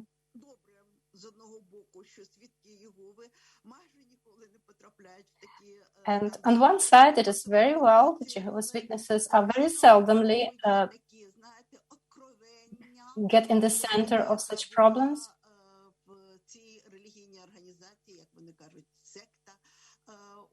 And yet we have some publications, like some response from a person who used to be, as they say, in the sect of Jehovah's Witnesses, and we would like to have some response to this this interview.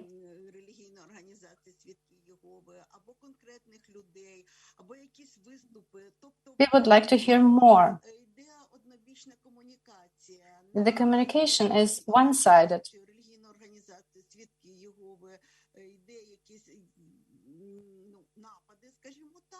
If somebody attacks Jehovah's Witnesses from the informational side, but not necessarily we see the informative, peaceful explaining of the situation.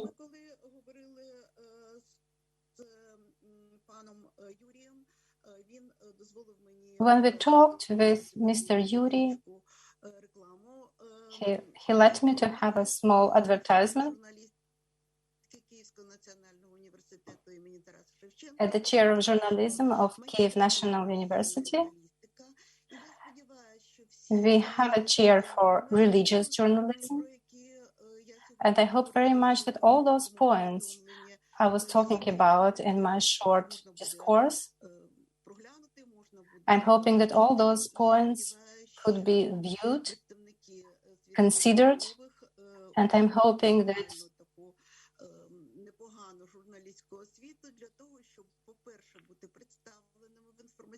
the representative of Jehovah's Witnesses would have necessary journalistic education to represent witnesses in the information space and to provide quality, objective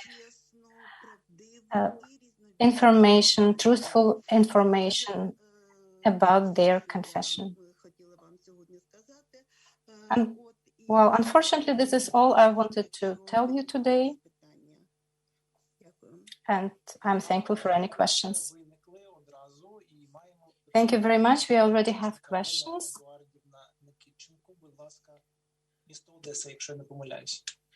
Дуже рада всіх вітати. Пані Алла. Very glad to meet all. Very happy to meet Mrs. Alla.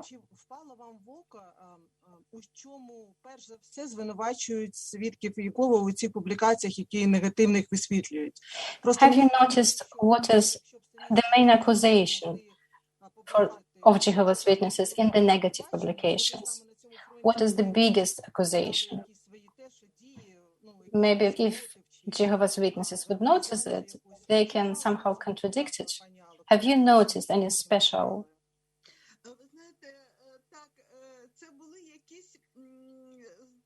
Yes, I noticed. Those were publications which we could generalize under one. Basically, you can say, we don't like you, you are different, you don't say the same about Christianity, you are a sect, and you draw others to your sect. This is very surprising, because every religious organization is existing to invite people, not draw, but invite. This is the first one. Second is that every person, every religious organization has own interpretation of own religion. And this accusation, you are different, I couldn't find any well-argumented accusation, well-argumented accusations that witnesses could really answer or could dispute. Mainly it was this claim, you are different. So this is why I think if Jehovah's Witnesses would just talk about themselves more, tell about themselves more, then there would be less of such ungrounded accusations.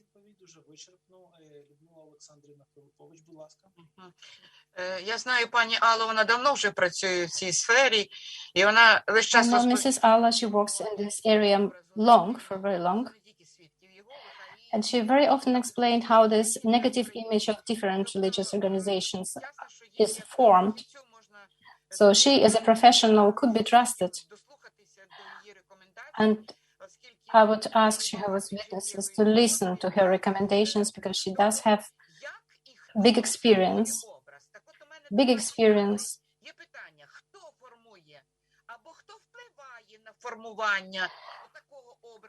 So I have now a question to Mrs. Allah, who is creating this negative image of Jehovah's Witnesses? They themselves are not really a provoking element. They are very polite, they are very friendly, they try to help everybody. The question, who needs, if not witnesses, who is brainwashing us continuously, telling us that they are different, they are destructive? I don't ask about family name and address.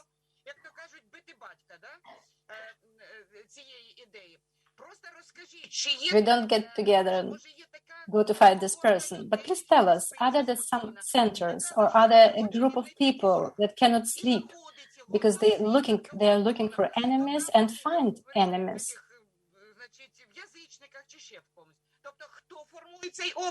Who is creating this image or who is influencing of creating this image?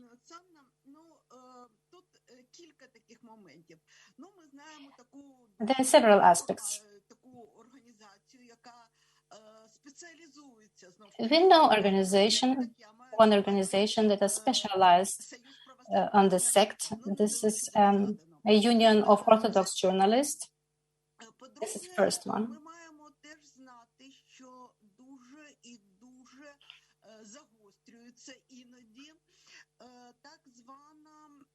Місіонерська практика і те, що ми називаємо антисектантською істерією. Then we need to know that the missionary practice is getting hotter and hotter, and also what we call anti-sex hystery.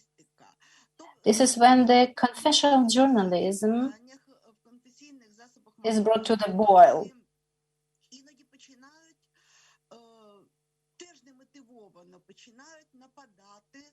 So it happens that people that work within the religious journalism start without real motivation, start attacking religious organizations.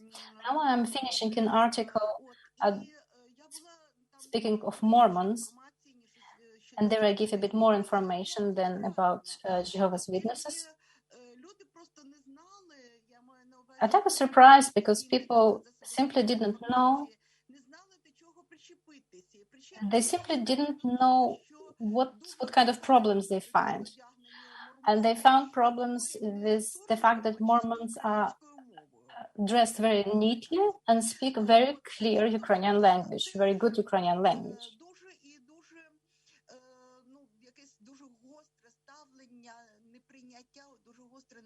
So we see a very problematic approach.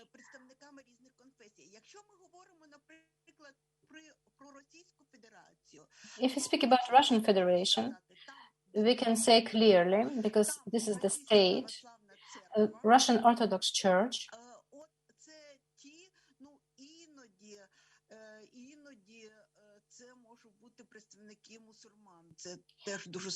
sometimes, seldom, it could be some Muslim representative. At times they try to speak negatively about Jehovah's Witnesses. Our state, besides this one anti-sect law, it never happens that any religious confession was persecuted.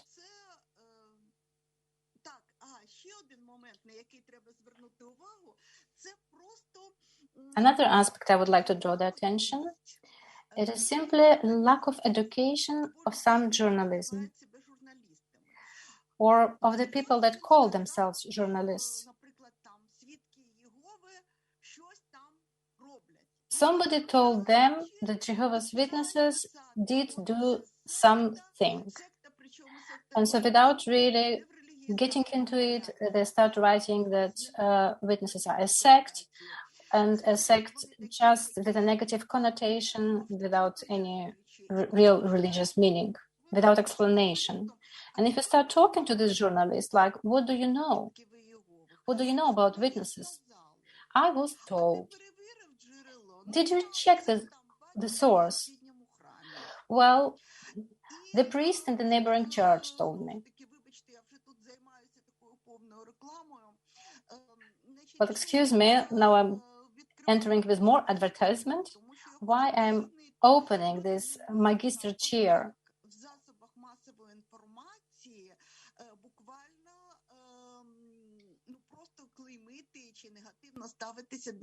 It shouldn't be possible that mass media put such labels on the religious information. There must be responsibility. A journalist must be responsible for the claims he makes in media.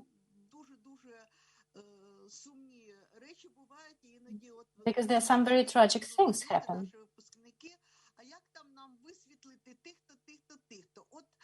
And journalists that finished our education sometimes call and ask us, what should we do? We were told to give this or this kind of information, but what should we do? And I was shocked. I actually stopped responding to these requests.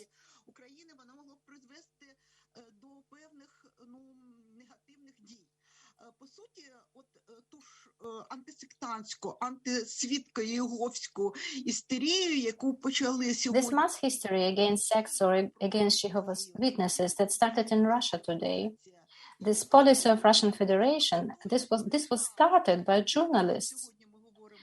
This 0%, as we speak today about first person that got the virus, it was a journalist that started writing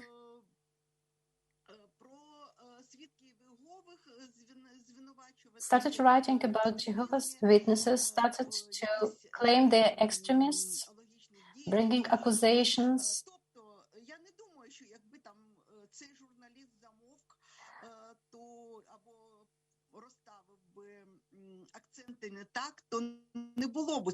I don't think that if this one journalist kept silent, then this wouldn't have happened. But the journalists do influence mass opinion, public opinion, and shaping of such negative image in mass media really contributes to shaping of negative image.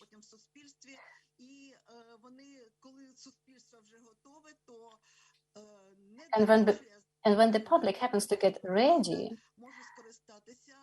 then unscrupulous government can make use of this readiness and start with the repression against one of the religious organizations.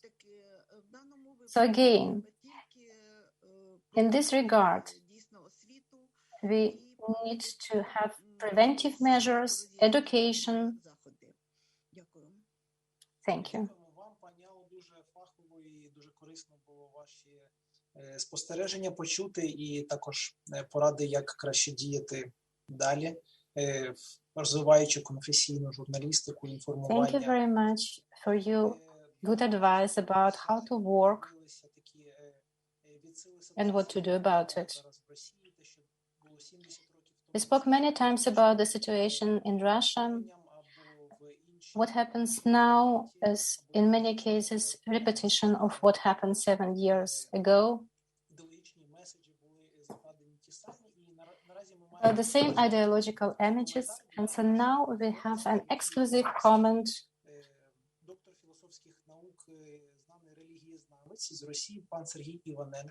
from Dr. Philosophy, religious scholar from Russia, Sergei Ivanenko. Unfortunately, he couldn't be with us today because he's taking part on some court cases in Russia, but we can hear his comment about this situation.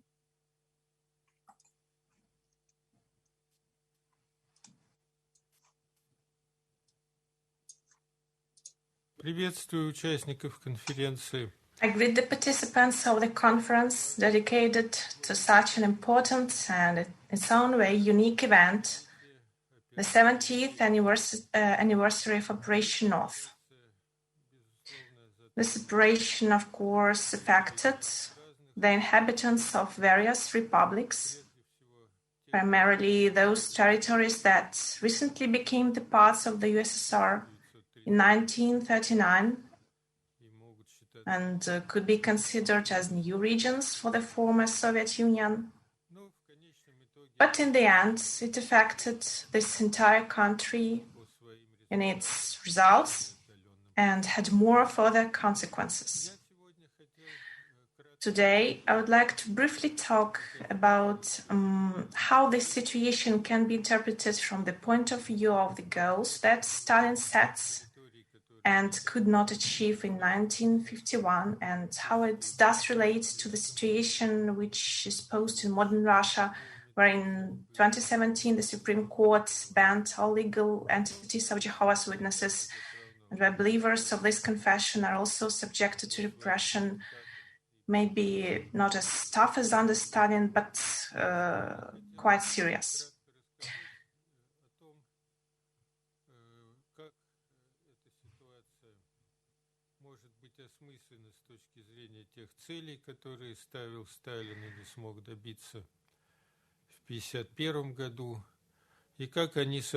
And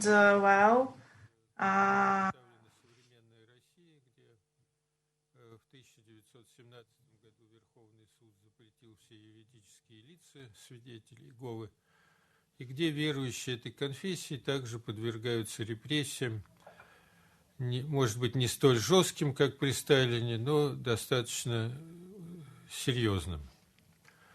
Я назвал бы свое выступление... I would call my speech like Stalin's practice is alive in modern Russia, but it is not winning.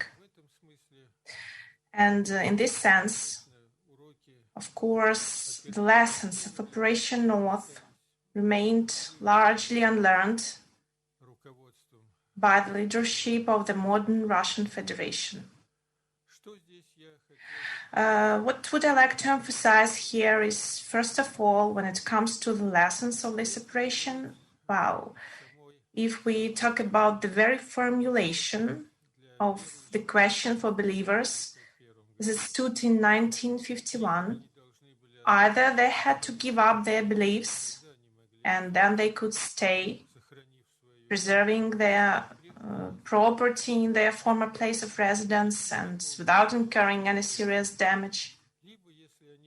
Or if they chose their religious beliefs as Jehovah's Witnesses, they had to go into exile forever within 2 hours that they were given to gather their property. In fact, they lost all their property, all their opportunities that they had in their former place of residence into the unknown, in very difficult conditions of life, work, living.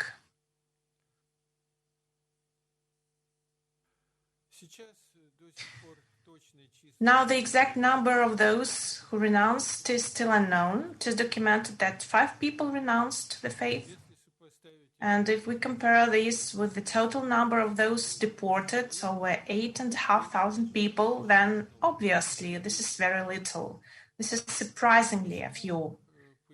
And why did such, from my point of view, well, one might even say a fantastic commitment of Jehovah's Witnesses to their religious convictions appear? Not because they were religious fanatics. Most of them were not fanatics. They deliberately chose their religious views. They compared it with the Bible, with life, compared their real behavior with the biblical teachings. And in those cases, when they didn't find specific recipes in the Bible for how to behave, they had to rely on a Bible-trained conscience. This is rather unusual practice for most religions, when the system of belief is not drilled in from somewhere above, but must be tested, carefully verified by the believer himself. It turned out to be extremely durable and capable of withstanding the most serious tests, including this very threat of eternal exile. And later on, when Jehovah's Witnesses found themselves in this very exile in Siberia, they also retained in their vast majority religious convictions. They were able to pass it on to their children, the younger generations. And they were able to actively preach, although it was strictly prohibited and punished in every possible way. Still, the followers of their religion began to grow in numbers. They gained new followers, both in Siberia and in other regions. I studied a variety of works on Jehovah's Witnesses during the Soviet era. One particular such a book as the work of Bartoshevich and Borysaglebsky, In the Name of Jehovah God, is known to me. It was released by Hospolitistat in 1960, 5 years before Jehovah's Witnesses were released from the special settlement and could be dispersed throughout the territory of the former USSR. And at that period, when most of Jehovah's Witnesses remained in Siberian exile, these researchers had already noted that communities of Jehovah's Witnesses were emerging in new regions, in those regions of the Soviet Union where they had never been before, for example, in the Komi Republic, in the Kaliningrad region, and so on. Why could this happen? Well, I want to mention that Bartoshevich is a state security colonel, and Borysaglebsky is a major general of state security. That is, their people who are knowledgeable enough. The same Bartoshevich, he was the deputy head of the Department of the Ministry of State Security in the late 40s and early 50s, who dealt with all confessions, Orthodox, Catholics, Jews, Buddhists, and the same Jehovah's Witnesses. And he had a good idea of the real picture, including of religious life. Why were Jehovah's Witnesses able, despite these prohibitions, restrictions, and the regime of exile, to grow in numbers in the Soviet Union? The answer can be found in the materials of the Council for Religious Affairs, another office close to the state security services. From year to year, they noted that it is Jehovah's Witnesses who is the confession, the religion that comes first in terms of its preaching activity. And this, I think, is true. Those employees of the Council for Religious Affairs had no point in embellishing the real picture and giving the palm of championship to the religion that didn't deserve it. I mean, in terms of preaching activity. I must say that after Jehovah's Witnesses had the opportunity in the 1965 to leave the places of exile, and many did this, having dispersed across the territory of the Soviet Union, communities arose in various new regions. The number of Jehovah's Witnesses continued to increase. Moreover, it grew faster in Ukraine than in other regions of the Soviet Union. This was also noted by the workers of the Council for Religious Affairs. I omit here the activity of state security, which wanted to split Jehovah's Witnesses, to confuse them, to try to discredit them in every possible way. First of all, I will focus on those myths that were used against Jehovah's Witnesses, and to a certain extent it is applied even now against Jehovah's Witnesses when an attempt is made to justify the new repressions that have befallen them in modern Russia. Well, first of all, it was asserted in Stalin's time that, both in Stalin's and Khrushchev's times, I want to clarify, since in both periods active anti-religious work was carried out, and there was a determined fight against Jehovah's Witnesses. So first of all, it was claimed that although Jehovah's Witnesses wanted to appear as an apolitical organization that is completely outside politics, in reality, They're supporters of world imperialism, its zealous defenders, hypocritical defenders. And as for socialism, there are its staunch and rabid opponents who in every possible way seek to inflict maximum damage on socialism under the brand of apoliticality. Well, of course, this myth was a distortion of the real policy of Christian neutrality of Jehovah's Witnesses, but it was perceived by a part of Soviet citizens, and perhaps not small part, as a reality. Well, the second myth was that Jehovah's Witnesses, under the guise of religious preaching, were actually engaged in ideological sabotage work.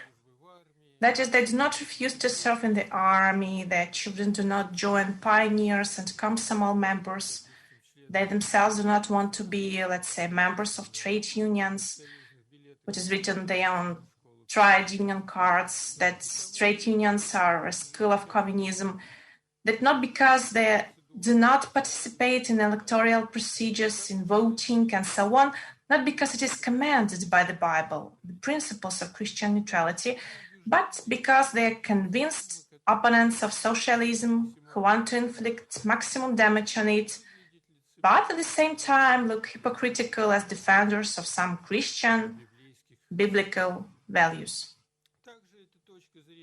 Also, this point of view does not stand up to any criticism. It's absolutely hypocritical, false, and drawn in this case to justify those very harsh, inhuman repressions that were used by Stalin's and Khrushchev's, to a less extent, regimes.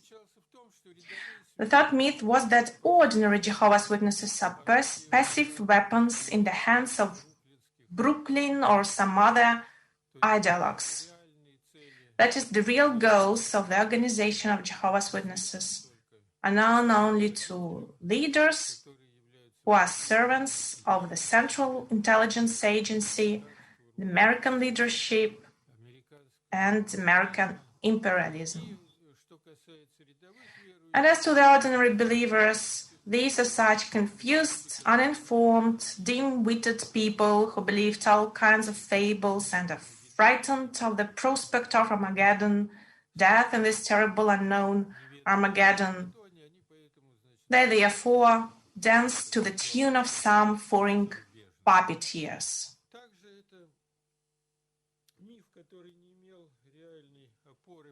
It is also a myth that had no real support in reality, since none of Jehovah's Witnesses could, of course, remain faithful to his convictions if he did not have his Bible-trained conscience, if he was not sincerely devoted to his religious ideals.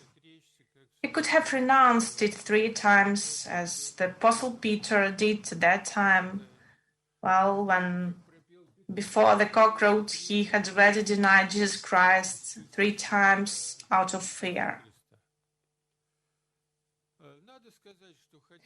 It should be noted that although all these myths, they could certainly not withstand real contact with the followers of the religion of Jehovah's Witnesses, of course, they convinced ordinary Soviet citizens of something, because if they shared communist ideals, they really believed that communism was the bright future of all mankind, and religion is an outdated picture of the world, outdated worldview.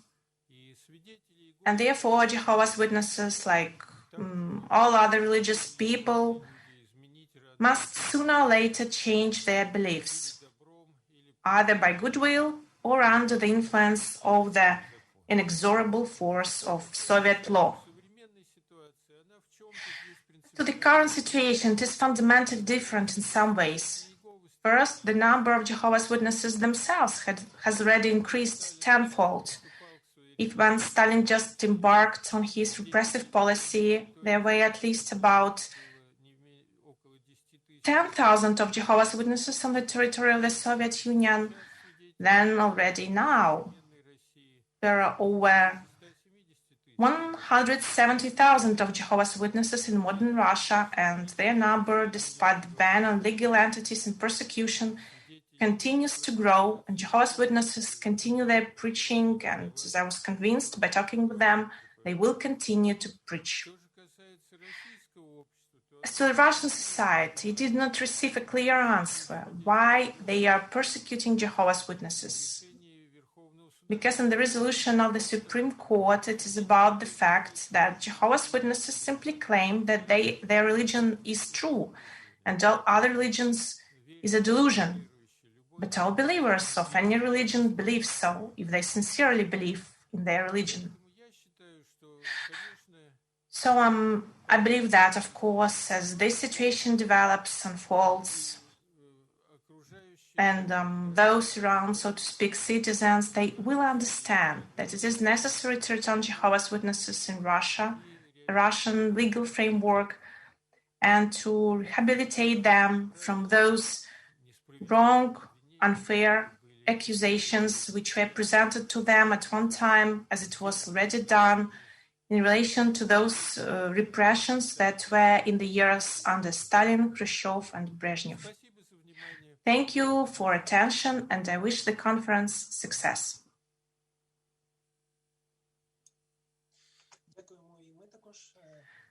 We're also very grateful to Sergei Ivanenko, and we continue our program, and we would like to invite Massimo Intramini, our foreign guest, Doctor of Philosophy, professor from the Center for the Studies of New Religions, and his talk entitled Anti-Cult Movement and Jehovah's Witnesses in Europe.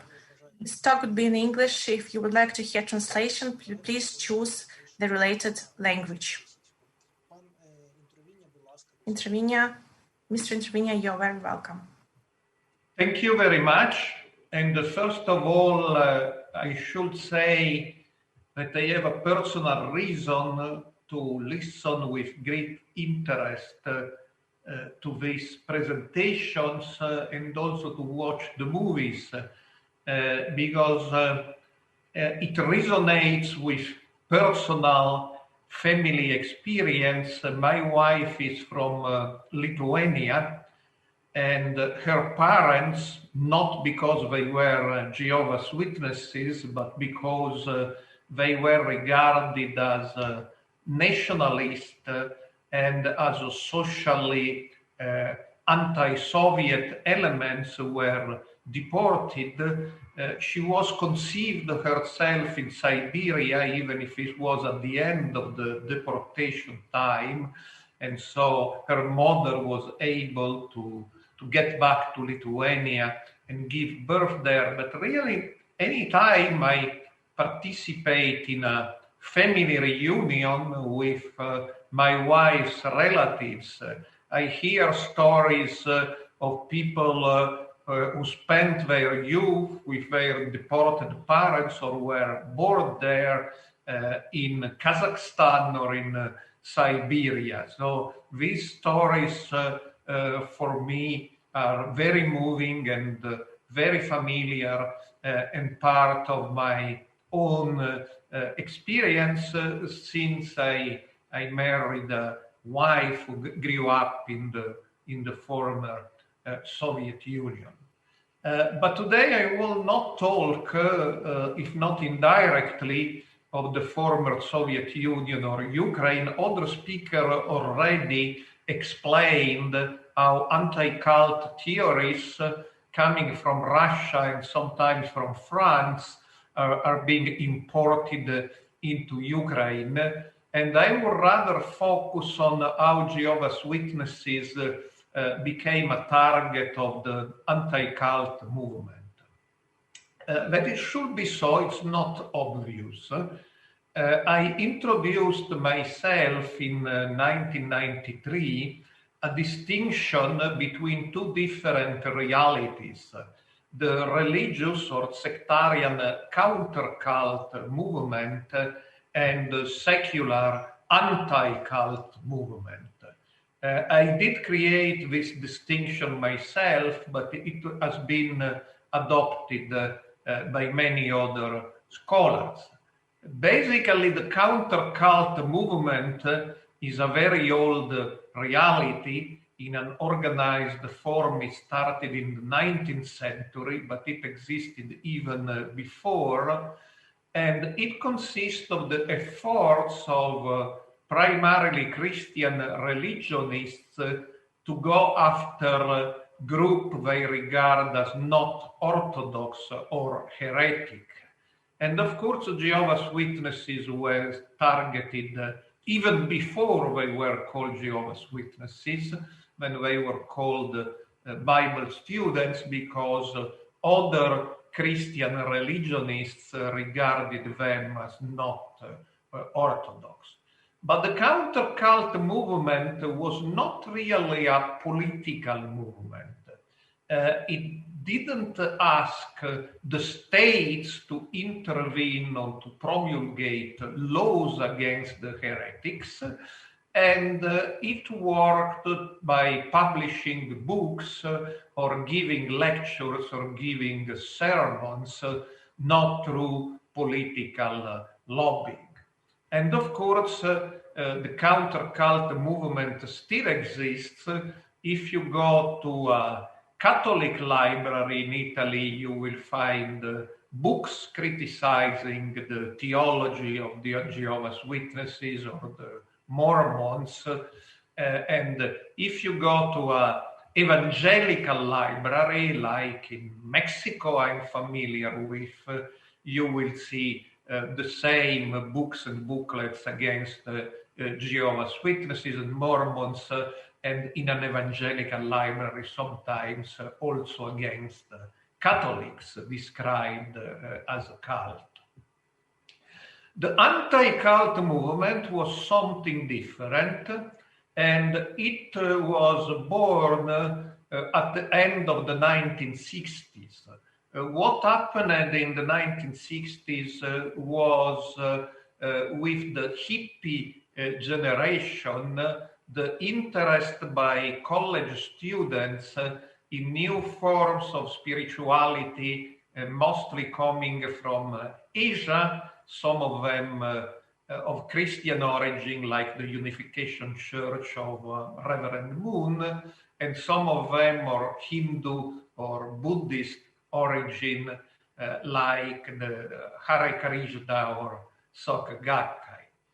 What happened at that time is some of these college students decided to drop out of university and abandon prospective careers as doctors or lawyers or business executive and work full-time for the new religious movement. So you can imagine parents who had invested good money to have a son or daughter becoming a lawyer, when the son or daughter calls them and say, you know what, I have decided to drop out of university and to devote my life to shave my head and go around in the streets singing Hare Krishna.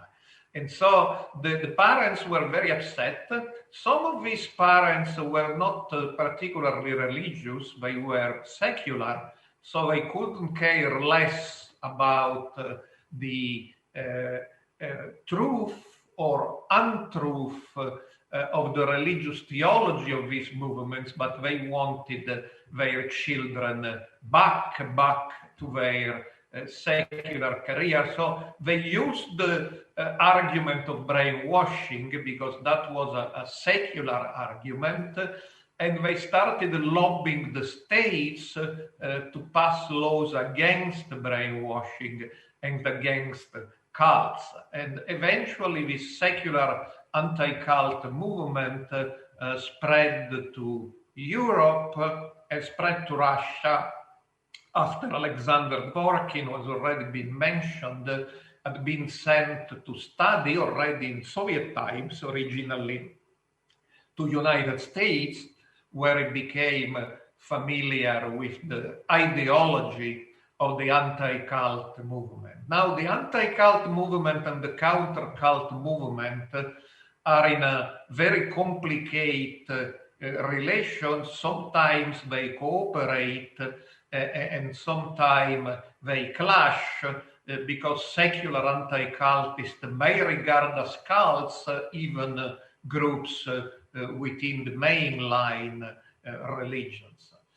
And so sometimes they don't agree and sometimes they agree. And there is this very interesting phenomenon that because of the money poured into Alexander Dworkin's organization by the Russian government, we have Alexander Dworkin, who is an employee of the Russian Orthodox Church, who serves as vice president of FECRIS, which was born as the Federation of the Secular Anti-Cult Organizations throughout Europe. But the boundaries are not fixed, even if the difference remains very important. Now enter the Jehovah's Witnesses. The Jehovah's Witnesses, according to American scholar Gordon Melton, who did some statistics about counter-cult books and booklets, always were and remain today the number one target of the sectarian counter-cult movement. And that's because a reason of size. Jehovah's Witnesses are a large organization. They've been very successful. And the aim of the religionists who are in the counter-cult movement is to prevent Christians from their denominations to be converted outside of the denomination. So they are not happy that many converted to the Jehovah's Witnesses faith. So counter-cult movement, Jehovah's Witnesses target number one. On the other hand, particularly in the United States, the Jehovah's Witnesses were initially almost not a target of the secular anti-cult movement, which had this typical scheme. What is a bad cult? A bad cult is a cult targeting college students and making them renounce their career. So the three cults which were mostly targeted by the secular anti-cult movements were the Unification Church of Reverend Moon, the Hare Krishna, and the Children of God, later called the Family, because they did target the college students. And many college students who converted to these three groups drop out of their career. Surely this was not true for Jehovah's Witnesses. And later, the anti-cult movement expanded its activities to groups which were not targeting college students, but were targeting people with money and asked substantial monetary compensation for their religious services. So to the three big cults, as they called them, was added a fourth one, the Church of Scientology. And again, the Jehovah's Witnesses did not correspond to this model. So for the first decades of existence of the anti-cult movement, as opposite to the counter-cult movement, the Jehovah's Witnesses were hardly a target or were not a target. They became a target of the anti-cult movement in Europe, both in Western Europe and in Russia, because in Europe there was a process of cross-fertilization and cooperation, even if with problems, between the sectarian anti-cult movement the sectarian counter-cult movement and the secular anti-cult movement. And that's very visible again in the activities of Alexander Dworkin, but also in the group which invented the FECRIS. It was a French group called ADFI. And this group had originally been established by Roman Catholics, even if later the Roman Catholics were largely marginalized and replaced by secular humanists. But there were institutions such as the Lutheran Dialogue Center in Denmark and Germany, later also in Ireland, where counter-cultists and anti-cultists cooperated. And since the counter-cultists, the religious people, have Jehovah's Witnesses as one of their main targets, also the anti-cultists started to apply their brainwashing model to the Jehovah's Witnesses.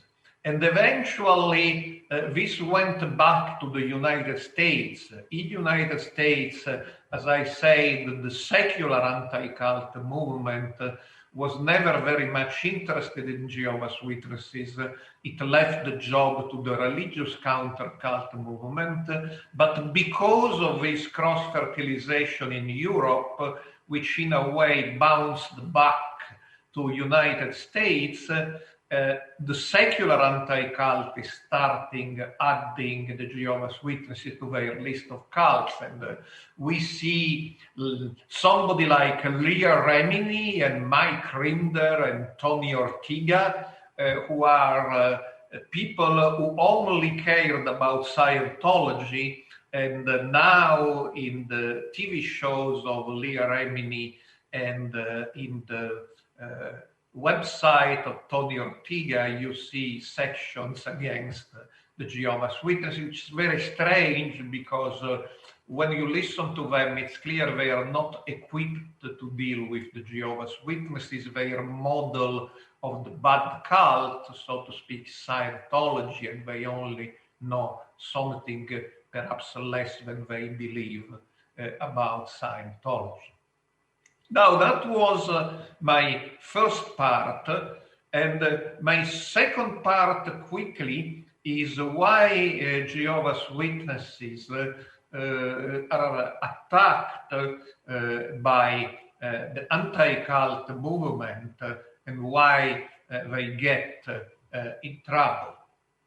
And I would like to introduce a sociological concept which has been formulated in Germany by sociologist Hans Joas, and it's the concept of different sacralizations. And in our Western society, different realities have been regarded as sacred. Of course, religion has been regarded as sacred for many centuries, but with the emergence of nationalism and the so-called ethical states after the French Revolution and in the 19th century, the state has also been regarded as sacred. And then with the affirmation of different human rights movement, the person, the individual person has also been regarded as sacred. Now, for the Jehovah's Witnesses, only Jehovah, only God can properly be addressed in sacred terms, and they believe they belong to the kingdom of God, and they believe that it's a sin proscribed by the Bible to sacralize anything different, any reality other than God and this kingdom. So it is obvious that the Jehovah's Witnesses enter into conflict with states which promote and protect the sacralization of other religions, and that was the case, for instance, in countries like Franco Spain and to some extent fascist Italy, which regarded Catholicism as the religion of the state, but also, as we heard today, Russia is officially secular, but in practice it protects the sacred role of the Russian Orthodox Church. This is very much obvious, and in protesting against states' attempts to protect the sacred role of a monopoly church, the Jehovah's Witnesses may find a lot of sympathy throughout the world, because most of the democratic world agrees that it's wrong for the states to protect the monopoly of a given religion. Then the Jehovah's Witnesses also find themselves in trouble when they have to confront a strong sacralization of the state, which is a heritage of the 19th century ethical state. And that happens, for instance, in realms like conscientious objection or refusal to salute the flag, refusal to sing the national anthem, refuse to vote in the elections. Because if in some countries a sacred conception of the state is prevailing, then the Jehovah's Witnesses are infringing against the sacredness of the states and needs to be punished. But, and that is what happens in China, for instance. There are recent studies of China about China is really a country which has maintained the imperial idea that the state is sacred. Only today that's the communist state. And that, of course, happened in the Soviet Union. In the Soviet Union, the main religion, or the only promoted religion, was the religion of the state and of the Communist Party, and you had to be part of this religion and loyal to this religion. So, of course, again, the Jehovah's Witnesses were punished because they regarded as an offense to God to sacrifice to the religion of the state. But here again, the Jehovah's Witnesses found allies, and they may find sympathy, because at least today, in democratic states, we all agree that the state should not be sacralized, because sacralized states tend to become totalitarian and non-democratic. So on this second account, also the Jehovah's Witnesses found allies, including at some stage the US Supreme Court, which consistently ruled in favor of the Jehovah's Witnesses, and the way they were persecuted in Soviet Union, or even today in Russia or in China, they find a lot of sympathy and the support of international NGOs and courts. Now I come to my last part. The most difficult area for the Jehovah's Witnesses is when they refuse to accept the modern sacralization of the individual, the sacralization of human rights, which, as yours said, is a sort of new religion, but it's a new religion actively supported by many democratic states and by most media and powerful social movements.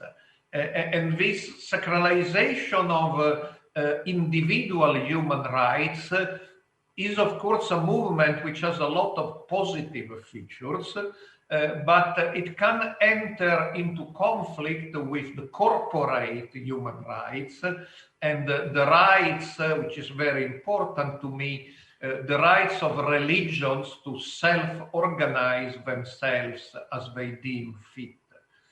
In other words, the risk is that in countries where this sacralization of the individual human rights is very much underlined, these rights are regarded as absolutely prevalent against the corporate rights of institutions.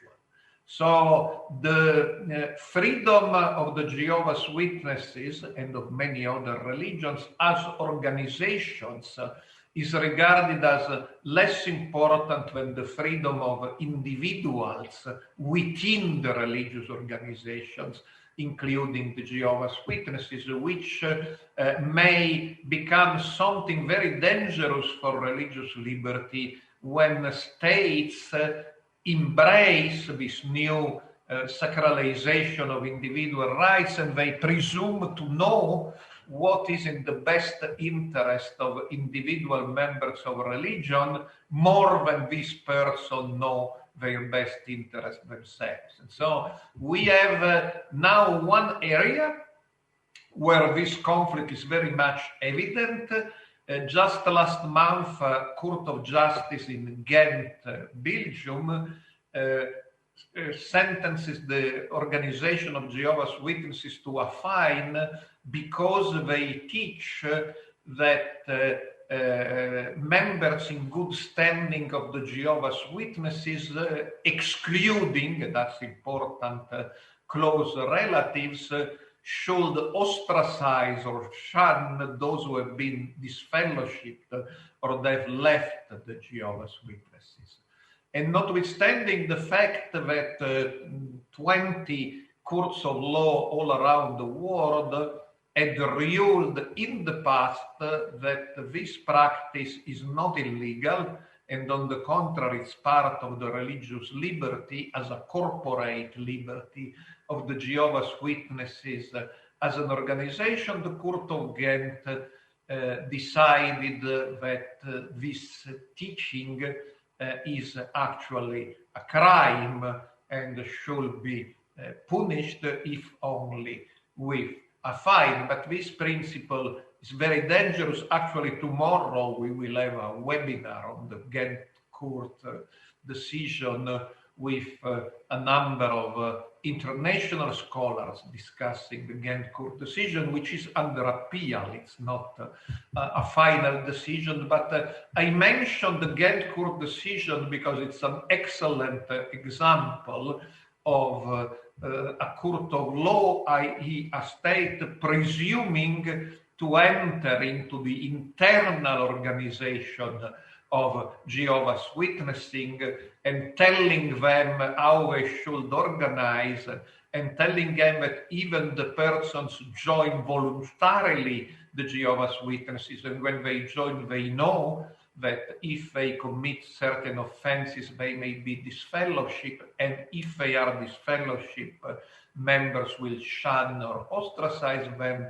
Nonetheless, the state or the judges come and say, no, you cannot voluntarily choose this, because that's again our idea of individual liberty, which is put such on a high pedestal that in all cases of conflict with the corporate liberty of religious bodies or perhaps political parties or other organizations, this sacralized liberty of the individual should prevail. Now, I believe today, that's the main problem for the Jehovah's Witnesses and for other religions, because when they contest the sacralization of one religion in states which have a state religion, they have a lot of sympathy. They find many allies.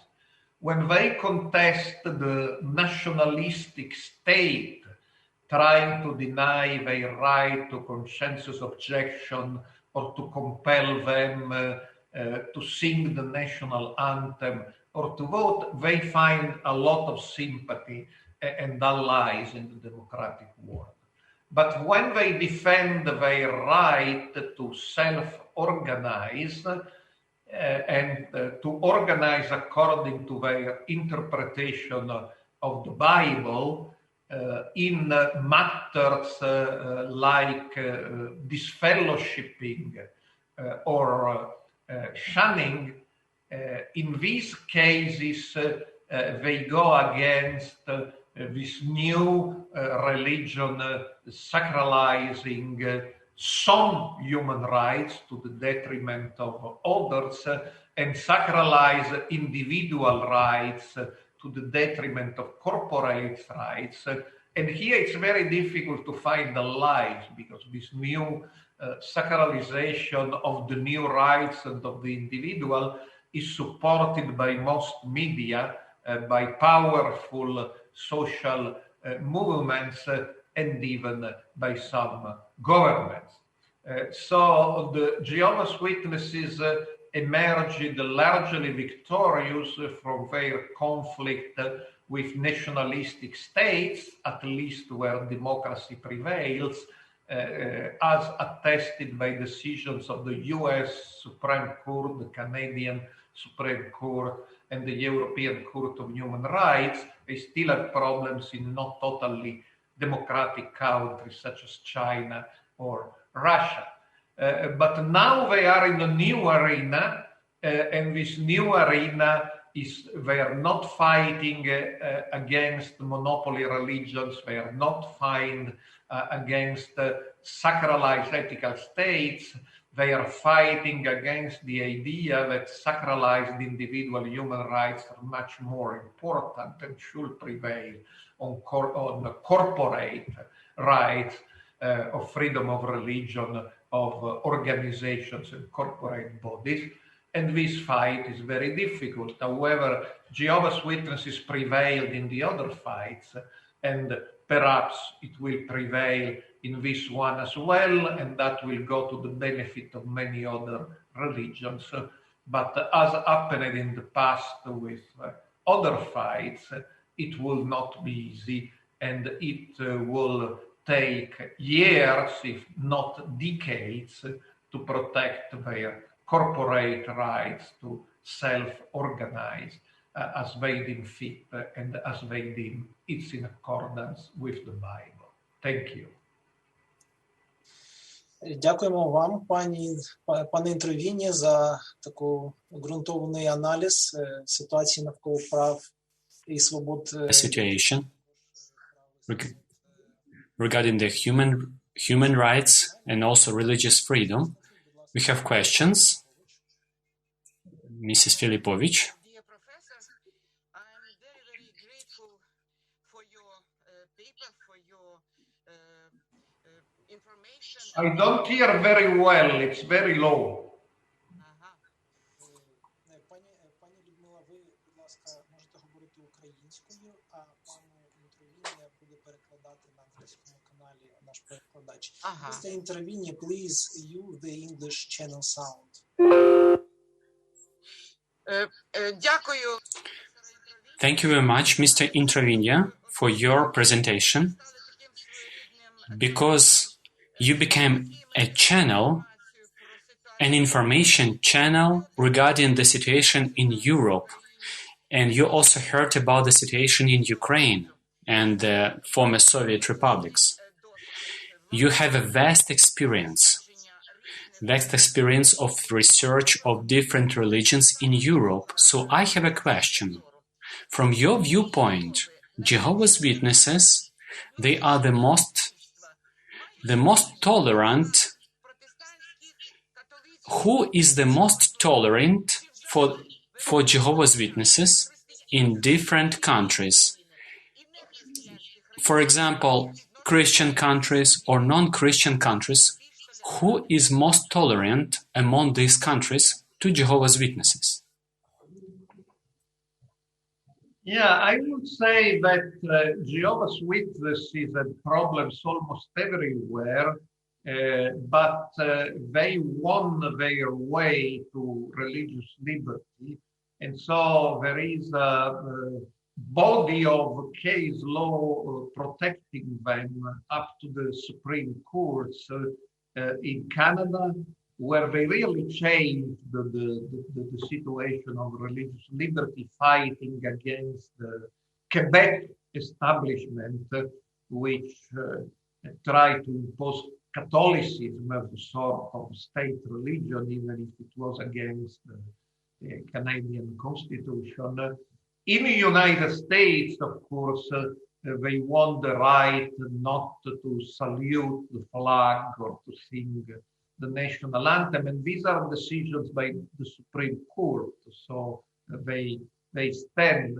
And in Europe, they had a number of decisions of the European Court of Human Rights, although we all know that nowadays Russia say they don't feel bound by the decisions of the European Court of Human Rights, but other countries do. So they have a very solid body of legal decisions protecting them.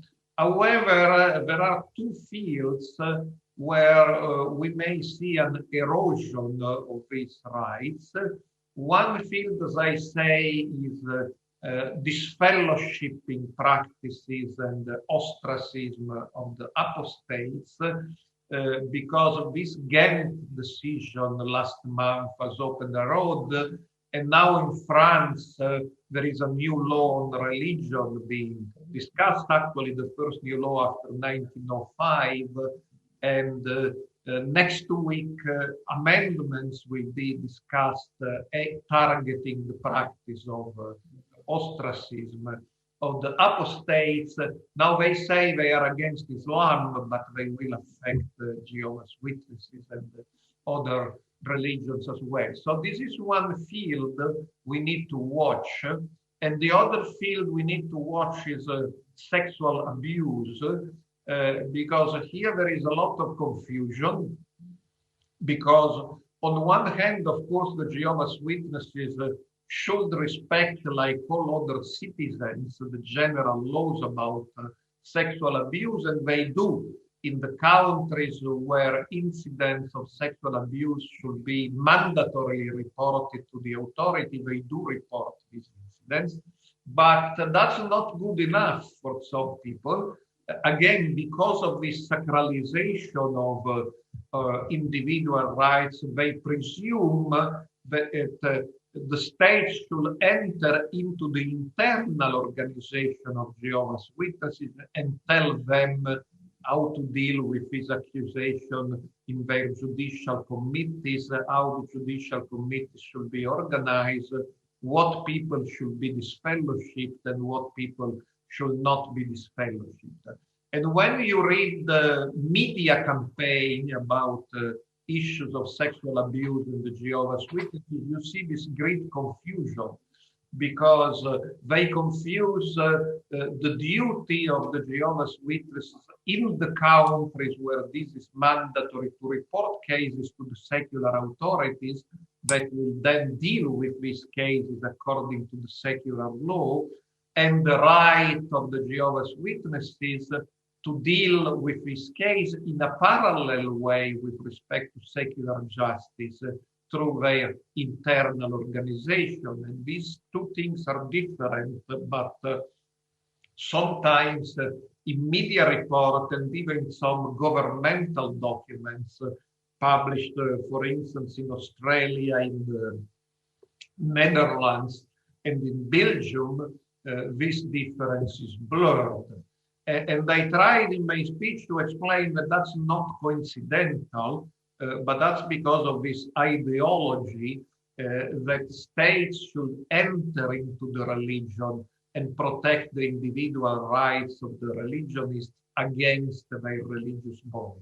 And that's new, because up to now, most decisions have stated that if you are a member of the Jehovah's Witnesses or of the Catholic Church or of any other church, your individual freedom is protected by the fact that you are always free to leave this organization, to convert to a different religion, and even to found a new religion with your preferred views.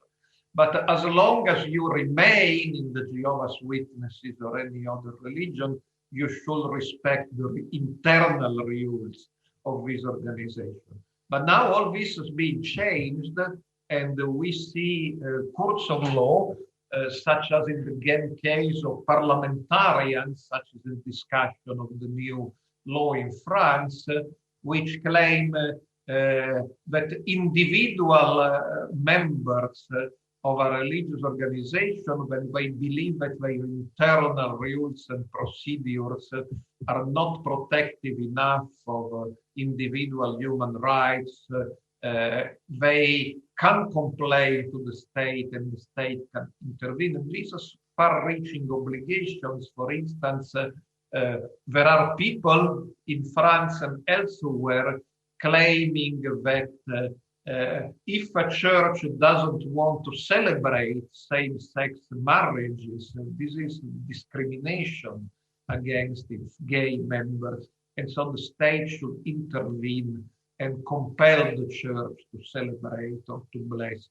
same-sex marriages. We are already hearing this, and I believe this is totally wrong, because if you are a homosexual person or couple and you are a member, say, of the Catholic Church, which is not blessing your union, your liberty is to leave the Catholic Church and to join another church that perhaps would bless your homosexual marriage, or even you can establish a new church which will have among its tenets to bless same-sex marriages. But as long as you remain within the Catholic Church, you should respect the rules of the Catholic Church. And in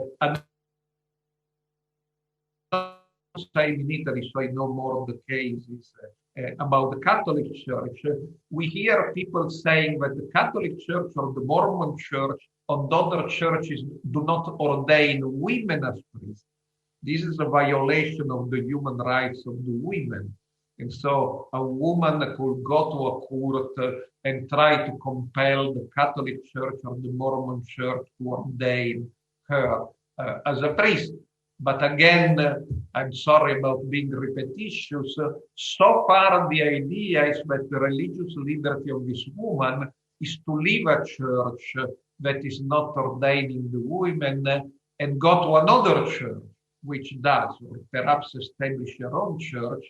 But as long as she decided to remain a Catholic or to remain a Mormon, she cannot ask the state to intervene and to change the internal rules of the Catholic Church or the Mormon Church. So far, this was totally clear. But now, with powerful social movements for the so-called new rights, all this is called into question. And that's why tomorrow we have this webinar about the Ghent decision as a very dangerous decision, because it will open a floodgate of states entering into the internal matters of religious organizations and tell them how they should organize, which will be the end of religious liberty as we know it. Дякуємо вам дуже, пані Thank you very much, Mrs. Filipovich and Mr. Introvinia. Now we have another presentations. We invite Vita Titarenko. She is the counselor, or she has scientific degree in the Institute of Grigory Skovoroda, and her theme is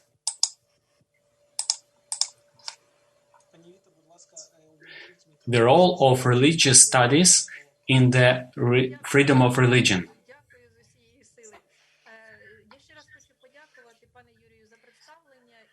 I would like to thank you again for a good organization of this conference and for the opportunity to contribute to this discussion.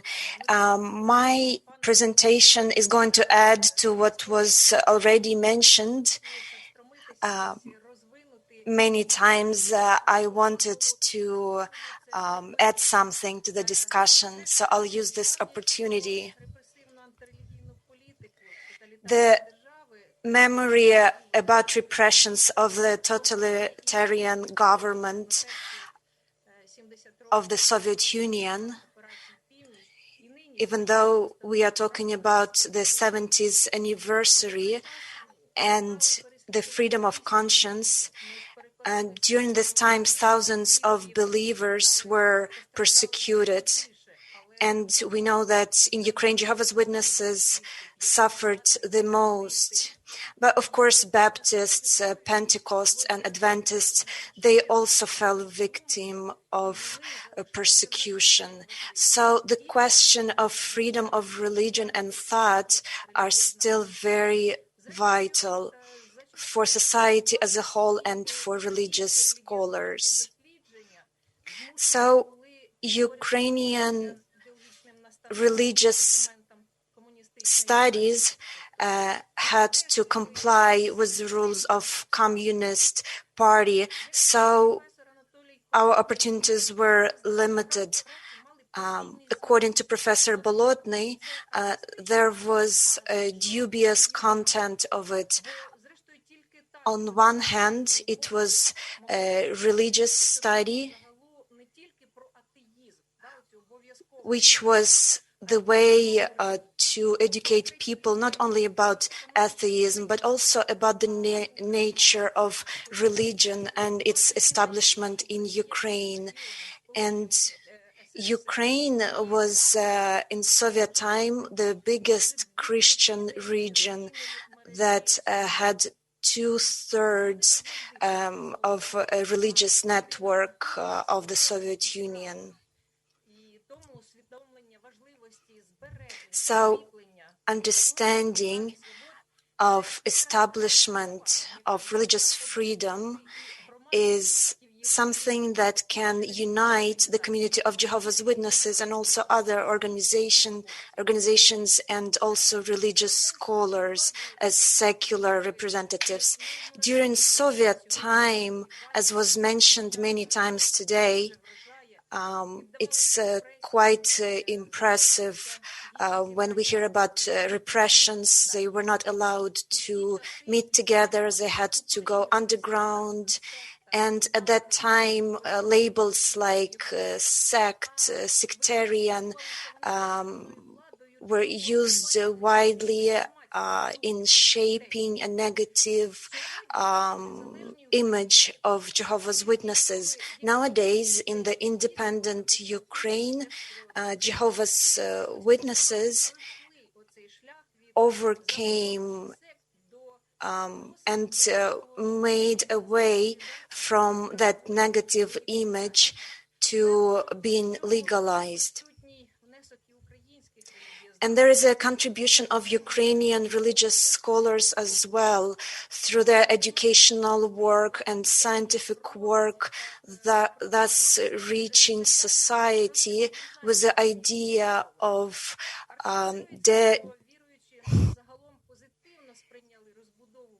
the isolation of Jehovah's Witnesses.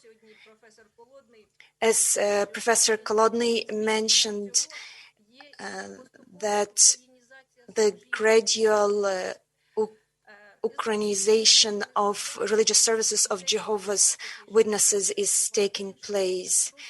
And the 6th volume of the book, The Late Protestantism in Ukraine by Yarotsky, also makes mention about it. In such moments, the direct cooperation of scientists and representatives of Jehovah's Witnesses is underway. In the magazine Religious Freedom, that is well known not only in Ukraine but internationally, we can come across objective articles about Jehovah's Witnesses. During our conference, we also would like to invite Mr. Yuri and Ivan, because it's obvious that in this magazine these topics are widely discussed.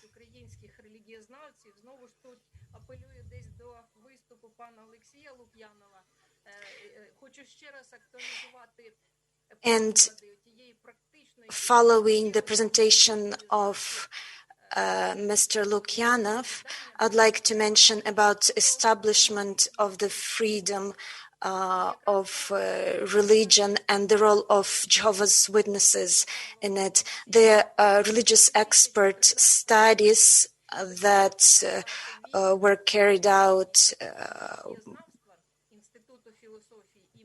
by the institute named by Skovoroda.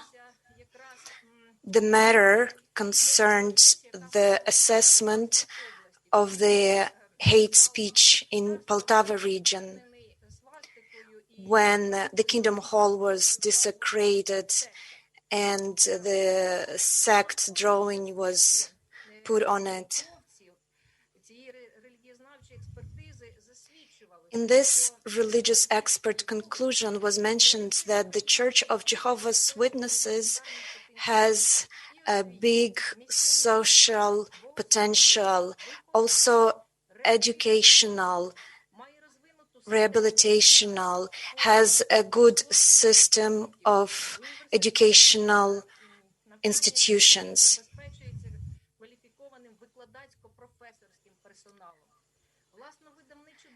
has a good staff, teaching staff, and publications, participate in programs, and all this gives the answer regarding the presence of objective information, and religious scholars possess this information because they deal with representatives of those religions. And conclusions they make is the diversity that Jehovah's Witnesses have cannot be called as a sect. And that's what scientific approach provides. Another religious expert study that was mentioned today related to the content and forms of religious worships of Jehovah's Witnesses in the Kingdom Halls.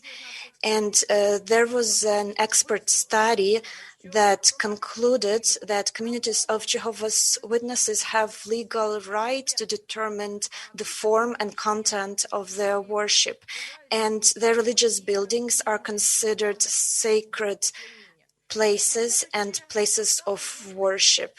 I'd like to add, reflecting over today's presentations, we had presentations before working with different experts like Mr. Petukhov and anti-cult organization Dialogue. We also tried to build a dialogue with them, even though it reminds us a situation when you are trying to apply the rules of chess, but someone is using the rules for card games. So it was pretty difficult to reach mutual understanding. Granted, both for representatives of Jehovah's Witnesses and representatives of other organizations, we sadly admit about difficult situation with our neighbors. We mean Russia, and the situation with ban of the activity of Jehovah's Witnesses. That campaign of persecution was unanimously condemned by the United Nations and Council of Europe, OSCE, European Union. They expressed their disapproval in Germany, in the United States, and a number of international organizations. Unfortunately, a number of religious scholars in Russia label Jehovah's Witnesses as a sect. It is not taking place in Ukraine. Of course, that phenomenon affects what's happening now in Russian courts. And we'd like to emphasize that not all religious scholars share their position.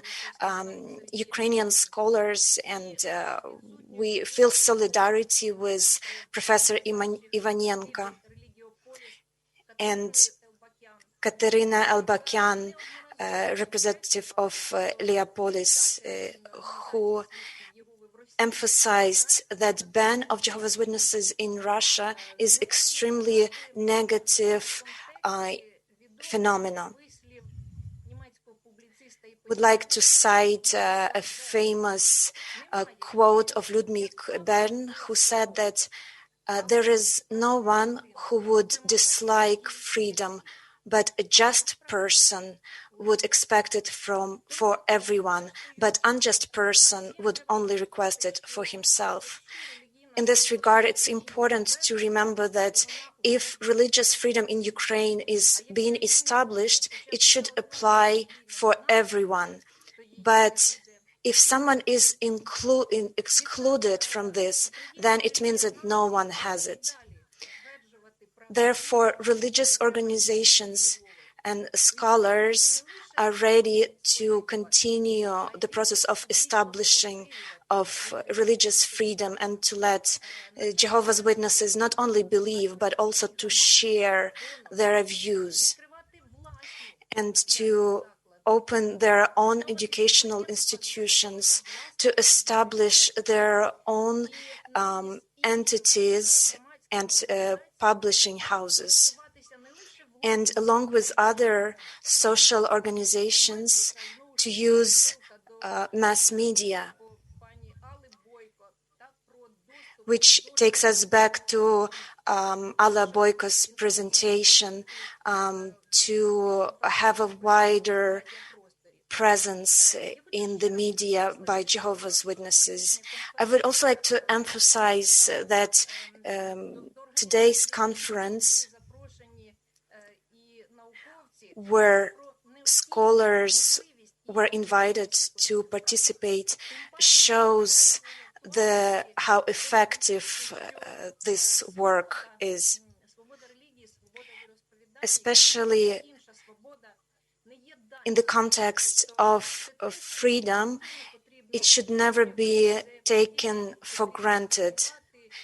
It should be safeguarded, monitored. There are still issues where religious freedom is being restricted, like in Crimea and other occupied areas. And we know that Jehovah's Witnesses suffer a lot in those areas, along with other Christian religious organizations are being discriminated. Therefore, there is still room for improvement. On the positive side, I'd like to emphasize that such cooperation should take place, and it is taking place.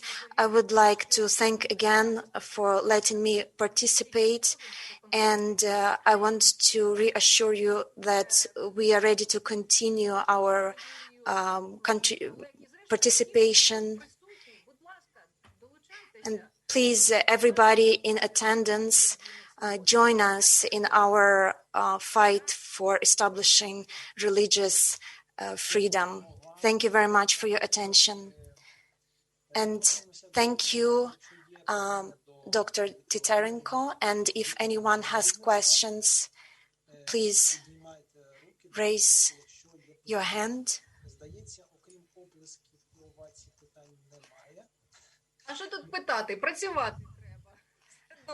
What questions can be asked? The work is to be done. Thank you for your patience. And the last presentation for today is Marilyn Kevork, Doctor of Philosophy and Associate Professor in International Law University of the city of Tartu, Estonia. and her presentation is Religious Freedom, Important Component of Security and Democracy. This presentation is going to be done in English, so you could use interpretation option. The floor is yours. Many thanks for inviting me. It's great pleasure to be amongst you, to see some old friends and colleagues whom I haven't seen for a very long time, and it's truly pleasure to discuss this very important topic with you as well. And I promise to be talking not too long. I'm the last presenter, so I will try to perhaps address some of the issues which haven't been addressed before, but I cannot be sure because I have been a little bit in and out of these sessions because of teaching. I had very wonderful students today, and one maybe good message to you as well to convey is that youth is fabulous. We were discussing also freedom of religion or belief today, and very controversial and complicated topics such as abortion and same-sex marriages and so on. And I can tell you that there is hope in these young people, even if we cannot do anything about this world ourselves. But let me go to my presentation now. I would say that after the collapse of Soviet Union, there was some sort of hope that freedom is back and freedom of religion or belief is now protected. As regards new religious movements, I'm not using the term sect, which I have, which definitely has some sort of negative connotation.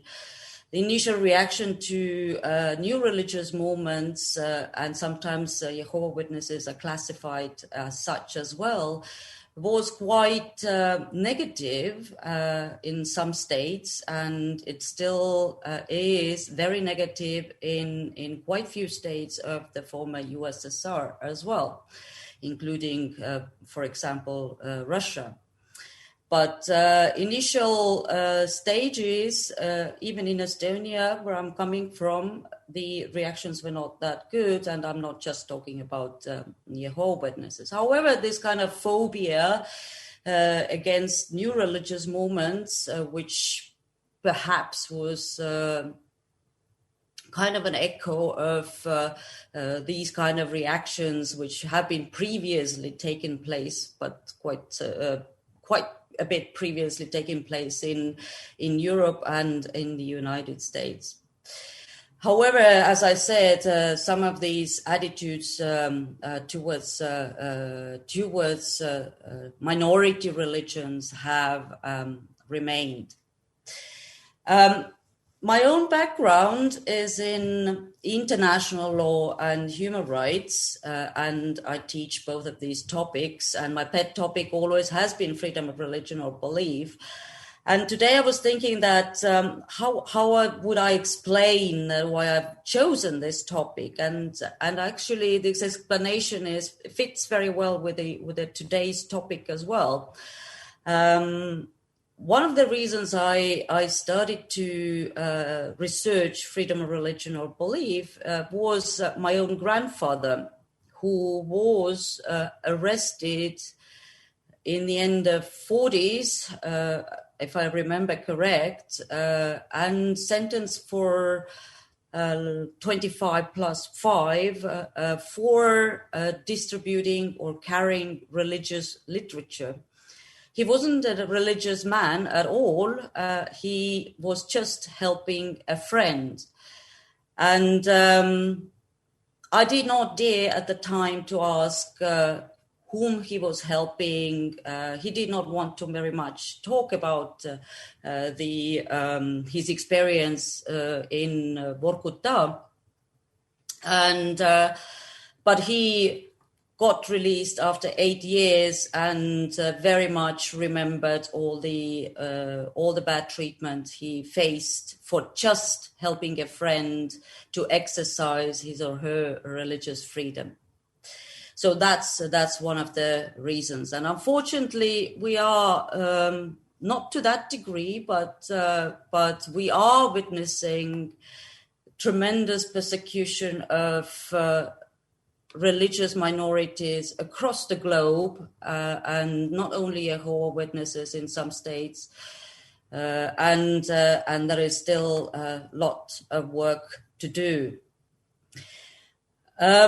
If we think about human rights, then human rights protection as such is quite a new phenomenon, and has, as we know it today, has emerged after the Second World War, and because of the atrocities that were happening during the Second World War. And true, we should not be taken it granted. We should not be taken freedoms granted.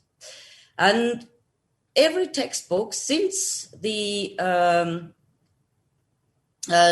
Second World War has starts with a statement about the universality of human rights. It is usually stated that the principle of universality of human rights is the cornerstone of international human rights law. And this principle was first mentioned, as we know, in the Universal Declaration of Human Rights in 1948, and has been ever since reiterated in many international human rights conventions and declarations and resolutions. The 1993 Vienna World Conference on Human Rights, for example, noted that it is a duty of states to promote and protect all human rights and fundamental freedoms, regardless of their political, economic, or cultural systems.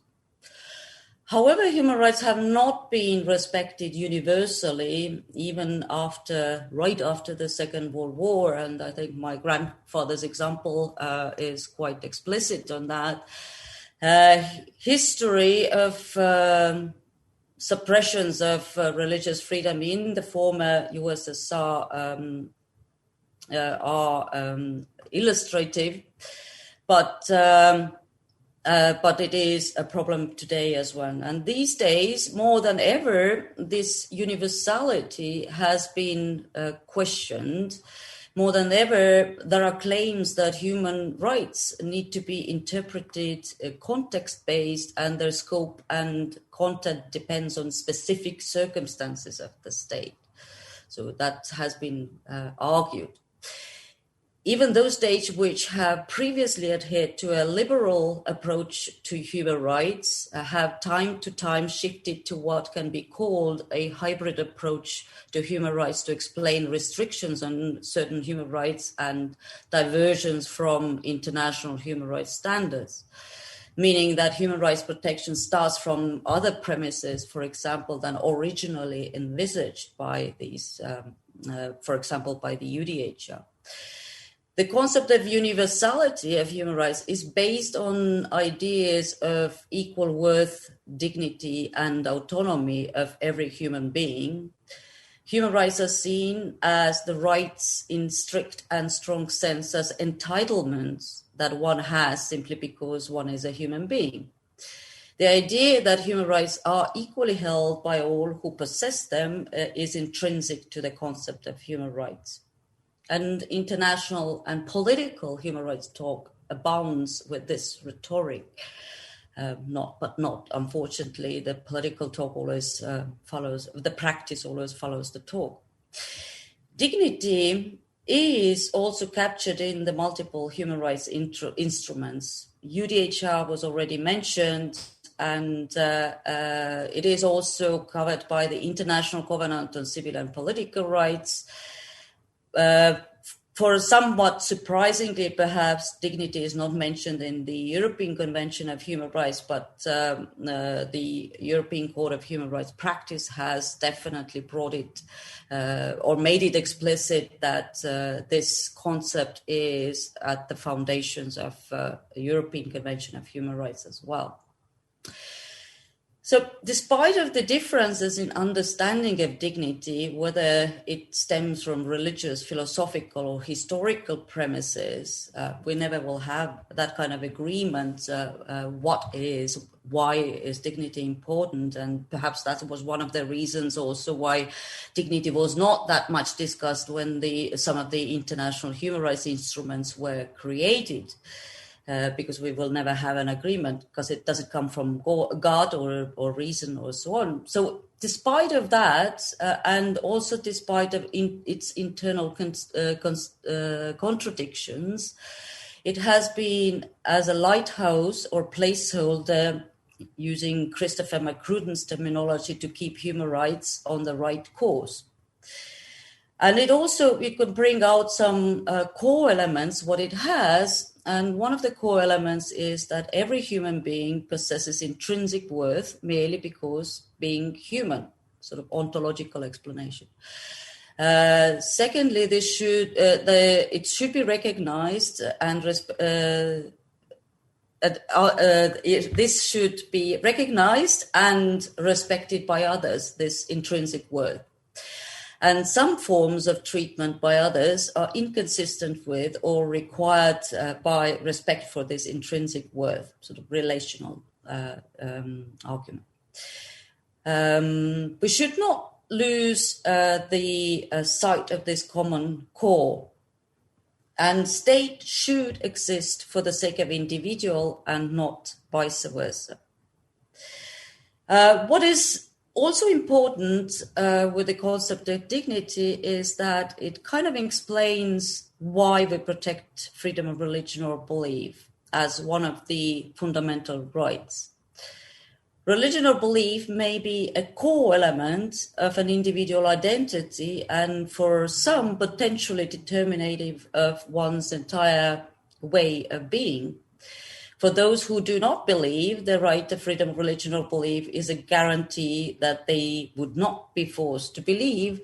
And it also serves as a reminder, however bizarre any particular religion or belief may be, it is important for many fellow citizens. Both religion or belief are considered to be salient aspects of one identity, and protection of this identity is important for democracy. This was, for example, emphasized by the European Court of Human Rights in a very famous and frequently cited Kokkinakis case that concerned Jehovah Witness who was convicted for unlawful proselytizing under Greek law. Actually, this was the first case which was decided in the European Court of Human Rights in 1993. Before that, the cases have only reached the Commission at the time. Democracy, however, is one of those concepts which seems to be obvious and clear, but it is nonetheless hard to define. Some authors have even argued that centrality of democracy to convention system, European convention system, does not mean that the precise form of democracy suggested by the convention and that is absolute clarity what it means. I only partially agree with that. The European Court of Human Rights has given some guidance that how today's human rights and context democracy should be interpreted. Since Kokkinakis, the court has stated numerous times that pluralism of religious or moral ideas of individuals is indissociable from democratic society. There can be no democracy without pluralism. Tolerance and broad-mindedness are hallmarks of a democratic society. And you can add to this the requirement of rule of law, protection of minorities, and also non-discrimination. And democracy seems to be the only form of governance where human rights, including FORB, are thriving. So one could argue that freedom of religion or belief can work as almost a litmus test to test the health of democracy in a particular state. So if there is something wrong with freedom of religion or belief, that tells something about protection of human rights in this particular country generally, but also tells us something about the health of democracy. So moving on to the focus of the other part of the focus of my presentation, the security debate, just to think of the background. Historically, but also now, as mentioned already, we can see how religion generally, or some religious groups, have been considered dangerous or destructive by some regimes or by some ideology, to the extent that there have been attempts across the globe to terminate certain groups.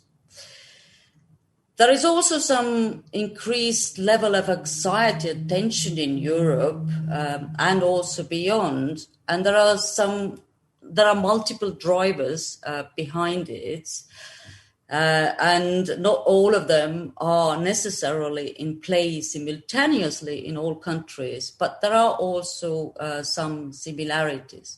So just to mention the few, that some see that we are in the midst of the civilizational conflict at the moment, for example, robustly define the conflict between Christian Europe and Islam.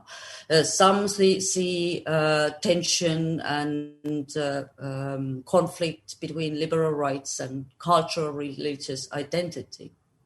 Migration issues have brought up lots of tensions. Far-right populism has been in rise and nationalism in many different parts of the world.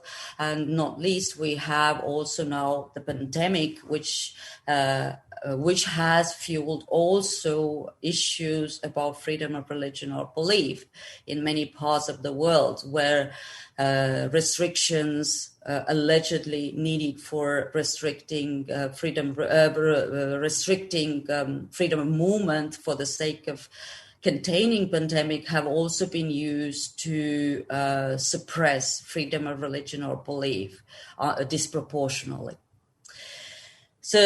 So the truth probably is that socio-political situation is changing rapidly and has become increasingly more complex to rationalize over the processes. So it's not that simple. To the already mentioned sources of drivers of tensions, you could add also just simple lack of tolerance and difference, simple fear of change or whatever the future will bring. So if we think of security, then we perhaps can discuss about security both in a narrow and in a broad sense. For example, physical security and personal integrity, as it also is embodied in many human rights instruments, and also is very important today for example, also in Russia regarding Jehovah Witnesses, where people are actually put away just because of certain religion. But security also can be defined in a broad sense, and if you wish, also combining general well-being, including the social, economic one, And we also can differentiate between the subjective and objective security, but I will not go into that. OSCE, Organization of the Security and Cooperation in Europe, for example, has adopted what it's called comprehensive security approach, which sees security and protection, freedom of religion or belief, and human rights generally as a part and a parcel of security. So human rights contributing to security and security contributing to human rights. So one is tied to another. However, we can witness that tighter rules have emerged in many parts of Europe and beyond to tackle both real and imagined threats to security,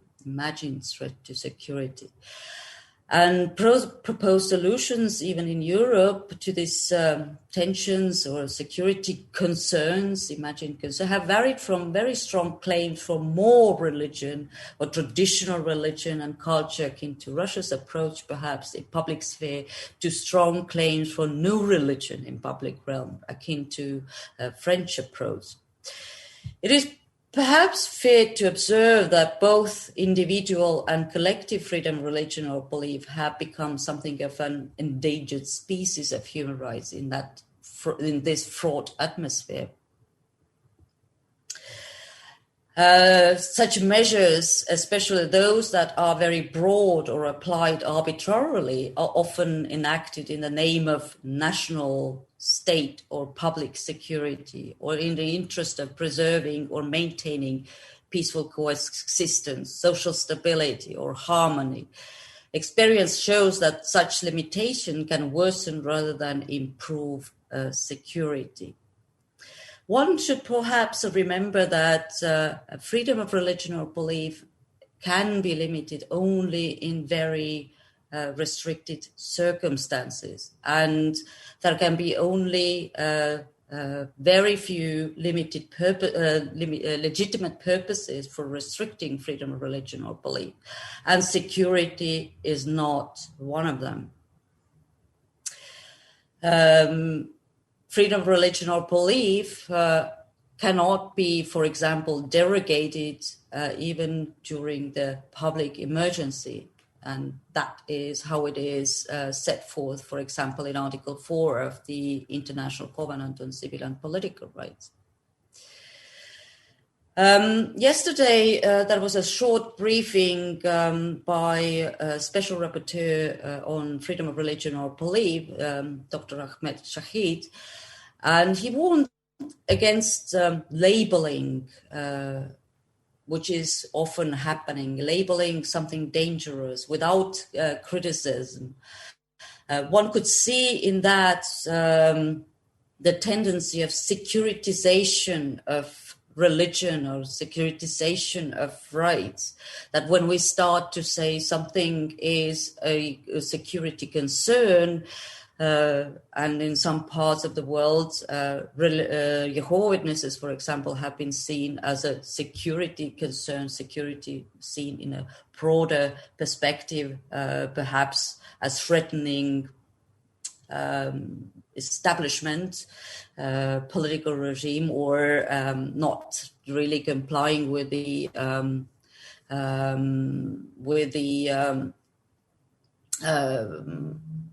traditional understanding of how things should be. So there is this labeling perhaps going on. The other issue that Dr. Shahid was pointing also out is the dehumanizing. And just to take his point further, perhaps we can witness how this dehumanizing has been happening regarding many religious communities. We think of knowing something, we put a label on somebody without actually thinking of real people behind it. So don't get me wrong, security is important, but it also calls for balance between the values that needs to be protected, and it should also mean that freedom of religion or belief should not be sacrificed to achieve security in whatever sense we're thinking about it. It will be a slippery slope without critically analyzing what is actually the security concern, and it is a slippery slope for protection of human rights generally. There are several background factors, again, which influence this debate on religion and security and democracy, and a few of those I already mentioned. History definitely is one of them as well. And when we look at the USSR, the experience of protecting freedom of religion or belief for years and persecution of religion during the USSR time definitely perhaps has some sort of spin-off effects, how things are viewed today as well. Absence of religious education, knowing about different religions, has a role in my view as well. However, as noted also and pointed out by Dr. Shahid, hatred and intolerance, just simple hatred and intolerance, are drivers, unfortunately, as well.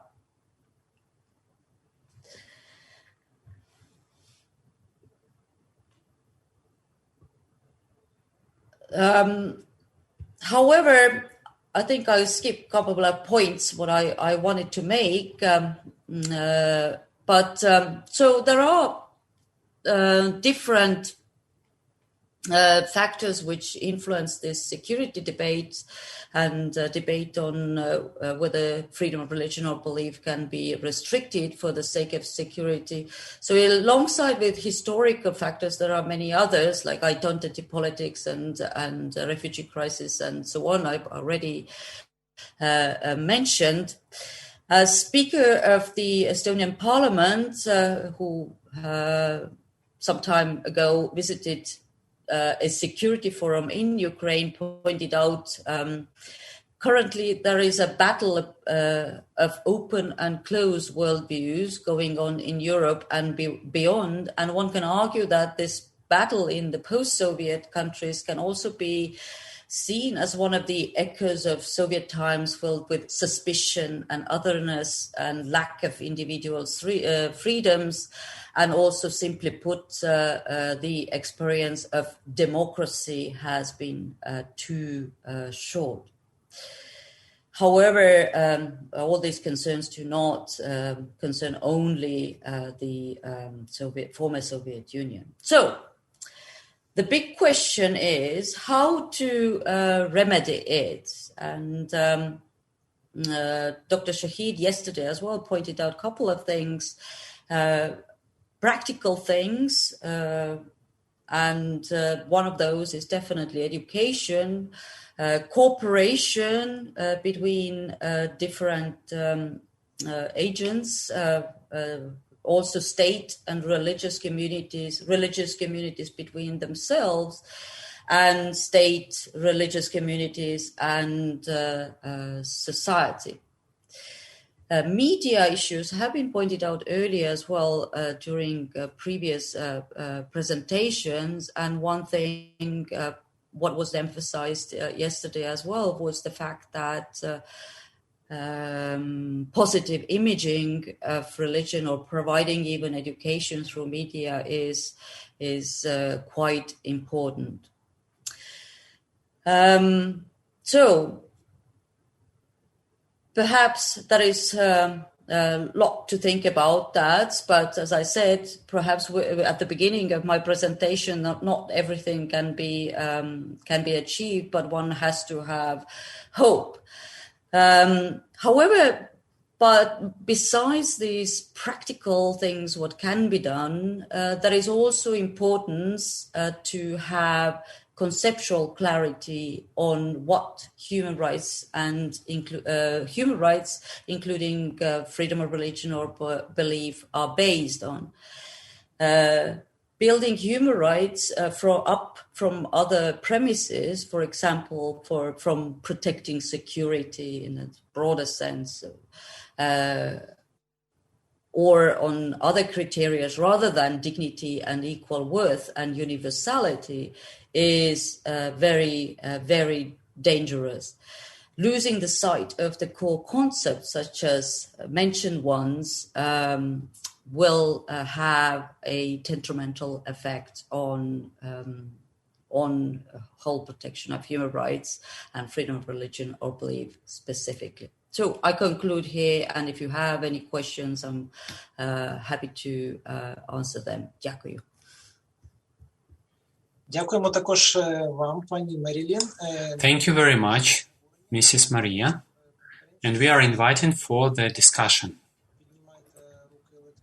Please raise your hands if you have any questions.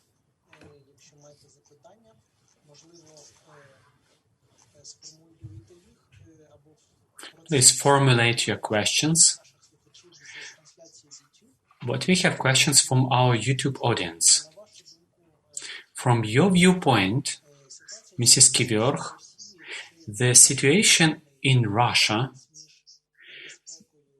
was there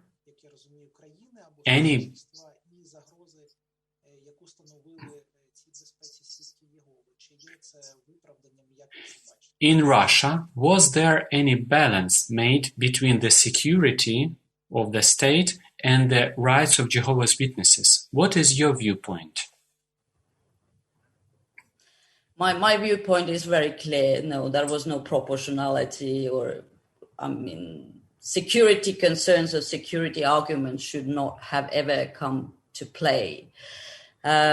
One simple example is that Jehovah's Witnesses are registered as legitimate communities in many parts of the world, many parts of the Europe, most of the European Union, and no other state has raised these kind of concerns. So, and this, although may have perhaps not so explicitly using the term security, but European Court of Human Rights has been quite explicit about the disproportionality of these restrictions in Russia, and I think very good expression was very good statement was made by former special rapporteur for UN special rapporteur on freedom of religion or belief, Heiner Bielefeld, when he said, when its whole thing started in Russia, that if Jehovah's Witnesses are extremists, then we are all extremists. So I think that would probably answer the question. Thank you. Okay, thank you very much. Дякуємо вам дуже. Маємо питання від пана Томаш Бугай, будь ласка. Now we have question from Tomasz Buhaj. Thank you very much for your presentation.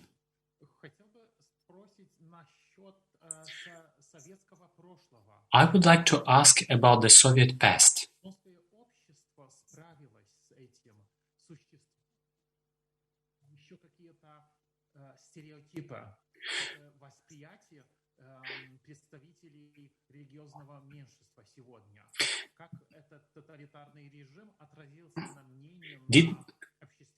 Did the Russian society deal successfully with the Soviet past? Do they still have any... First part of the question, can you repeat it? I speak Russian as well. I understand it very well. So the first part of the question, I missed it. Я хотел узнать, как эстонское общество справилось с этим советским прошлым.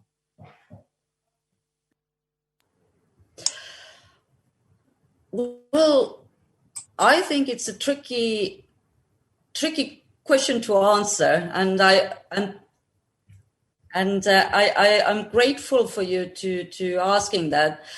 I'm not entirely sure that we fully cope with it. We have seen also similar tendencies in Estonia popping up now and then, where activities of new religious movements have been questioned.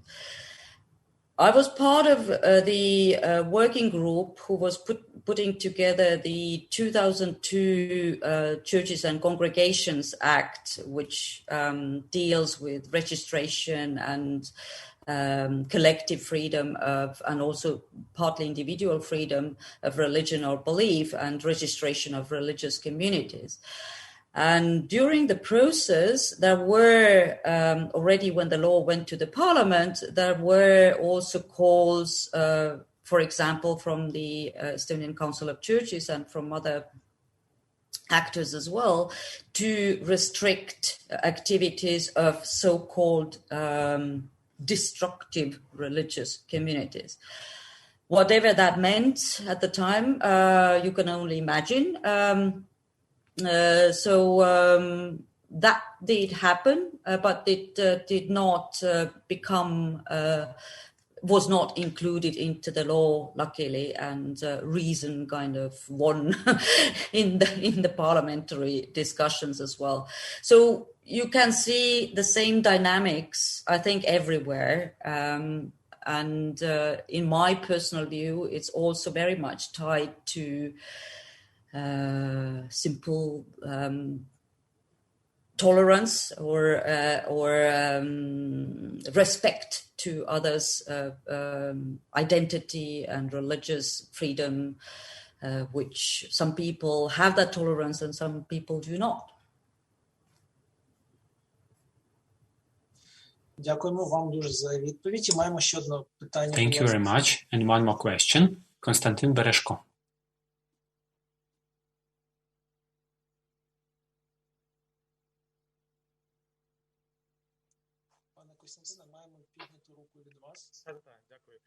Thank you.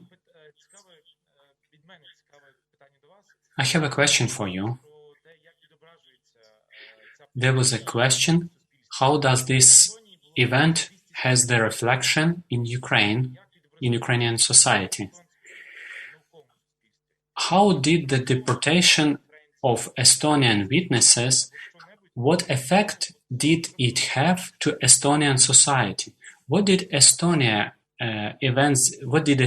did to reflect this operation, the memorial of this operation?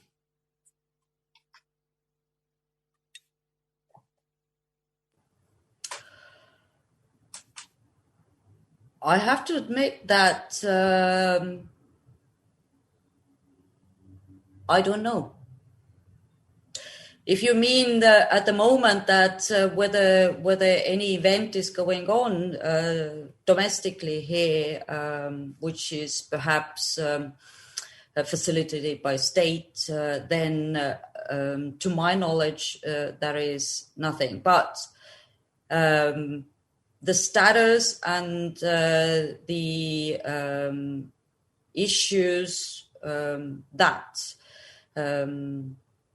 not only that Jehovah Witnesses were persecuted during the Soviet time and deported to Siberia alongside with many others, whatever the reason was, has been acknowledged here. But I might be wrong, but I haven't heard any specific events going on. But definitely the community itself is having something for that respect.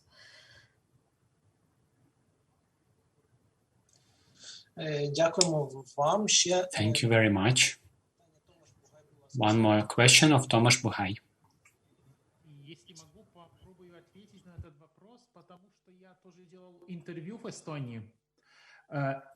I made an interview in Estonia, so I would like to answer this question.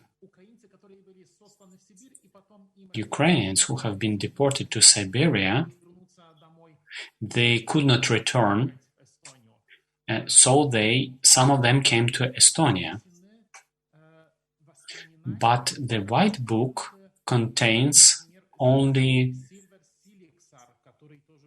of Silver Siliksar, his story. As far as I know, conferences in university in Tartu were organized, and there he could tell about this. Thank you very much for your comment.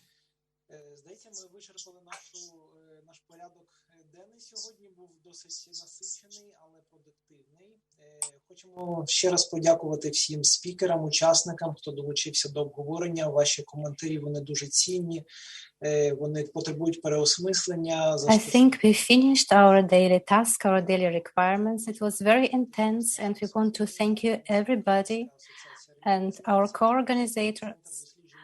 This is Ukrainian Organization of Religious Studies.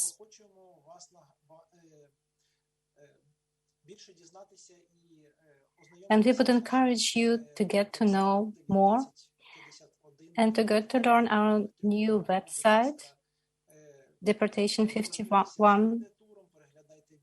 Please use the 3D tour. Share your experiences, share your impressions.